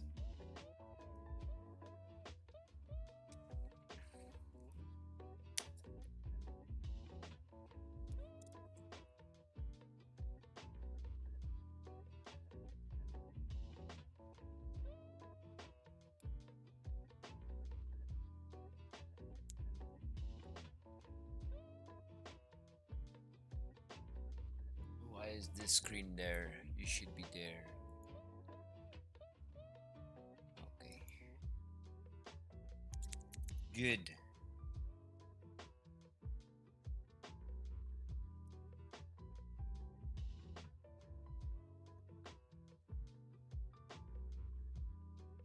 Well, not good that you're hurting your hands. That's not what I meant there.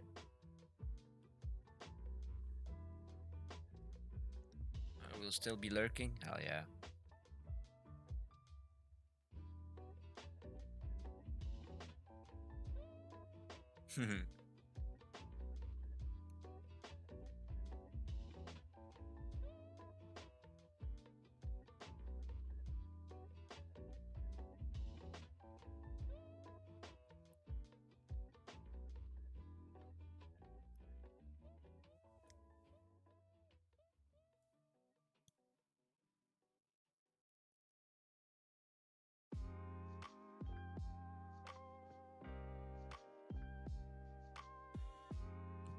Yeah, I'm just having a relaxed day here.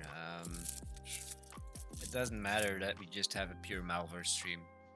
That's what my stream is about in the end of the day. Um, Malware. It's why I started streaming again. It's the first thing that I was streaming for the first few days. Then we tried a few extra things on the side, like Ravenfall, which is a good thing. You know, Ravenfall is still something that I want to run. Maybe like days like today we can run it. But the issue with running it one day and then 5 out of the 6 other days that I'm live, not doing it, or let's say I have 3 full days, so 3 out of the half of the days I would be running Ravenfall, and the other ones I wouldn't. Or when I'm playing a different game, like 5M, GTA, Oxygen not included, all those things.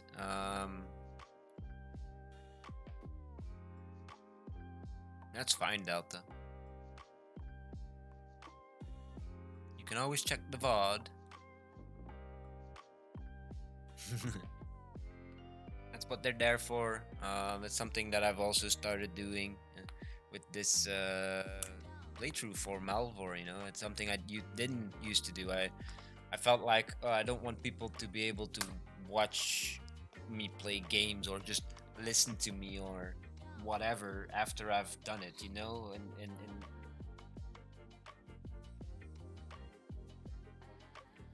yeah.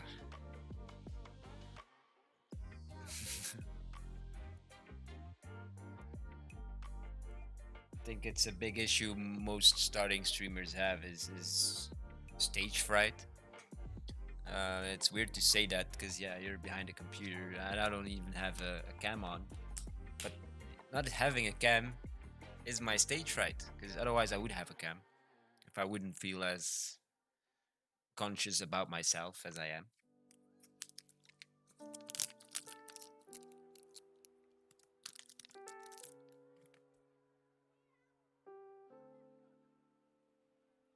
So I think stage fright is a big part of starting streamers, and it's also what gonna make you or break you, I believe, if you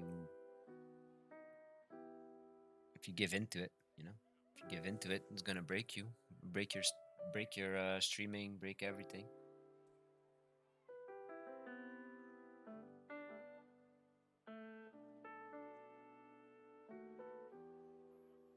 And if I'm honest, starting to live stream in the last few months and all that stuff again, because it's not my first attempt here. Um, I made affiliate last year in December. Um,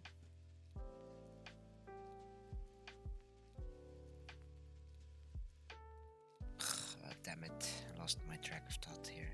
My bad. It'll come back to me. Maybe somebody can help me refresh my mind here. Very bad short-term memory, which is due to my lifestyle, which is a choice for everyone to make for themselves.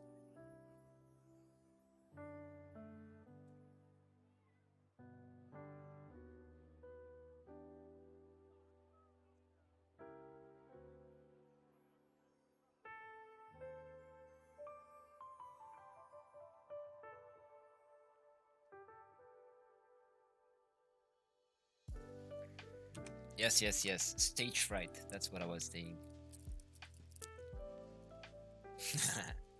Just came back to me. Short term memory for the win. Once it passes through there, though, somewhat I cannot access it, but the information stays in my head at least. And once it's passed through the short term loop, I can have access to it. So yeah, whatever. I'm just saying shit here. I don't know how the brain works. I'm no neurologic genius or neuroscientist or whatever, you know. And even those guys don't know probably how it all works yet. All right, let me kill a fly here.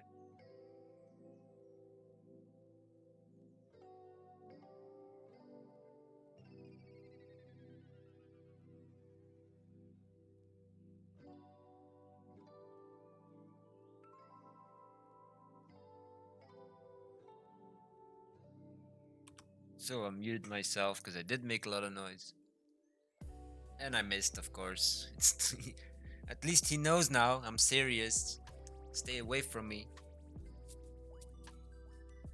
Damn ass fly. It's another one because the other one's still over there where I home run them out of the baseball field. At least in his measures.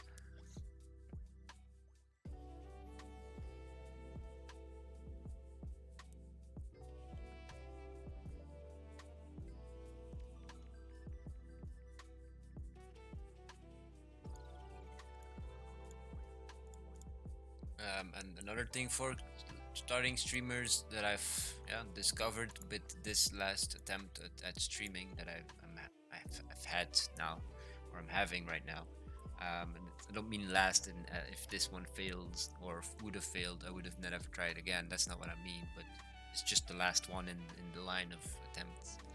Um, like if if it wouldn't have worked out, I would have just waited a few more months again and tried again. 'Cause I do enjoy it, you know, and what I mean with working out is at least having one viewer that's talking to me in chat. And I do mean viewers talking to me in chat. You know, there's usually a bunch of lurkers, which I appreciate as well. But it's nice to have like a little bit of a conversation going. So for me, this attempt has been great so far, and if it doesn't even get, or if it doesn't even like grow any in size, this channel, it's that's fine for me. For me, this is it's okay. I'm having a great time. You know, I appreciate my small community here. I really appreciate it. Um, of course, we will grow. That's normal when as a live streamer you dedicate yourself and put time where you need to put time.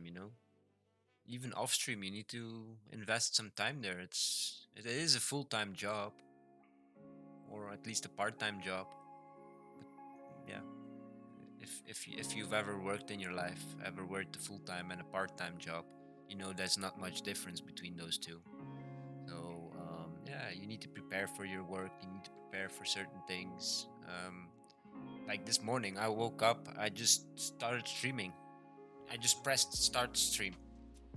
Is that good? No, that's not good because I didn't open my browser. I don't know. I already had Chrome open. That's the first thing I do. Um, but I didn't have the music running. I didn't even have my microphone connected. Like my headset, I can disconnect it from the cable that's plugged into the headset itself. I can take off the mic and then I can put another cable on it, a different one, and use it on my phone for when I'm outside the house. So it was still in that state for being outside the house for yesterday from the class.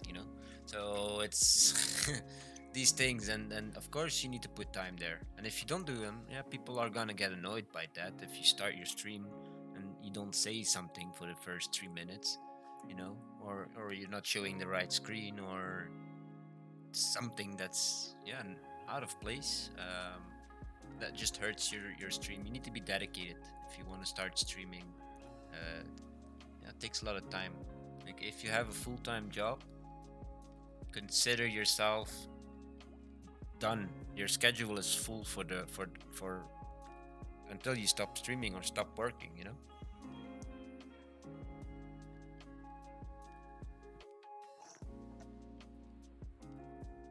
Especially a starting streamer, yeah, you're not gonna make a month's wages at all.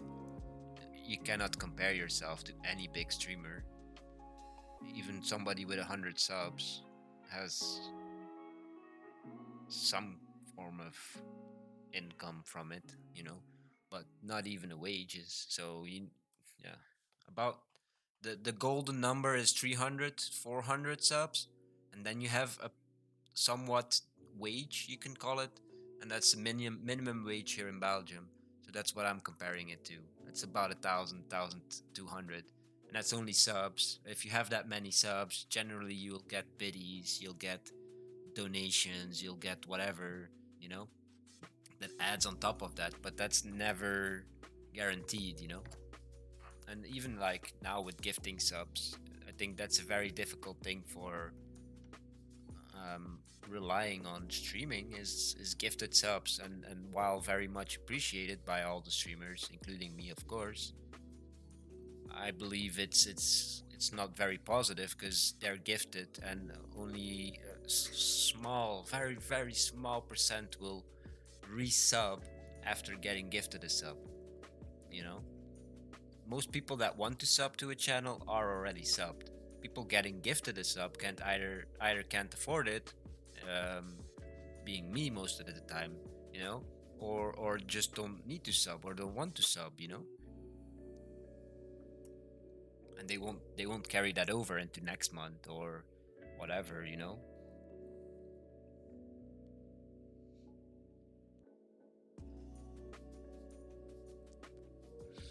So yeah, it's a combination of a bunch of things to start streaming.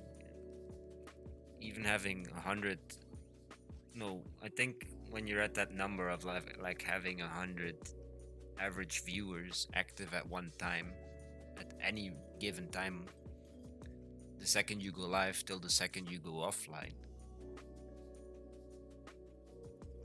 then yeah, then you're in that almost that league of getting towards that goal of having that amount of subs and that amount of donations that you can say I'm making a wages of this, and you can make it a full-time job, maybe even after 200 regular viewers, 300 regular viewers, you're able to convert yourself into a small company for tax purposes and all that stuff,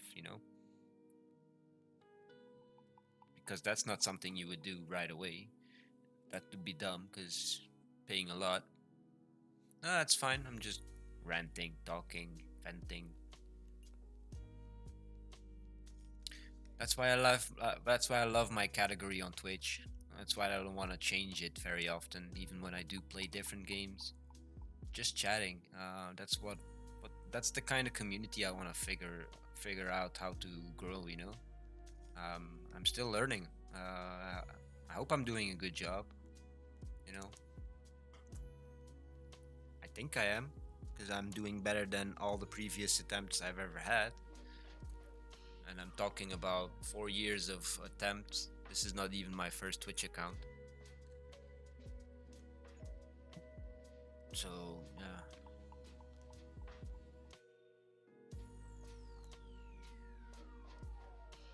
it, it's a process. You don't become a big streamer on a day. You need dedication towards your own live stream. You need off stream as well. It's a lot of energy, a lot of time. That's for sure. But if you enjoy doing it for the reason of doing it, and not for the viewer count or not for the income or not for whatever, then you have a greater chance of succeeding, you know, than somebody who is focused on the numbers and probably gonna be let down a lot. And it will get, even for me, somebody who doesn't really care about the numbers sometimes they do hurt, you know. So I wouldn't be able to imagine somebody who's really focused on the numbers, especially a starting streamer should not focus on the numbers. How much that should hurt for that person, because I can't. I'm not that focused on it, but I might have been in the past, and that's why I gave up. You know,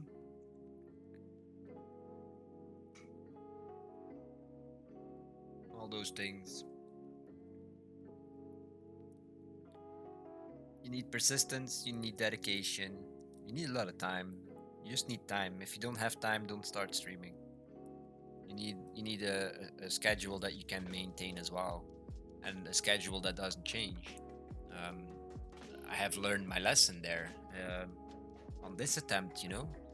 Most of you were able to catch my live streams for hours on end in the afternoon, in the late afternoon, in the evening for my time, afternoon for you guys, which was perfect for American viewers. But now I'm on the EU clock and the EU time zones because I'm streaming from 8 a.m. till 5 p.m. Unless it's the weekend, I'm on the old schedule. And that's because I've learned. I've learned that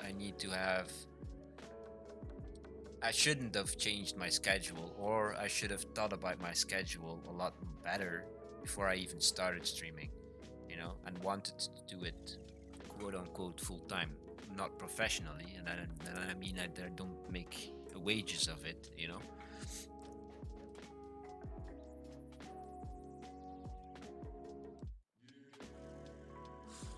Yeah, you just need to do it because you want to share playing games with other people.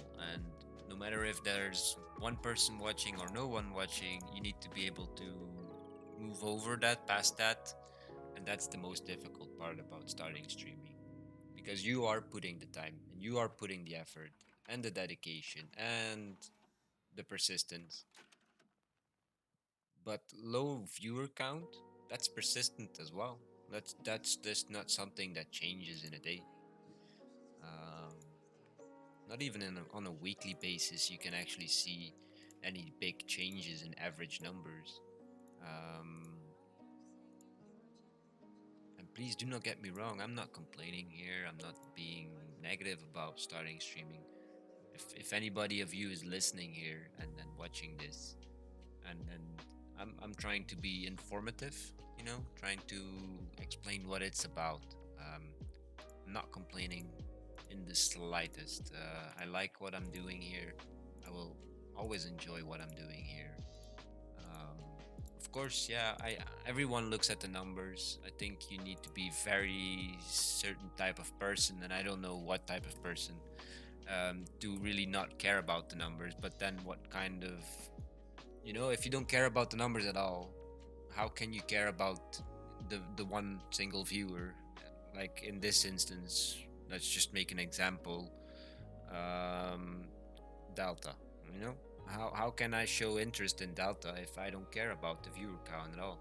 I wouldn't watch chat as often. I wouldn't respond to chat as often. Stuff like that, and that's not who I want to be. That's not the type of streamer. And even like that, you can become a big streamer. Sure, sure. There's many out there that just plain out ignore their chat or are even rude to their chat, and they'll just eat it up and gift some more subs. So everything is possible, no matter how you are or whatever type of person you are. It's possible to do live streaming. Basically, you need dedication and persistence. And yeah, if you care about the numbers, then you need to also understand that it's gonna be slow. And it might be one day that you just streaming for two people, which is one of you at least is yourself. Always look at yourself, watch yourself, even if it's on like a different device, a phone or whatever, on the lowest streaming quality available. This goddamn fly, I'm gonna go hunt it. Be right back. No, just always make sure that you watch yourself, watch your own stream. Be your own one viewer, because having zero viewers, that hurts your stream. That just hurts your stream. Nobody's gonna go watch a stream with zero viewers. That's just a psychological thing or whatever. I don't know how to explain it. One viewer, you'll get a second one, even if he's just there for 5 seconds. Zero viewers, you'll never get one. It's I know this from experience. That's just how it is. I used to have a computer, only one computer, my laptop here, which I'm using right now to watch my own stream. So this is my one viewer, my old computer. But I couldn't do that before. I couldn't even play a game and stream it decently. So how would I watch my own stream? You know, um, and of course, yeah, you need at least two screens. I believe every live streamer should have two screens at the very minimum on the machine they're streaming from, just for usability, ease of use. I have three on the computer that I'm streaming from, and then the screen from the laptop that's monitoring. So right now in front of me, there's four screens, and I even feel that's sometimes not enough. Right now, I'm not even using one of them, so I actually have that one turned off because I know there's nothing there. Even if there would be something there, I don't care about. I don't need it for my stream or whatever. Let it sit there. I don't care. Um, but yeah, like in my case, when I'm running Melvor and you want to watch your chat and you want to have some kind of feedback from your live stream, like your bitrate, and so basically your stats window, and your volume control, your mic controls, your music, it all has to go somewhere. So the more screens you have, the better for you, because the less clicks you need to do to be able to track everything. And you need to track a lot of things as a streamer, at least if you care. Um, there's many starting streamers that don't even realize the stream quality is just bad, for a whole bunch of reasons. You know, um, that's why I enjoy helping people start up their stream as well. We got Kira, Monka Kira, is in my Discord. I helped her get set up, use OBS instead of some crappy software from Twitch itself, which I don't understand. That's it's their platform, it's their software, but yet her stream quality was horrible compared to the output we got from OBS. It's just, why is it so difficult for somebody to start live streaming? It's still a gated community if you look at it. You need to have all this knowledge, or at least somebody with the knowledge, which makes it a gated community. It's not easily accessible. Yeah, sure, you can download some software from Twitch and just bam, you're streaming. On your phone, you just click go live. That's it, you know. But is that live streaming? Is that really live streaming? No, it's not, right? People want quality, they want HD or at least HD ready, stuff like that, you know, and at least 30 frames per second. Please, for the love of God, produce 30 frames per second. Don't try and push 60 out of your decoder if it's pixelated, you know. People are making all these mistakes trying to push the rigs, push the streams. I'm pushing full HD because I know I can, you know, and Twitch is agreeing with me that I can. Otherwise, they would not give me the options, or you, the viewer, to downscale my stream. This is not connected to whether or not I'm affiliated or I would be a partner or nothing at all. It's just based upon my output. If my output is correct and correct on a 2 or 3 day basis, you know, they look at like the last few days. Is this person's live stream healthy? You need to have a healthy bitrate. You need to have a healthy decoder rate. You know, if there's something wrong, if you're losing frames, that's why I'm having so many issues with me dropping frames more than probably you would have issues with it as a viewer. Because for you, oh yeah, 1 second buffer, whatever, refresh or reload here, reset player with a Franker Facer plugin or Beta TV, whatever. You can just reload the stream and that's it. You're back where you should be. For a viewer, that's no problem. But if you care about your stream, if you do care about the quality of your stream, then these numbers need to stay low. Right now, I lost 18 frames on 2 million frames in my rendering, 4 on my encoding, and 170 on my network. That's acceptable.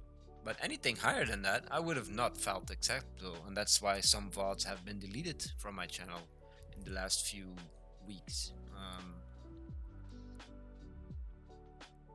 And that's what you need. You need to care about your stream. You need to care about everything. And if you don't care about anything, well, you shouldn't. You shouldn't start streaming. You know, you're not gonna give anything of quality to any of your viewers.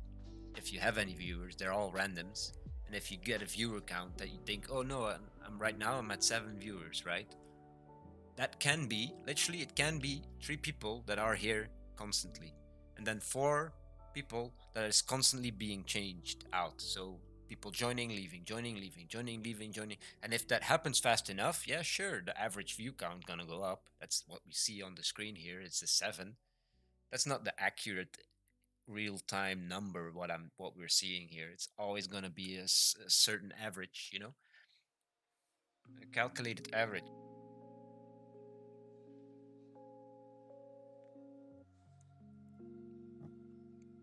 1 minute I can have 3 viewers here, and then the other minute I could have um, 11 viewers here. It'd still average out to 7, you know. So even that number, don't look at it. Just don't look at it. It doesn't really mean anything, you know. Um,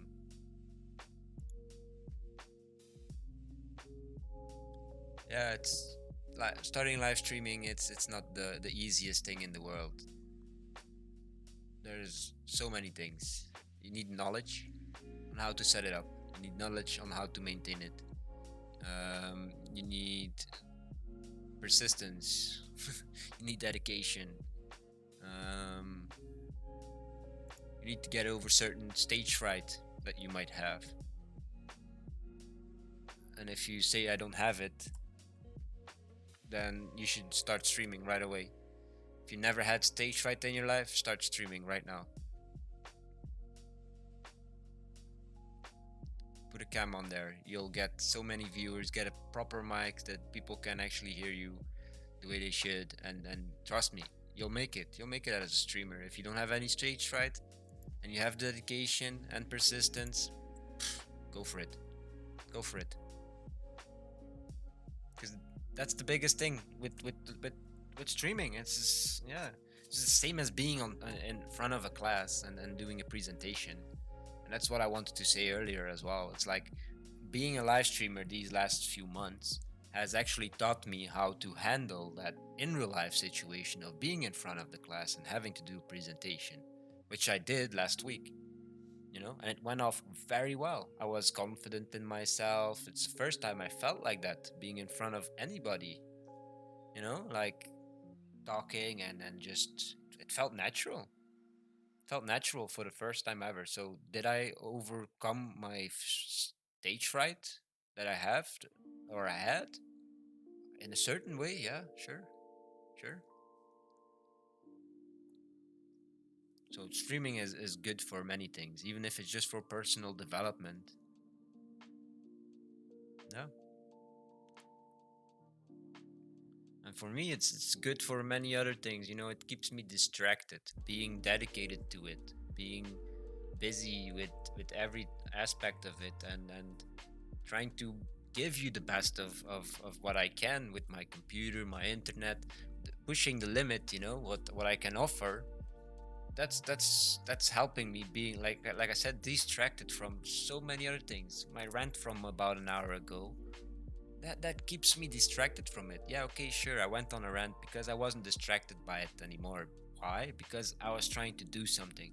That's just something I need to make a point out of for myself, and that's then something you learn, for your like, another skill set that you need to learn for streaming is, don't do anything else beside doing your stream while you're streaming. Don't be on your phone texting your girlfriend. Don't be on anything, any other distraction during a live stream is just gonna be like, just imagine that you're watching the news on television. The dude that is presenting the news gets a phone. Oh yeah, sorry, I need to take this because it's about my income or whatever, you know. That's something you don't do. And basically, we're providing entertainment. You're talking, you're being active with your chat, or talking about stuff like I am here, and you know uh, it's just, it doesn't mix, and you get distracted, and or in some cases, yeah, it's not good news, or it's not going as you want, like what it was happening here with me today, and is happening with me today.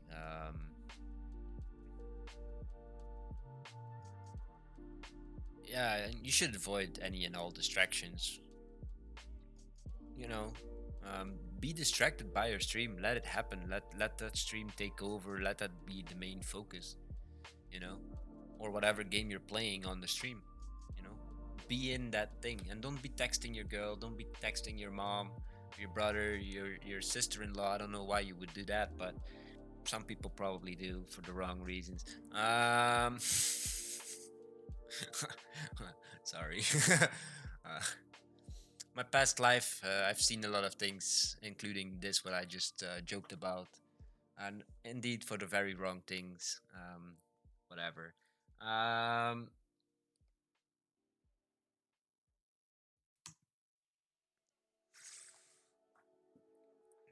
Not that I did that, but I've seen it happen in other people's relationships.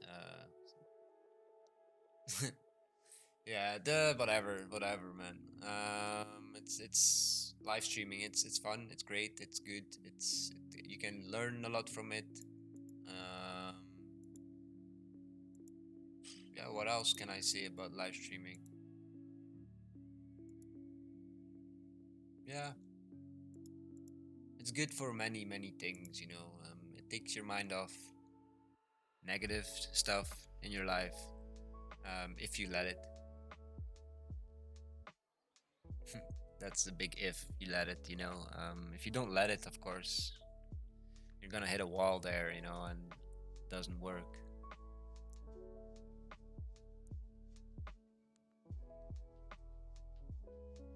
I think this is my fourth attempt at actually live streaming,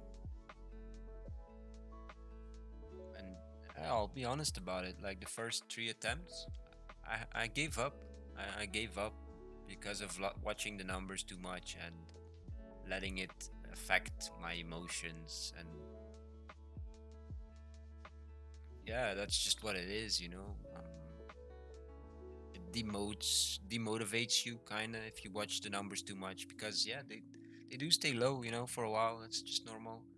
And even if you've done well for a few days, they might go back to being bad, you know. Um, but yeah, persist in your efforts and you will achieve dream control.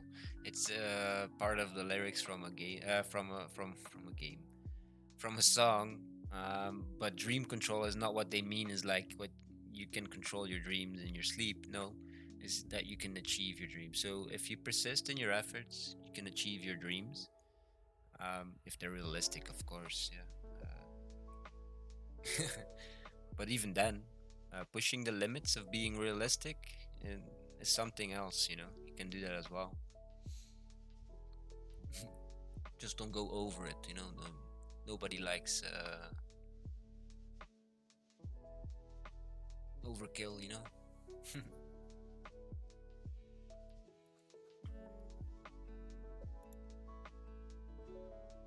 Yeah, I don't know if anybody actually is gonna do anything with the information that I just shared, or anybody listening that I've actually cared about what I said.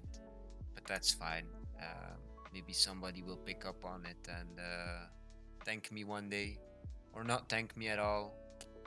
Won't even realize that I was the one that gave him that little motivational speech to start streaming. Yeah, really. If you have the ability to do it and to provide quality stream, and then again, I'm talking about those rendering and encoding and bitrate stuff. Upload towards Twitch. If you can at least give 30 frames per second with 720p, go for it. If if you're sure that what they're seeing is not pixelated and washed out, as some would call that kind of situation where the image gets really blurry and the pixels get really big. Um, that's just what happens when Twitch does not receive all the information. So losing frames in your rendering, encoding, or over the internet. And then Twitch is like, oh, okay, I'll just make something up with whatever I have from before and what's coming. That's how a decoder works. If it's missing something, it'll try and put it together. If it really missing a whole frame, it'll try and piece it together. If it's missing pieces, yeah, then it'll have missing pieces where it's just blurry over there. But in general, it's just gonna be a very blurry image. It's like looking at the stream that's broadcasted full HD and looking at it at 480p, I believe it is the setting. Yeah, it's very comparable, and it's even worse. It's between 480p and 360p. Maybe 360p is exactly. Yeah, 360p comes very close to it. I'm trying it here on my side, but you could even say 160p at some points where it really drops down, and then if it drops even more, you just get people buffering, and then they're hearing 2 words of your sentence, which is 10 words long, and all of a sudden they're at the end of the next sentence where they hear the last 2 words, and all the words in between just gone. um, that's what buffering does. uh, so yeah, that's annoying. That's stuff you don't want to have if you can't provide that basic 720p 30 frames per second, and that's I think 3500 megabit yeah, kilobits per second that you need to maintain and upload. So that's the minimum upload speed you need on your internet. But if you have that as minimum, I wouldn't recommend doing it, because you need download and upload constantly for a whole bunch of things on your computer, and you might not be the only one on the network. So you would want at least double. So about a 7 megabit bit. I'm saying bit. Don't people confuse bits and bytes with each other. If you see MB with full capitals, that's megabyte. If you see MB with M capital small b, so regular B, um, that's megabits. And there's a calculation you can do if you want to know which one is which. So if you want to go from bits to megabits, you would divide by 3. By what am I saying? Divide by 8. Sorry, if you have a megabyte number and you want to get it to megabits, am I saying it wrong now? It's times 8. So it's you can calculate it, but yeah, you need at least like 7 8 megabits per second upload on your connection if you want to have a stable upload, because the lower your to that number which you are required, the 3.5 megabits um, per second, the less stable it will be get, because they're like will become, sorry, because of other applications, other users, other computers, just Windows itself. It's constantly talking to Microsoft, all that stuff.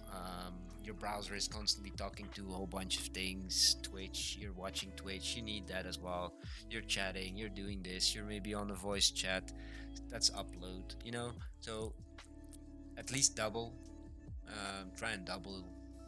You know, you don't need to be that concerned about your download speed. Honestly, for live streaming, because you're about broadcasting. It's in the word broadcast. You're transmitting data. Um, but of course, yeah, it's important to have at least 10 megabits download. And let's just say the minimums for live streaming, just internet, is 10 down and 10 up. A guaranteed line, of course. If you have that guaranteed 1010, you can start live streaming, even full HD. That's only 6,000 megabits per second. What I'm doing right now, and that's the limitations of Twitch. Unless you're partner, then you can go up to 12, I believe. Um, I don't know for sure, but yeah, that's something else then. But starting streamer, even affiliated streamer, there's a limit. So that's 6,000. And then you would be at 60 frames per second, HD or full HD. The HD ready or full HD doesn't matter. 720 or 1080 doesn't really matter. The decoder can keep up with that. Okay, yeah. It'll be much better quality if your game is in 720p and you're rendering it in 27p, 720p, sorry, and then broadcasting it and people are watching it in that quality. Sure, but on Twitch, it'll always get stretched past the 720, you know. So you'll always have kind of a blurry image. So it's better to push the HD then.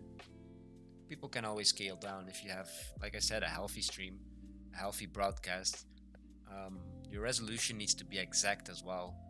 Having a solid background behind your stream at all times in all your scenes, like I can show you here, that's the background you see with the buildings, and that's actually an image that's exactly the resolution that I'm broadcasting. Why do I do this? Because whatever happens, even if there's no game running, and I would only have, let's say, this here on the side, the small Malvor, uh, then Twitch might think, and if everything else is black, no background here, it's pitch black. There's nothing there. There's The decoder has no data except for being black. You know what? What do you think will happen? Twitch will think you're only broadcasting this little square in the corner. So they'll only scale it to this, and sometimes, yeah, okay, it still be broadcasting as HD and still using the same bitrate. But then Twitch will say, oh yeah, but there's an issue with your stream. It's not perfect, the resolution, and it will not allow your viewers to downscale it. They will not offer that option. So there's a bunch of things that you need to know. Like I said, knowledge to begin streaming, to keep streaming. You know, it's important. Don't just start streaming. Talk to people. Talk to people that know how to stream. Ask them, like, how do you do it? Could you help me, please? If that's an option, of course, yeah. Not everybody is able to just jump and help you with setting up your stuff. That would be a very wrong assumption to make. It's up to that person to want to offer help. Huh? In my case with Kira, I'm offering the help. You can ask for help, but it's still my choice whether or not I want to help you or can help you with the time that I have available to me, you know? So if you would have questions and you were just lurking here or seeing this on a video on YouTube and listening to this and you want more information, just jump on my Discord. If you need the links, they're on YouTube, they're on my Twitch here on my about page. You can just write exclamation mark Discord in the chat on Twitch as well. Um, it's not like you can't find my Discord. And if you want to join and you have questions for me, sure, I'll answer it. If it's about a game I've played, if it's about live streaming, it doesn't matter. I'm always willing to share my knowledge. I don't see a reason not to.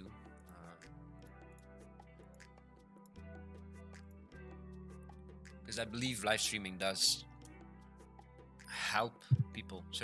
It can help certain people. Like it's helping me get through my days, enjoy my days a little bit more. And I say a little bit more, I do mean a lot more. I really enjoy live streaming. I like actually waking up for it, you know? I actually have an alarm set for 7:30 to start live streaming at 8:30, you know? And if I didn't sleep bad like I did this night, I'm here. I'm here at 8 o'clock, and I'm here. I'm streaming. You know, streaming all the way until my schedule's done. You know, so that just gives me a really good feeling of satisfaction, um, just self worth. You know, having done something quote unquote productive. You know, instead of just sitting here doing the same thing, and that's not talking down to gamers, but if you're just gaming, then you're just gaming, right? You just that's for you. If you live stream it and you talk about certain topics and you invest time, then that's a different thing.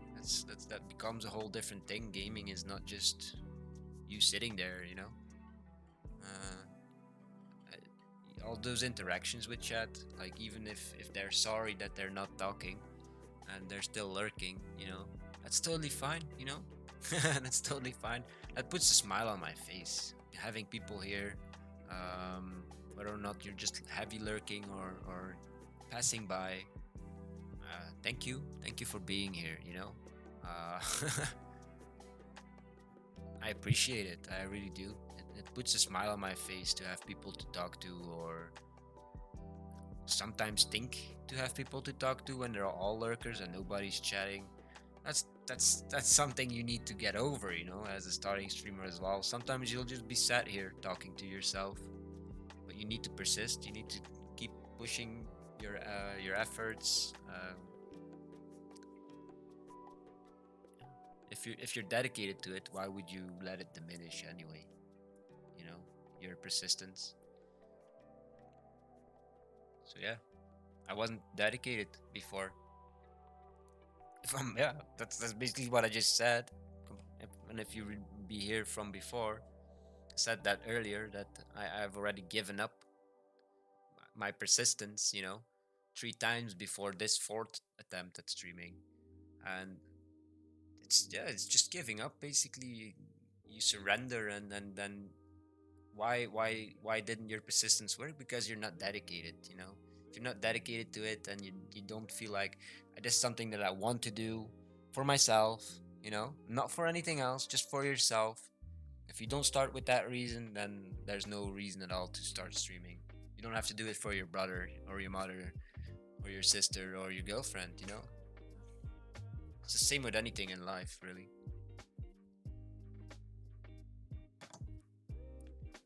Like, I'm a smoker, right? I smoke cigarettes, and I had girlfriends in the past that asked me to quit smoking. And when I was young and naive and yeah, kind of stupid, I would say sure and try it, you know. And I failed every time, never really knowing why, until at some point I realized, you know, I'm not doing it for me. I didn't want to quit smoking, you know. Sure, I wanted to quit smoking for that person, my girlfriends, but that's something else. That's not a proper reason. The only proper reason to do anything in your life, do it for yourself to begin with. If that's the main reason, the first reason that you can think of why you do something in your life, and it's the answer is me, you know, not me, but you know, you, um, then you're on the right track. Then there's a big chance of you succeeding in what you want to do. And I do say you and what you want to do. It's like I said, I failed, you know, and I didn't fail during those relationships because I actually stopped smoking two times so far. For once for a year and a half, and then another time for a half a year. It was actually the other way around. First half a year, and then I failed. That was during my relationship, and I started smoking, and then lost a girlfriend because of that, because I kept it a secret. Something else to learn here. Um, or tried to keep it a secret, but smoking, you don't keep it a secret. You stink. You reek of tobacco. You reek of nicotine. There's no hiding smoking. There is none. So don't try and hide it. Don't lie about it. Just either be honest, because maybe if I was honest, I might still have my relate. Nah, nah. They were against smoking, and I wasn't. I wasn't ready to quit smoking, and I'm still not ready. If the next partner that I meet, potential partner that I meet, would be like, "Oh yeah, but how about your smoking? Would you give it up?" I'll be nope, and just walk away probably, because I'm just not ready for that, you know. And if it's for someone else, that doesn't work out. And to complete my story from before, the other one where I quit a year and a half was actually with a medication called Champix or whatever, and it like blocks your receptors in your brain, so the nicotine cannot really do anything. It doesn't have any effect anymore. So basically, you're quitting smoking, and you're still smoking cigarettes, and they'll start tasting really, really bad at some point, and it actually works. The product works, so I'm not bashing the product here, but it's the reason why I quit smoking wasn't for me, it's for the girlfriend. So what happened was, for yeah, whatever reason, we broke up, and literally, literally within the hour that we broke up, I went to buy cigarettes. You know, just because, oh yeah, fine, fuck it, finally I can smoke again, you know. And okay, it's a bad example, smoking, it's a very bad habit, don't start smoking, but let it be a bad example, you know. It can be an example. Don't do it. Don't start smoking, don't do anything that's addictive. If you know it, if people tell you that's addictive, don't do it. Then just don't do it, because it is addictive. But so are many other things in life. Gaming, watching videos, movies, whatever. It's in also some form or way they want to make you addicted to whatever product that you're using. So whatever. Marketing. I'm touching so many subjects here. I need to stop talking, I believe. Nah. I'm having fun saying all these things. I don't care. And if anybody feels I'm in the wrong here, please speak up. Um, I'm not gonna bash your head in, or trash whatever you're saying. If it's if it's a well built reply, then sure, I'll have your criticism. But this is my personal experiences and my personal opinions, you know. These don't have to apply to any of you, you know. I hope that's clear here. That's just how I am, and how I see things in life, and I know that's not how most people think, or whatever. You know. Yeah. Ah, live streaming, super.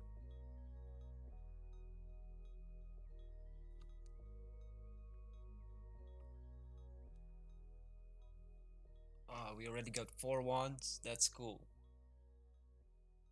Maybe in 10 days we will have it. No, no, no. I don't know.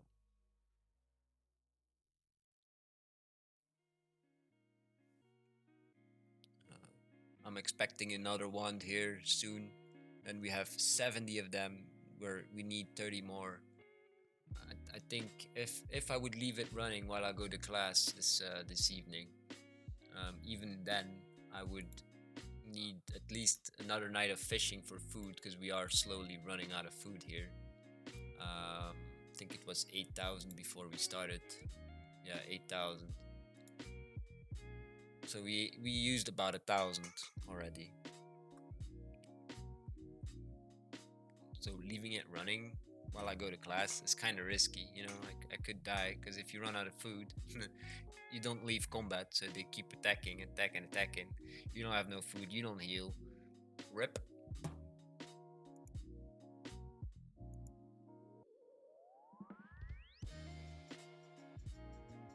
Maybe there could be like a tier 4 where it actually leaves the combat when you're out of food.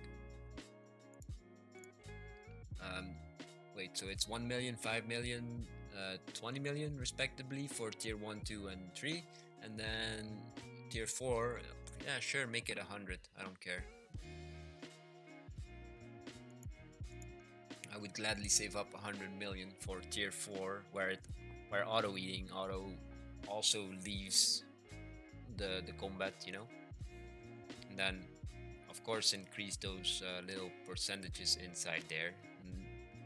Maybe not food efficiency because 100% is 100%. At least you can make the 80, 90, and the 40, 50. If you read that explanation of the auto eat there. So yeah, there's that. Um, Pretty sure with some little script you could make it leave here, but like I said, none of these are touched by any scripts. If I do develop anything for Malvor, it's on Firefox to begin with. This is Chrome, just because it's easy for me to broadcast a different browser, which is not my main browser. Um, and if I do run it in Firefox, it's different character. It's called, yeah, Malware Chat, and then it's just for developing the chat functions. So nothing that runs here is there's no changing code. This is vanilla Malware, if you would call it. But there's the plan of like people playing the Golden Raid. Oh, we could have done one today. It's a bit too late now, but um, where people actually get to vote on the choices to be made at the end of each wave, um, and it'll go from like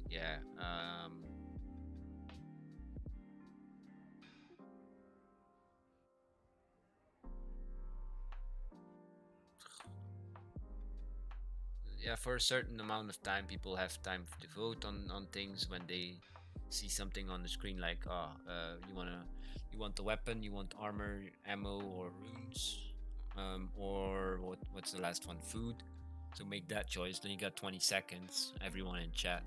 And I would use like an overlay for that, either over the video. People can just like, even like if they want to click here and they want to actually execute whatever is there, that it actually runs it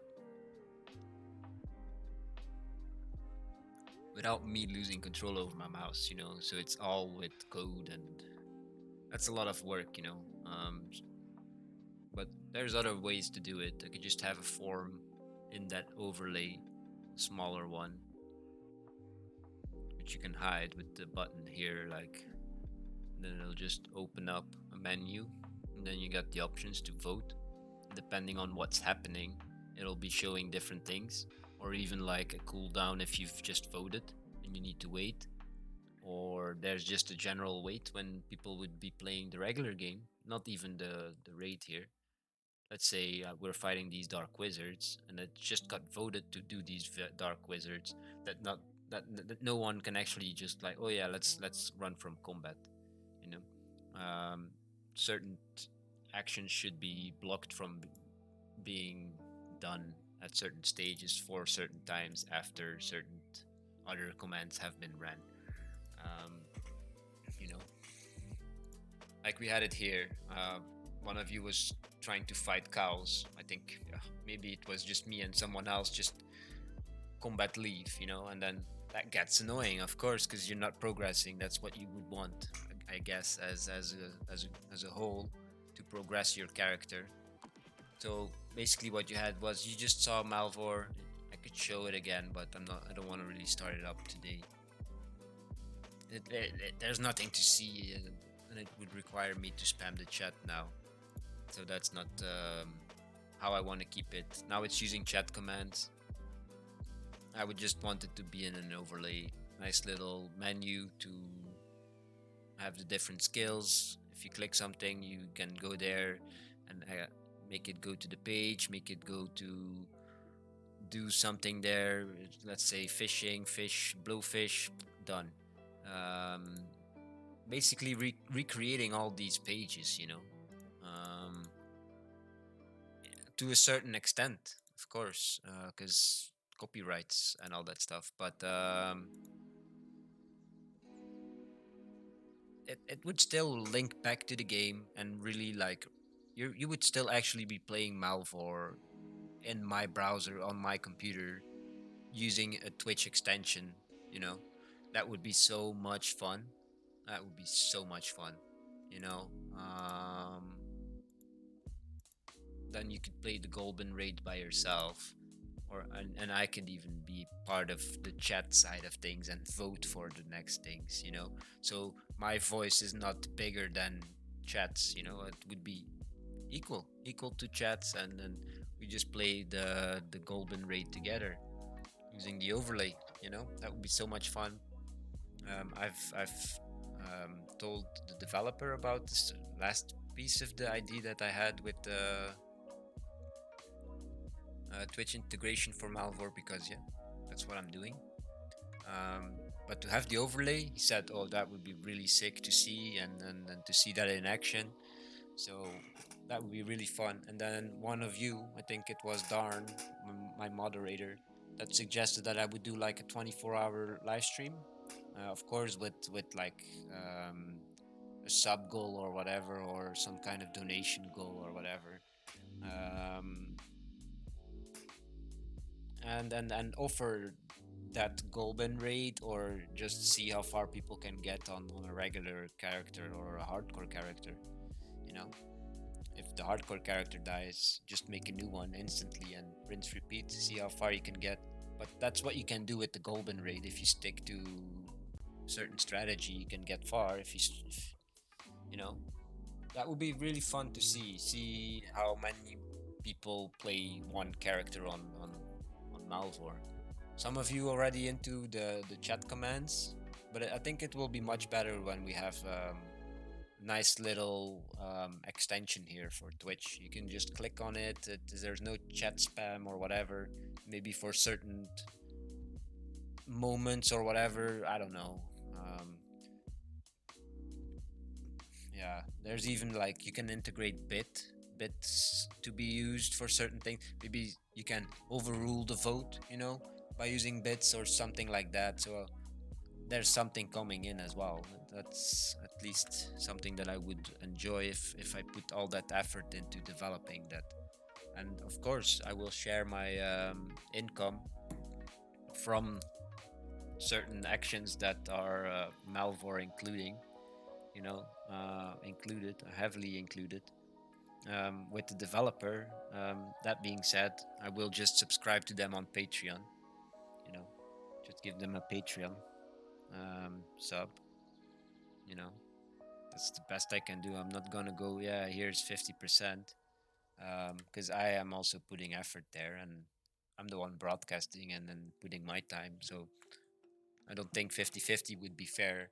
But sure, once I do make anything that's coming in because of doing whatever I have planned with Malvor and Twitch integration, if I do have some money left over there, and for sure, what's his lowest Patreon?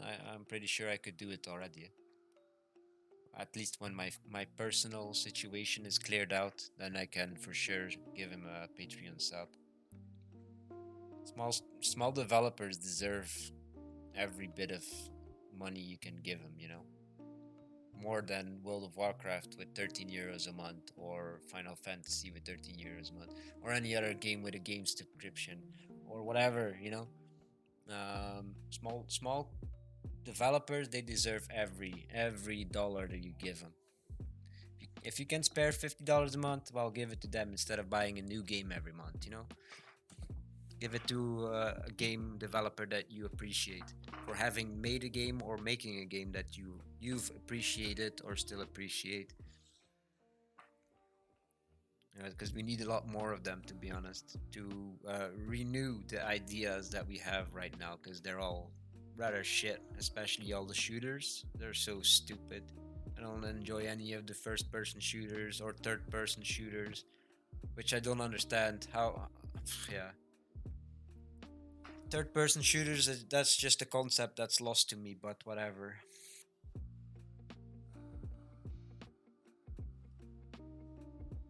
It works with certain games, and it might work with a lot of games that I don't even know, but honestly, a shooter should be first person.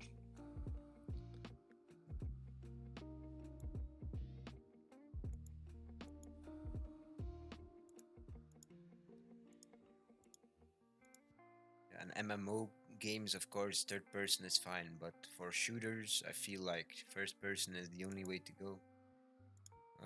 And still, we're stuck on the same ideas that we had 20 years ago. All the games that we are making, they're all the same. They're all the same games. And that's why you need small time developers, even if it's a team of people or just a solo developer. Def- just support them. If you know them, support them if you can, you know.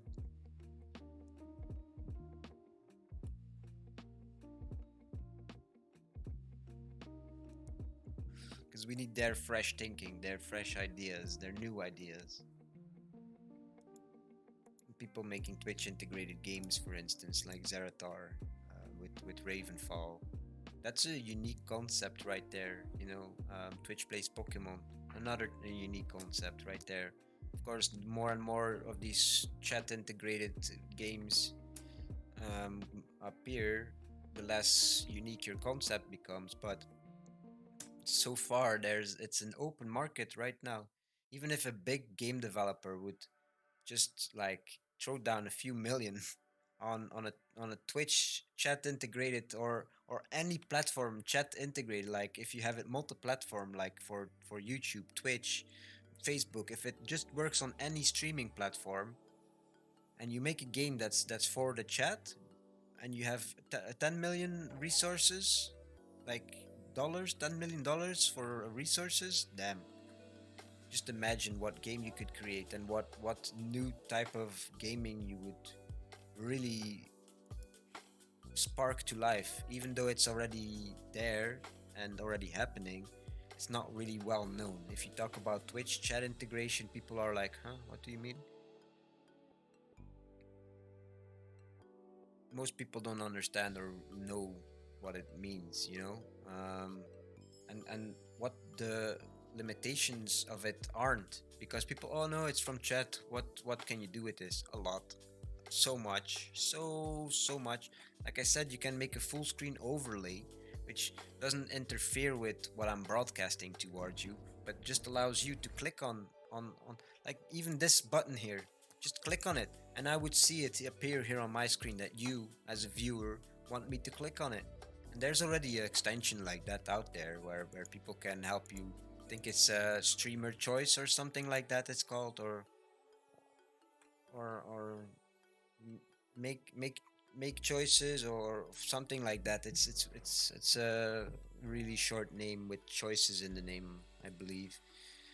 But that's something I could do. I'm a developer. I can do all those things, and instead of having it click on my screen somewhere and making a little dot or whatever, just have it run the function whichever you would be clicking on.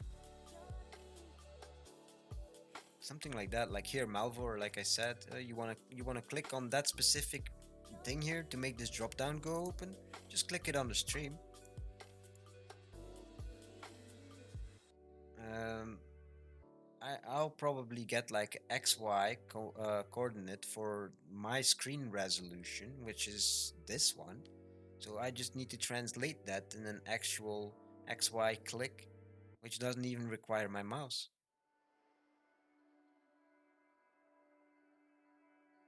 Because I have a script already that I wrote once that uses XYZ coordinates to figure out which element is there.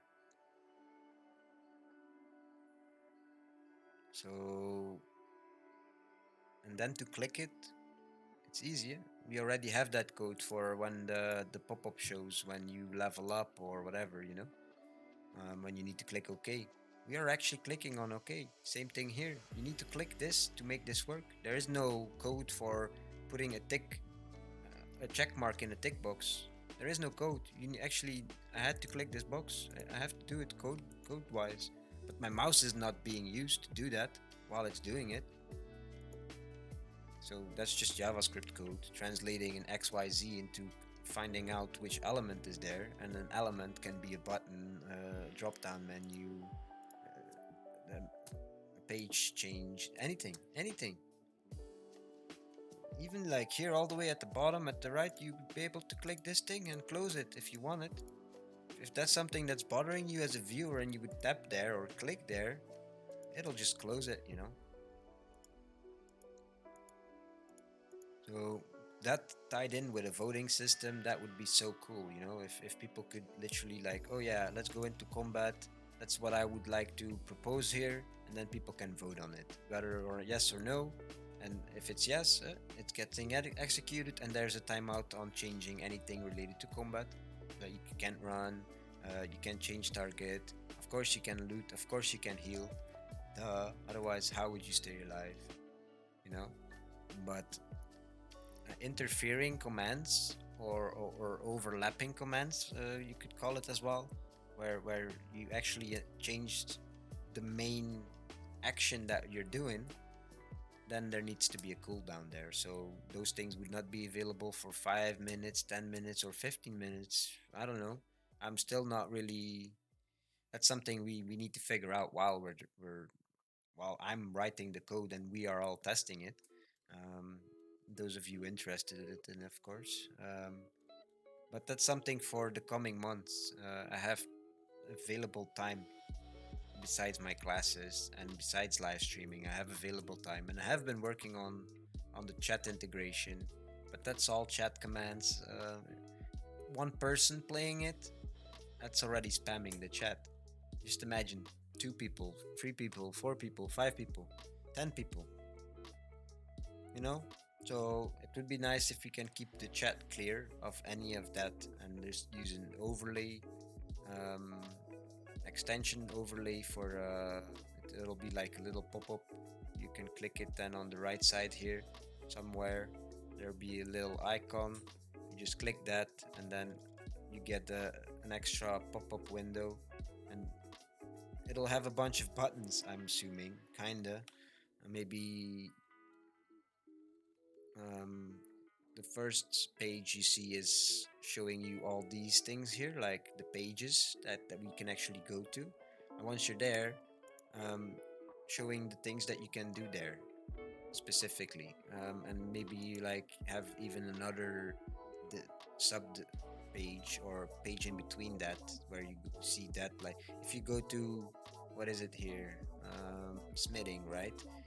That would you we choose from the first page. Then the second page would be this little menu up here, you know. Um, and maybe once you click that, you would see, yeah, all these bronze items you can make, or bars, and then so that's something that I need to remake for the game when I make this overlay extension, because I can't really just say, okay, let's use this page here, let's use Melvor, and then make an extension where it's just basically showing you Malvor. That would be bad, because then you're playing on your own again. You know, that's not what we want. We want to co-op, play together, and try and get good together. On one character. That would be the goal, at least. Maybe some will be like like we're when we play the Golden Raid, when people are just saying in chat what I should choose, and they're just like, yeah, being um, a bit trolls, or maybe at some point we just literally have somebody who's just only here to disrupt. That's possible. That's possible, and that's okay. But that's why we need the timeouts between certain commands and that stuff.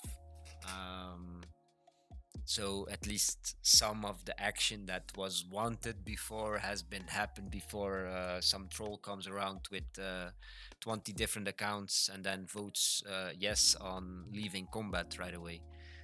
Yeah, that would be very bad, of course. Something like that. um,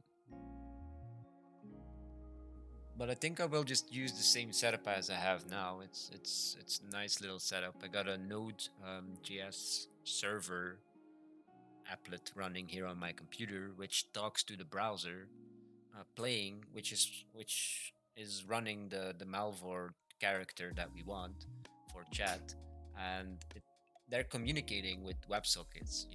So what I would want to do is to have the server still do that, still communicate, and keep the server, and then put another connection on the server, which we can relay all the information between all the connections and all that stuff. So that's no issue. Just requires coding. Uh, but add another connection to the extension that we will make or I will make for Twitch, and then that'll be literally instant. The server will be able to change what everybody is seeing, like if there's commands on cooldown, disable those buttons or whatever, or doesn't matter, you know or just stop listening and also disable the buttons, which is a better solution um, to those commands. Let's stop listening to those specific commands and disable the buttons, and maybe just show you like, oh, these are on cooldown, and some kind of like bar or something that's going down, so you see how long the cooldown lasts. um yeah, and when people click it, it's just, oh, that's one signal, just the same as you would write it in the chat, where the server is the chatbot as well, and receiving your input. So no matter if the server is receiving chat input or another WebSocket that's telling it, yo, you're getting this information from me, please do this and that and whatever with it that I require.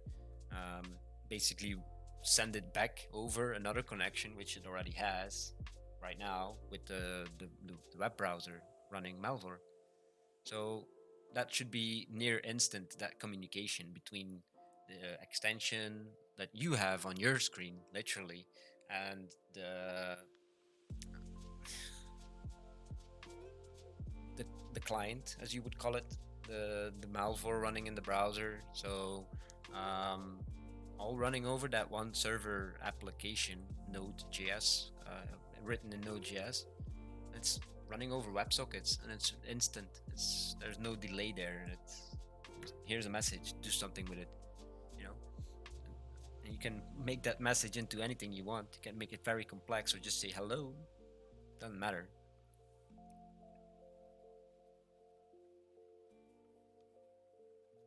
You can feed it functions. You can feed it multiple dimension arrays. It's doesn't matter, objects, whatever you can think of, give it to it and it will transport it. Sometimes you will need to stringify it if it's too complex, but doesn't matter if you unstringify it on the other side, or destringify, or whatever.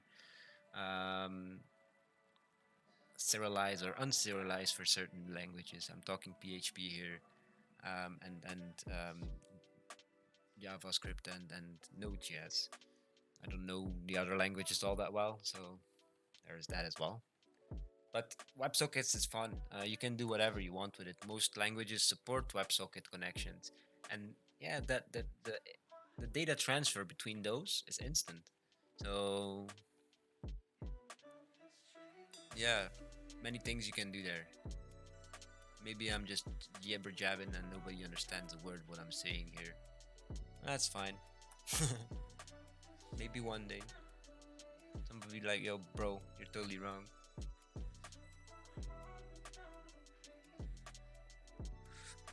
You should do it like this or like that. Probably when I do start developing those plugins, and because I consider it a plugin, it's an extension for Twitch. Once I do start developing that extension for Twitch, um, I might as well broadcast my development as well, and then change my category to science and technology, I believe, which is the good one for like developers. And then you can actually see my code. I wouldn't care sharing that code because there shouldn't be anything sensitive there. On the server, sure, but not on the server code. I will not share. I will not show you the server code probably ever, unless I do a lot of things there, and even then, I wouldn't want to show you the server code because that's just my best code so far in my life that I've ever written to transfer data from A, B, C, D, doesn't matter, in all multiple directions. Even uh, images. I can You can use WebSockets to transfer images. It's no issue. And you can do this at 60 frames per second, depending on how large your images is, of course, and how fast the internet connection and all that stuff. But yeah, it is possible.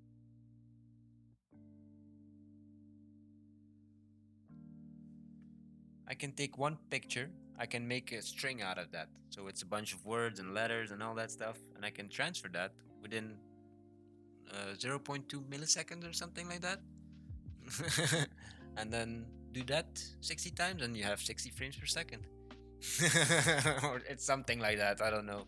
Uh, I'm wrong. It's 1.2 milliseconds, or something like almost like that. Then you have 60 frames per second. I know 0.8 milliseconds. Whatever. I don't care. 1 millisecond. No, but it's possible. You can do whatever with that. You can literally render the entire page that is rendered within the extension, because that's basically what it is. It's a little window on top of Twitch that they add that is basically a proxy of a website that I have to host somewhere else. And how I render that website, how I produce that website on that page they access and relay back to everyone here, that's up to me. But I will keep that very simple. Probably some PHP there. Who knows? Maybe just all JavaScript, because that's just easier for the WebSockets and all that stuff. Because I already have that code on the browser. Basically, I just need to copy the client code that I already have, not the game code or whatever changes I did to the game to make it work with chat commands. Not that, but just the client connection code. Copy that, and I already have that. That's done. And then just set up some kind of logic between um, the client, the extensions, and of course using the server to do that. Relaying the information. Get it from B, and then making sure it's coming from like with B. I would mean the extension. So if it's coming from B, client B, then yeah, send it on to client A, of course. And if it's coming from A, send it on to B, or B, C, D, and whatever. That's what you can do. You can multiply a signal as well in any direction, basically. Which makes me think that actually chat could play their own character on stream, and I could be able to toggle between all those characters. That's something that I could be able to do. And it does get complex at that point, but it is possible. I've actually, yeah, it's something programmers have or do or whatever. They see the logic to certain problems. This we call this a problem. It's not a problem. Nobody has a problem. But if you want to do these things, then that's your problem, and then you need to solve your problem. So you usually see like the logic that you need to do, and I have the knowledge required to do these steps. So If you have that knowledge, you see the steps, and then I see the goal, and I see it's something I could do. But then I do really need permission because I'm actually gonna be running his game in a whole different way, using his code to do it my way. And yeah, it'd still be called Malvor and it'd still be looking the same, but it won't be Malvor anymore, you know? Not in yeah, let's say it'll be 50-50, my code and his code, if I go to that level, where each chatter, each viewer with their own extension has their own character in my browser with just one tab open as well. It's all possible. It's all possible, and to switch between them and see what the progress is. And but I would need to disable a whole bunch of things. I need to rewrite a whole bunch of code that he's already written. And I do mean he, as in the developer Malks for Melvor. Um, yeah, there's a lot of things that I could do, but this is not my game to do it with.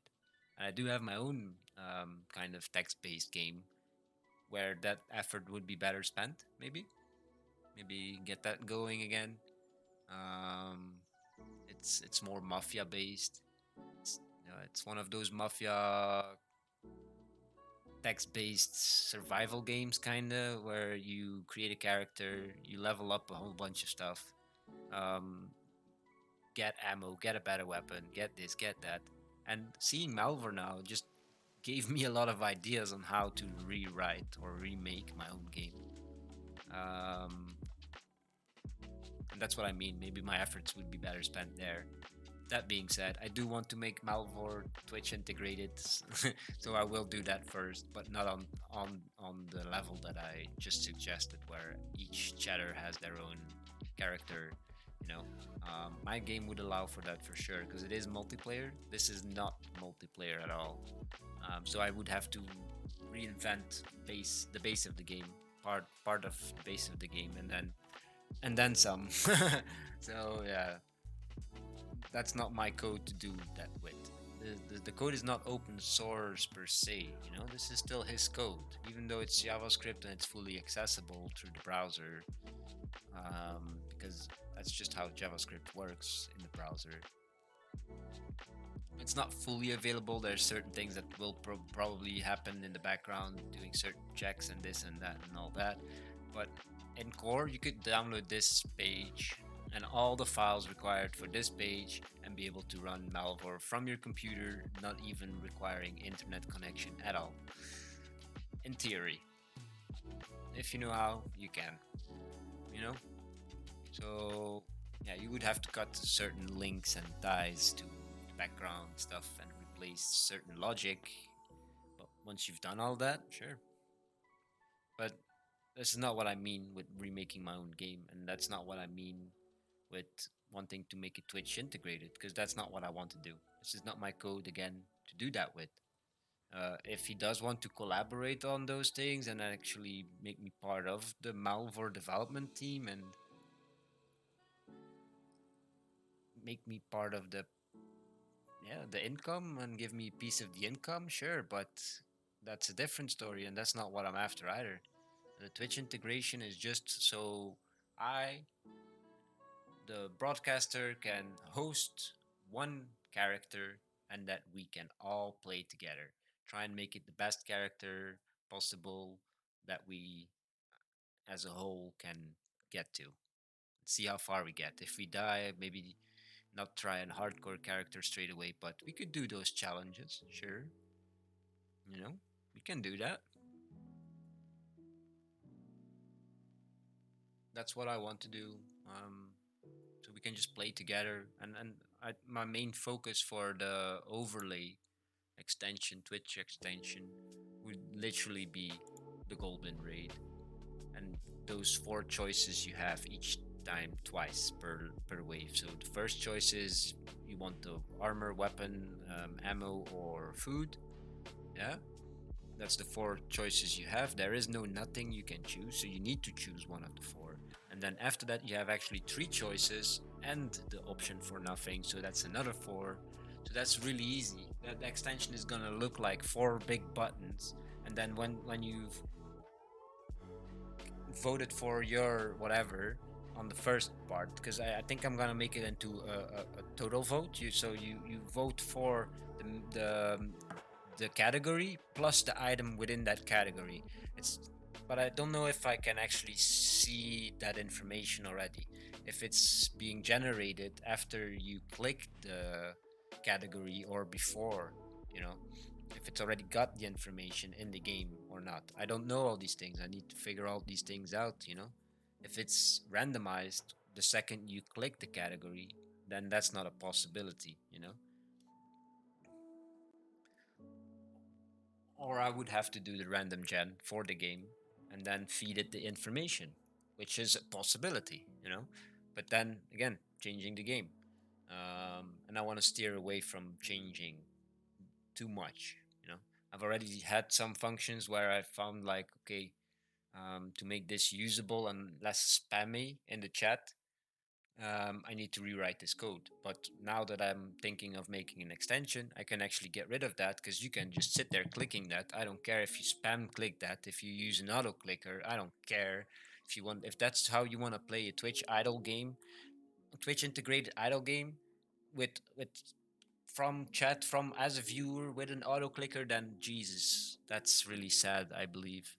But sure, go for it. It should work, and I don't care. I really don't care. I will, of course, try and detect spam clicking to avoid flooding my traffic and all that stuff, and making the bot lag or whatever, or the connection between everything lag. Somebody spamming it. Bye. I will ban you from my channel if you try and do any of those dumb things. Please don't do it. Just if you know that it's a possibility and you know how to, please just collaborate on that or elaborate on that, share those thoughts, and then we can make sure people can't do that. Keep it fair for everyone, keep it fun for everyone, and keep it fun for me as well. Because if y'all gonna start doing weird things with that implementation of Twitch integration for Malvor, then for me, no way. Yeah. You can go. I don't need any toxicity. I don't need anybody trying to disrupt my stream, nor the other people's um, evening or afternoon or whatever. You don't need to affect anybody. If you want to play here, if you want to have fun, you can be a positive part of my community. If you don't want to do anything here and just lurk, that's fine too. But if you want to be disruptive, please leave. And I will put measures into the bot and into the server that's running all these things and keeping track of all those things. If you want to try and disrupt that bot, I will ban you from my channel. If you're not logged in, of course you're not gonna be able to use the extension or whatever. So you need to have a verified Twitch account, all that stuff. I can check all those things and not show you anything if you don't have the required whatevers. Um, like, yeah, email verification, stuff like that.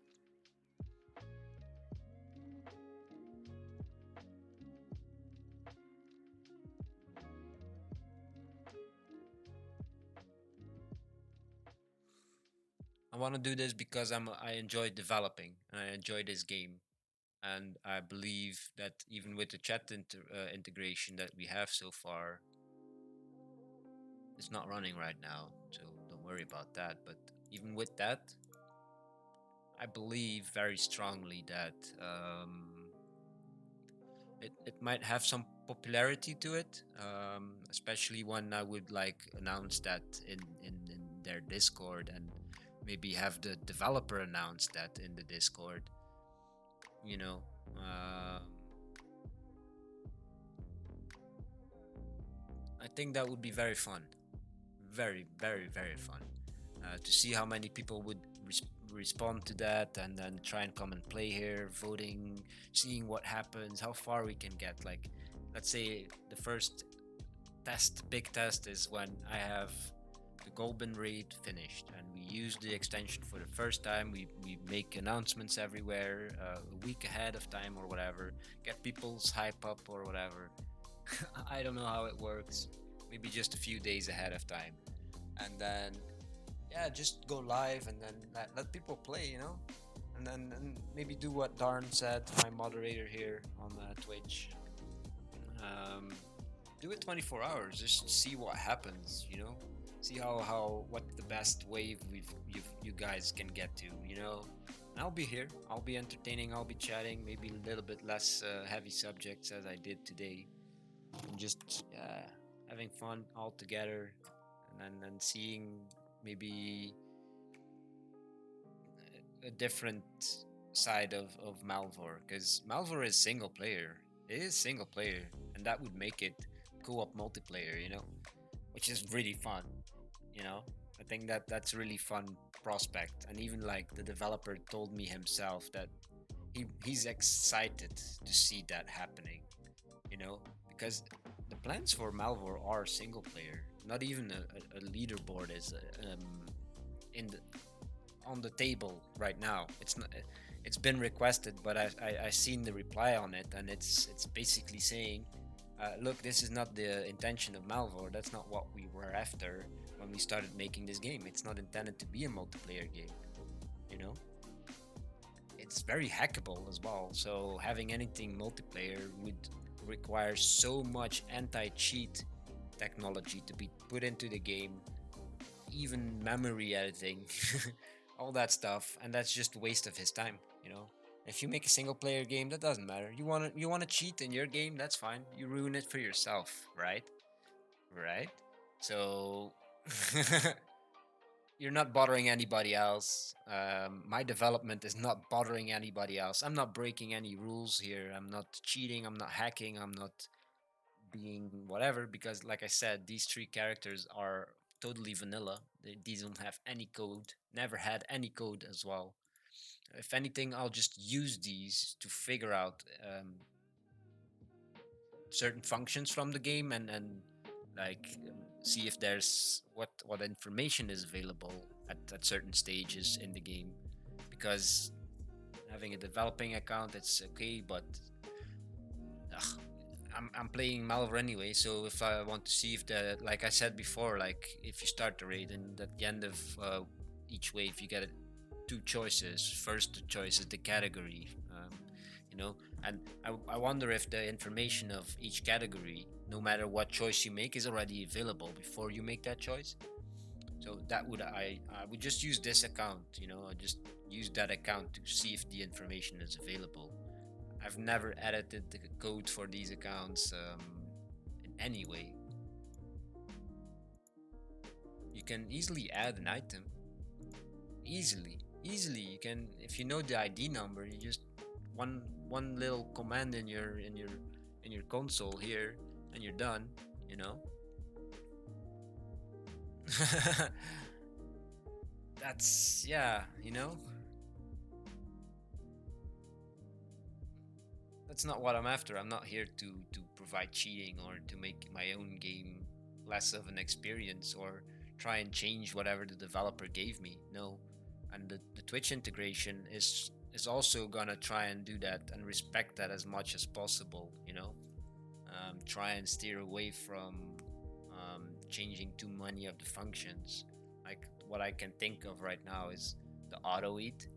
And there's a function for auto eating where it keeps executing the same auto eat, but if it doesn't have certain requirements, certain items, including auto eat, like the auto eat tier 1, tier 2, or tier 3, if you don't have that item, that function won't work. Even if you feed it false information the first time, it will work. But once it comes to the part where it has to decide or whether or not to run the code again, it'll know like, there's something wrong here. So nah, I won't heal you again. So it only healed once, and sometimes not even healing at all. So I had to rewrite the code slightly to take out some of those restrictions, and then use that function. It's the same function, it has the same name, it's just overwritten with my code. But But that's something I want to avoid because that's changing the game, you know? That's cheating. If I would use that on here and that would be the same thing as clicking it now and then healing X amount of fish for X amount of health that I'm missing. So let's say if I'm missing 500 health, it would at least eat 2 fish, right? And maybe another one. I don't know. Probably not. No, no. I don't think so. So two. So it would eat 2 fish, but that's cheating because you would have to click twice. Another thing that the function does is it doesn't reset your attack speed here. So if you click it here, you see it resets. I don't have health. See, it resets. So the auto eat from the auto eat function, it actually says it. Your attacks reset when you eat manually. So when you have these auto eat, and that's the function I'm using from that auto eat to make my heal or whatever function work in the game from the chat, like exclamation mark, no, it's question mark combat heal or eat, either one of the two. Um, then it'll just run the auto eat function that I've rewritten, kind of, and if if I put this in these challenges and not have auto eat, I would click it here and then have have it heal X amount of fish depending on how much health I've lost. And that's what the chat command does. And it's not running right now. I could demonstrate it, but it's very clear when you use potatoes as heal food. You can actually see 10 potatoes gone and you have healed 100 health. Because, yeah, they heal 10 health, So there's also no loss. I took that out as well. So there's, like, here it says for tier 3, it's 100% food efficiency. I think it's 80% for tier 2 and 60% for tier 1. So the cheapest one. So, yeah, mine has 100 efficiency as well. So there's no check there. It just eats and it heals for the max amount here. So it's not even this function. It's not even this function anymore, It's already a cheated version of this one, where even if I would have auto eat tier 1 and have that function running, I would have always 100 food efficiency. No matter or not I'm triggering the function myself, the game will still trigger my function that I overwritten. So by clicking here, yeah, or no, by auto eating, and it would just do whatever and actually heal me up all the way as well, instead of only up to 80% here. Yeah, it would fill your health to 80%. So mine will push as far as possible without wasting any food at all. Like, let's say you have 169 health lost. It will not use this fish. It will not use it. It will not. You need 170 health or more missing to use one fish, or more fish, of course, depending. But always a multiple X amount of this health that's recovered, and then that X amount of fish is used. So that's cheating. Even if you would have auto eat tier 1, my function would make it a lot better, even if it just triggers at 20%. That's the only difference. It would still trigger at 20%, because that's the original game code triggering it. That's not me. I don't do none of the triggering. So if I would put this cheat in my game, that's not what I do. That's not what I want. I don't want to cheat here. Look, I can show you right now. I can't show you because the game just healed. I can click it here and it will heal me all the way. This is not 160 or 170 health missing. See? It's 164. So that code is not active here, and I don't want to cheat my own game. I don't want to take away from the difficulty provided by the developer. If he thinks that's just right, then that's just right. I stand by it. Especially if it's a solo developer who doesn't really have time to um, acknowledge every single little thing that everybody would want, which is normal and healthy to do. Not doing it is a healthy thing to do. Um, and just sticking to your plan of action for your game, and then making sure your features that you want are being pushed. Yeah. So yeah, that's just the wrap up of like how I would want to have Twitch integration for Malvor. I wish I could show you, but I'm a bit lazy right now because in half an hour I will be ending the stream here. 'Cause I have to get ready for class.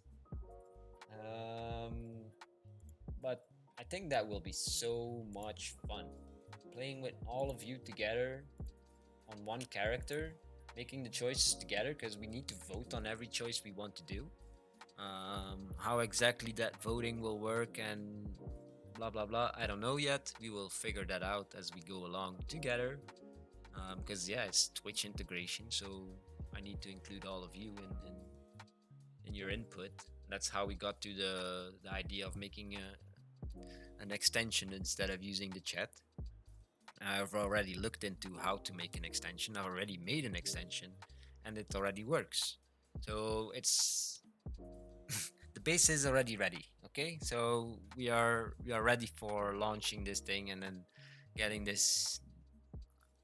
Yeah, launching. I mean, starting me starting on the final piece of code between the extension and the server, and then the server code to relay all that information. And of course, yeah, more game code that I need to mold into whatever I needed to do because you can't just say browser yo do this. No, that's not how it works. Yeah, I actually need to tell this entire game code what to do and then force feed it what to do because you're normally going to be clicking on stuff, right? uh, you're clicking here, you're clicking there, you're clicking there. Yeah, I'm not going to give you my mouse during my live stream so you can just click on stuff. That is a way to do it. You can actually have a program use my mouse to click anywhere on the screen. That's an option, but it's not a viable one. I want to use my mouse, you know. I don't want that mouse to be going everywhere, you know, and that would cause a delay just because it needs to move it there. Uh, yeah, I don't want to do that. So I need to trigger all the game code by itself, and I need to find all those functions to do that, you know. So having the entire game um, Twitch integrated will take a while for sure. For sure. That's why I want. That's why I started with the combat system, just to have a big test on it. And the bank, we have a few functions for the bank. We can lock stuff. We can unlock stuff. I think we can equip food. We can sell stuff. Um, we were able to sell all unlocked items in one go as well, but that code was a little bit broken. I do know how to fix it. I have I have an idea on how to fix that, so I think I do know how to fix it. Um,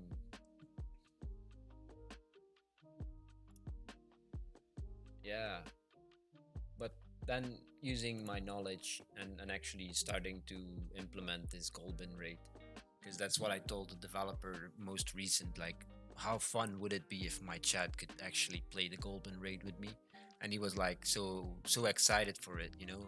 So I want to actually do that, focus there a little bit, put some actual time off stream there, and get that going, you know. Even if it's only half working the first day of our testing, because for me WebSockets it's a new thing. I've never really used it. I always used like web calls or HTTP and all that stuff. But WebSockets, yeah, it's a totally different ball game, and it's fun. I'm learning things, and I hope everybody will just be having fun after I've programmed it and then playing with me together. Um, Let me be right back, real quick. I'm not gonna go smoke or whatever. Just need a nature call. Um, but then, yeah, in about 20 minutes, 25 minutes, we do need to end the stream because I do need to go to class. All right, be right back.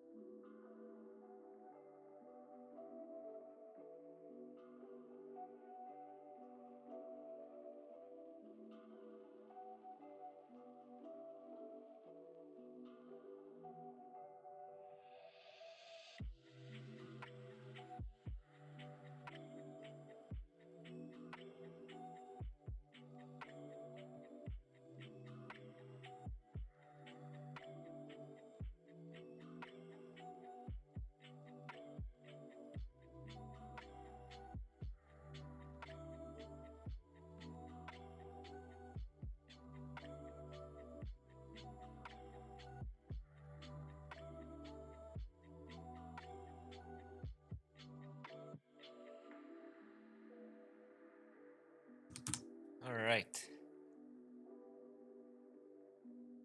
Put on the coffee maker so I have another cup of coffee before I leave and I can take my thermos to class and have some coffee there. Thanks all for sticking around.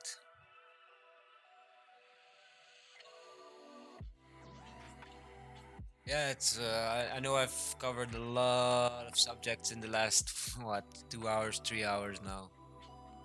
But yeah, apparently I needed to get it off my chest and have it said. Has to happen sometimes. And if anybody has an issue with that, then yeah, sure. There's a small little X on your screen connected to this stream tab or window, whatever, in your browser. Feel free, click it. I don't mind. But if you do leave and you don't want to click that button, then if you don't leave and you don't want to click the button, sorry, then I appreciate you very much. I'm looking forward to that cup of coffee.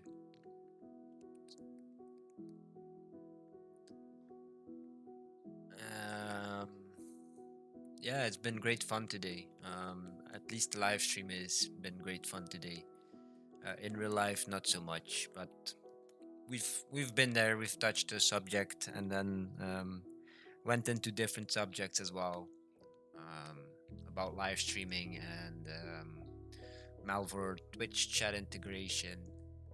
Um, but hey, I'm happy. I'm happy. I got another 6 hours. Oh, sorry, 7 hours and 10 minutes or something by the time we ended. In on Twitch, on Malvor as well, and it's been another pure Malvor stream. No other game on the side. It doesn't always have to be another game on the side. Um, this is just fine. I enjoy playing Malvor and then just chatting, like my category on Twitch suggests. Just chatting.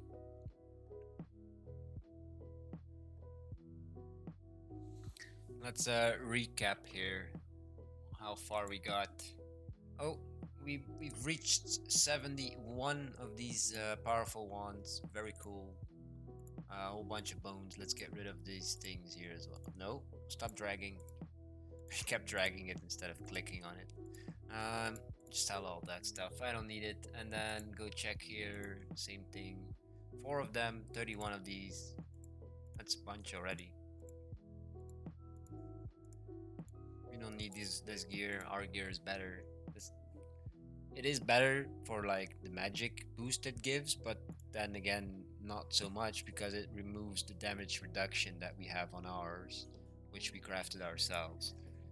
There is better, and it has the mix of the both. It has better magic bonuses, defense and attack as well, and also the damage reduction. I think it's ancient, I believe. So yeah, there's that to look forward as a mage at least. Not on this character. The only goal is 99 here and 100 of these. And then I call it quits. I will save the game. I will download my save, put it on my Discord, and be done with it for a while. I will come back to it and finish off all these other skills that we touched, like mining, thieving, rune crafting, all the way to 99, even like the combat ones, prayer, even though we never used any of it. Prayer to 99 and hit points to 99. I think hit points will be somewhat automatic because yeah, we still have some levels to go for magic here. And then by going after prayer and investing our prayer points in leveling that up faster. We're still in combat, so still training our hit points. That one might be automatic, but whatever. It's not a requirement for now. 99 here and 100 here. Once we see that 100 here, I'm done. I'm done. and 99. So both of them, 99 and 100 of these ones, I'm done with the challenge. It's been 30 days. I think it's long enough. No, 32 days. Oops, my bad. So already a month plus 1 day.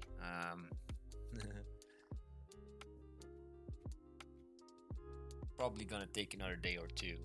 And then we got the strength character here. Oh, let me just finally finish up by saying how much percentage into the next level. 21% into 97. That's a really good progress today. We got 96 in the morning. Then, bam, leveled up. Leveled up, leveled up, leveled up. And same here, 69% into 94 strength on our strength challenge. It's going good, it's going strong.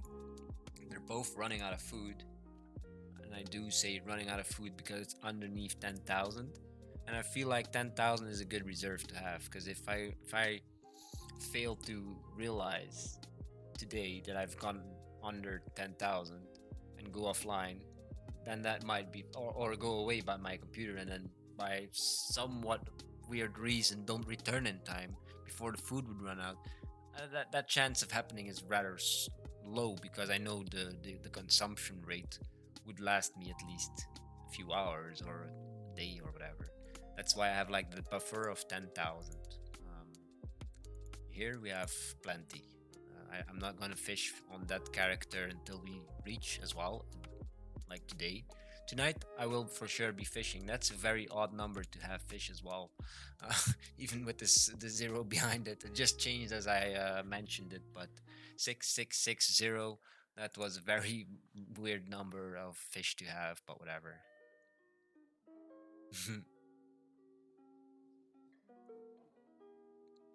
Yes,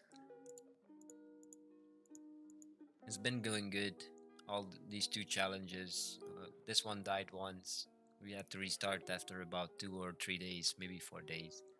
Um, so it's behind, or it's got like 20 days, 28 days on it.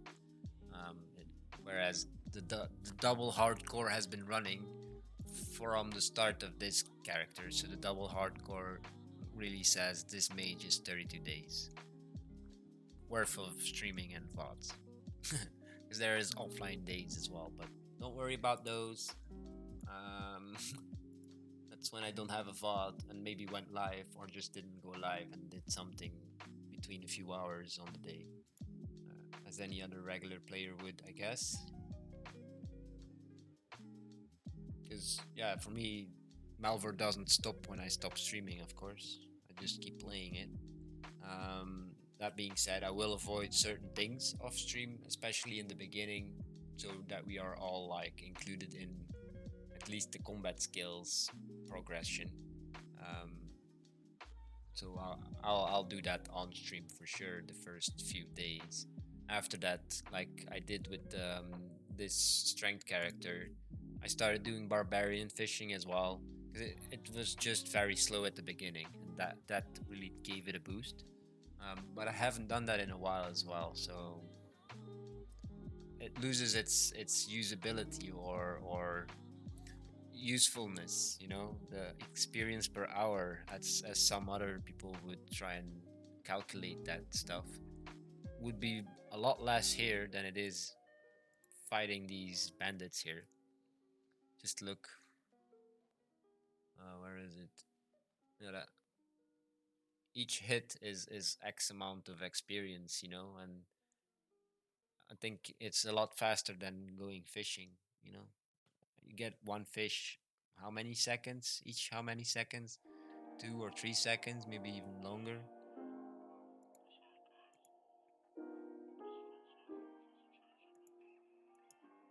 Yeah. It's not about speed all that much. Yeah, there's a challenge, and they're posted on Discord, my Discord, and people can join in these challenges. Some of them have, most have ended their challenges after dying a few times and saying, yeah, for me, no, no thanks, it's ruining my game here. And that's fine, right? But for me, I enjoy the challenges.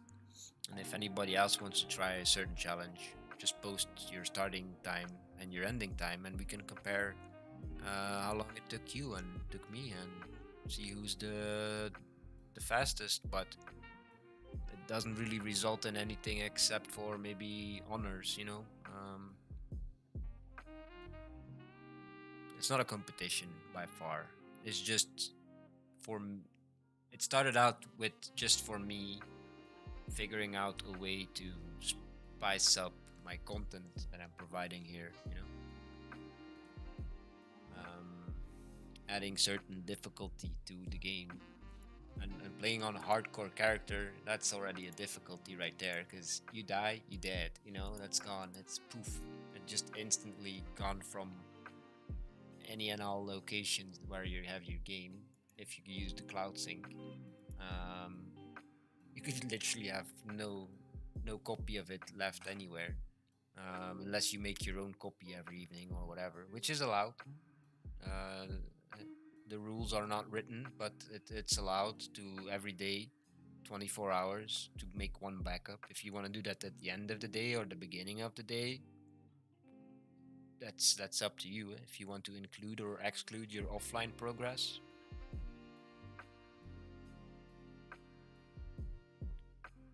during the night or when you are sleeping. Some people sleep during the day. All right, let me go grab that coffee so I can enjoy it, and I will be back for the last 10 minutes. All right, don't go anywhere. Stick with me. I'll be right back.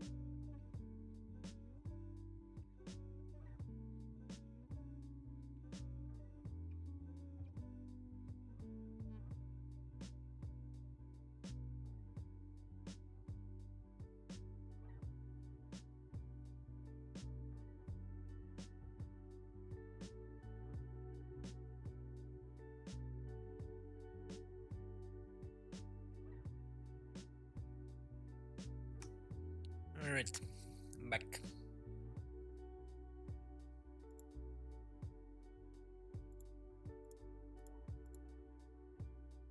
Hmm. 70% here for the strength, 21 for the magic, 71 ones on our main, still 4 on our magic challenge. Out of 480 kills, well, 479 kills, we got 4 1 so far. So just to show you what the kind of drop rate is for these two items compared to the amount of kills we make. 480 now, 4 ones, and 34 shields. So there is a surplus of shields here, that's for sure.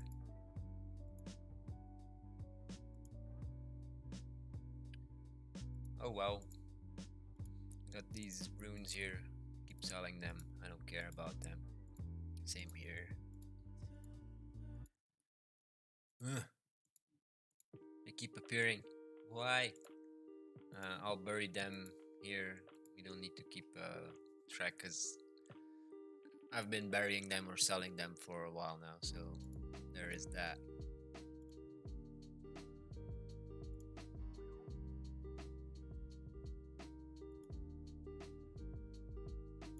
Mhm. It's been a good day, and I would like to thank all of you for being here. Honestly, it helps me through my days. It helps me get out of bed. Just live streaming, you know. I've went into details about that before, but it just helps, you know. And I appreciate all the lurkers. I don't mind my chat being zero movement at all. I don't mind. I don't mind the lurkers. I hope you're all having a wonderful Wednesday, or maybe it's already Thursday for you if you're from Australia or those time zones. That being said, I might just leave you right here and then. No, I need to get ready for class, and I need to drive there. And it seems like it's gonna rain, so I might leave earlier to avoid most of the drops. You know, um, if that's even a possibility. So yeah, 21% into 97 on the magic, and then 70% into 94 on the strength. Um, with that being said, thank you all for being here. Thank you all for watching, chatting, not chatting. And I will see you all tomorrow. I believe it's tomorrow um, in the afternoon. Yeah. So from 4 hours ago till now.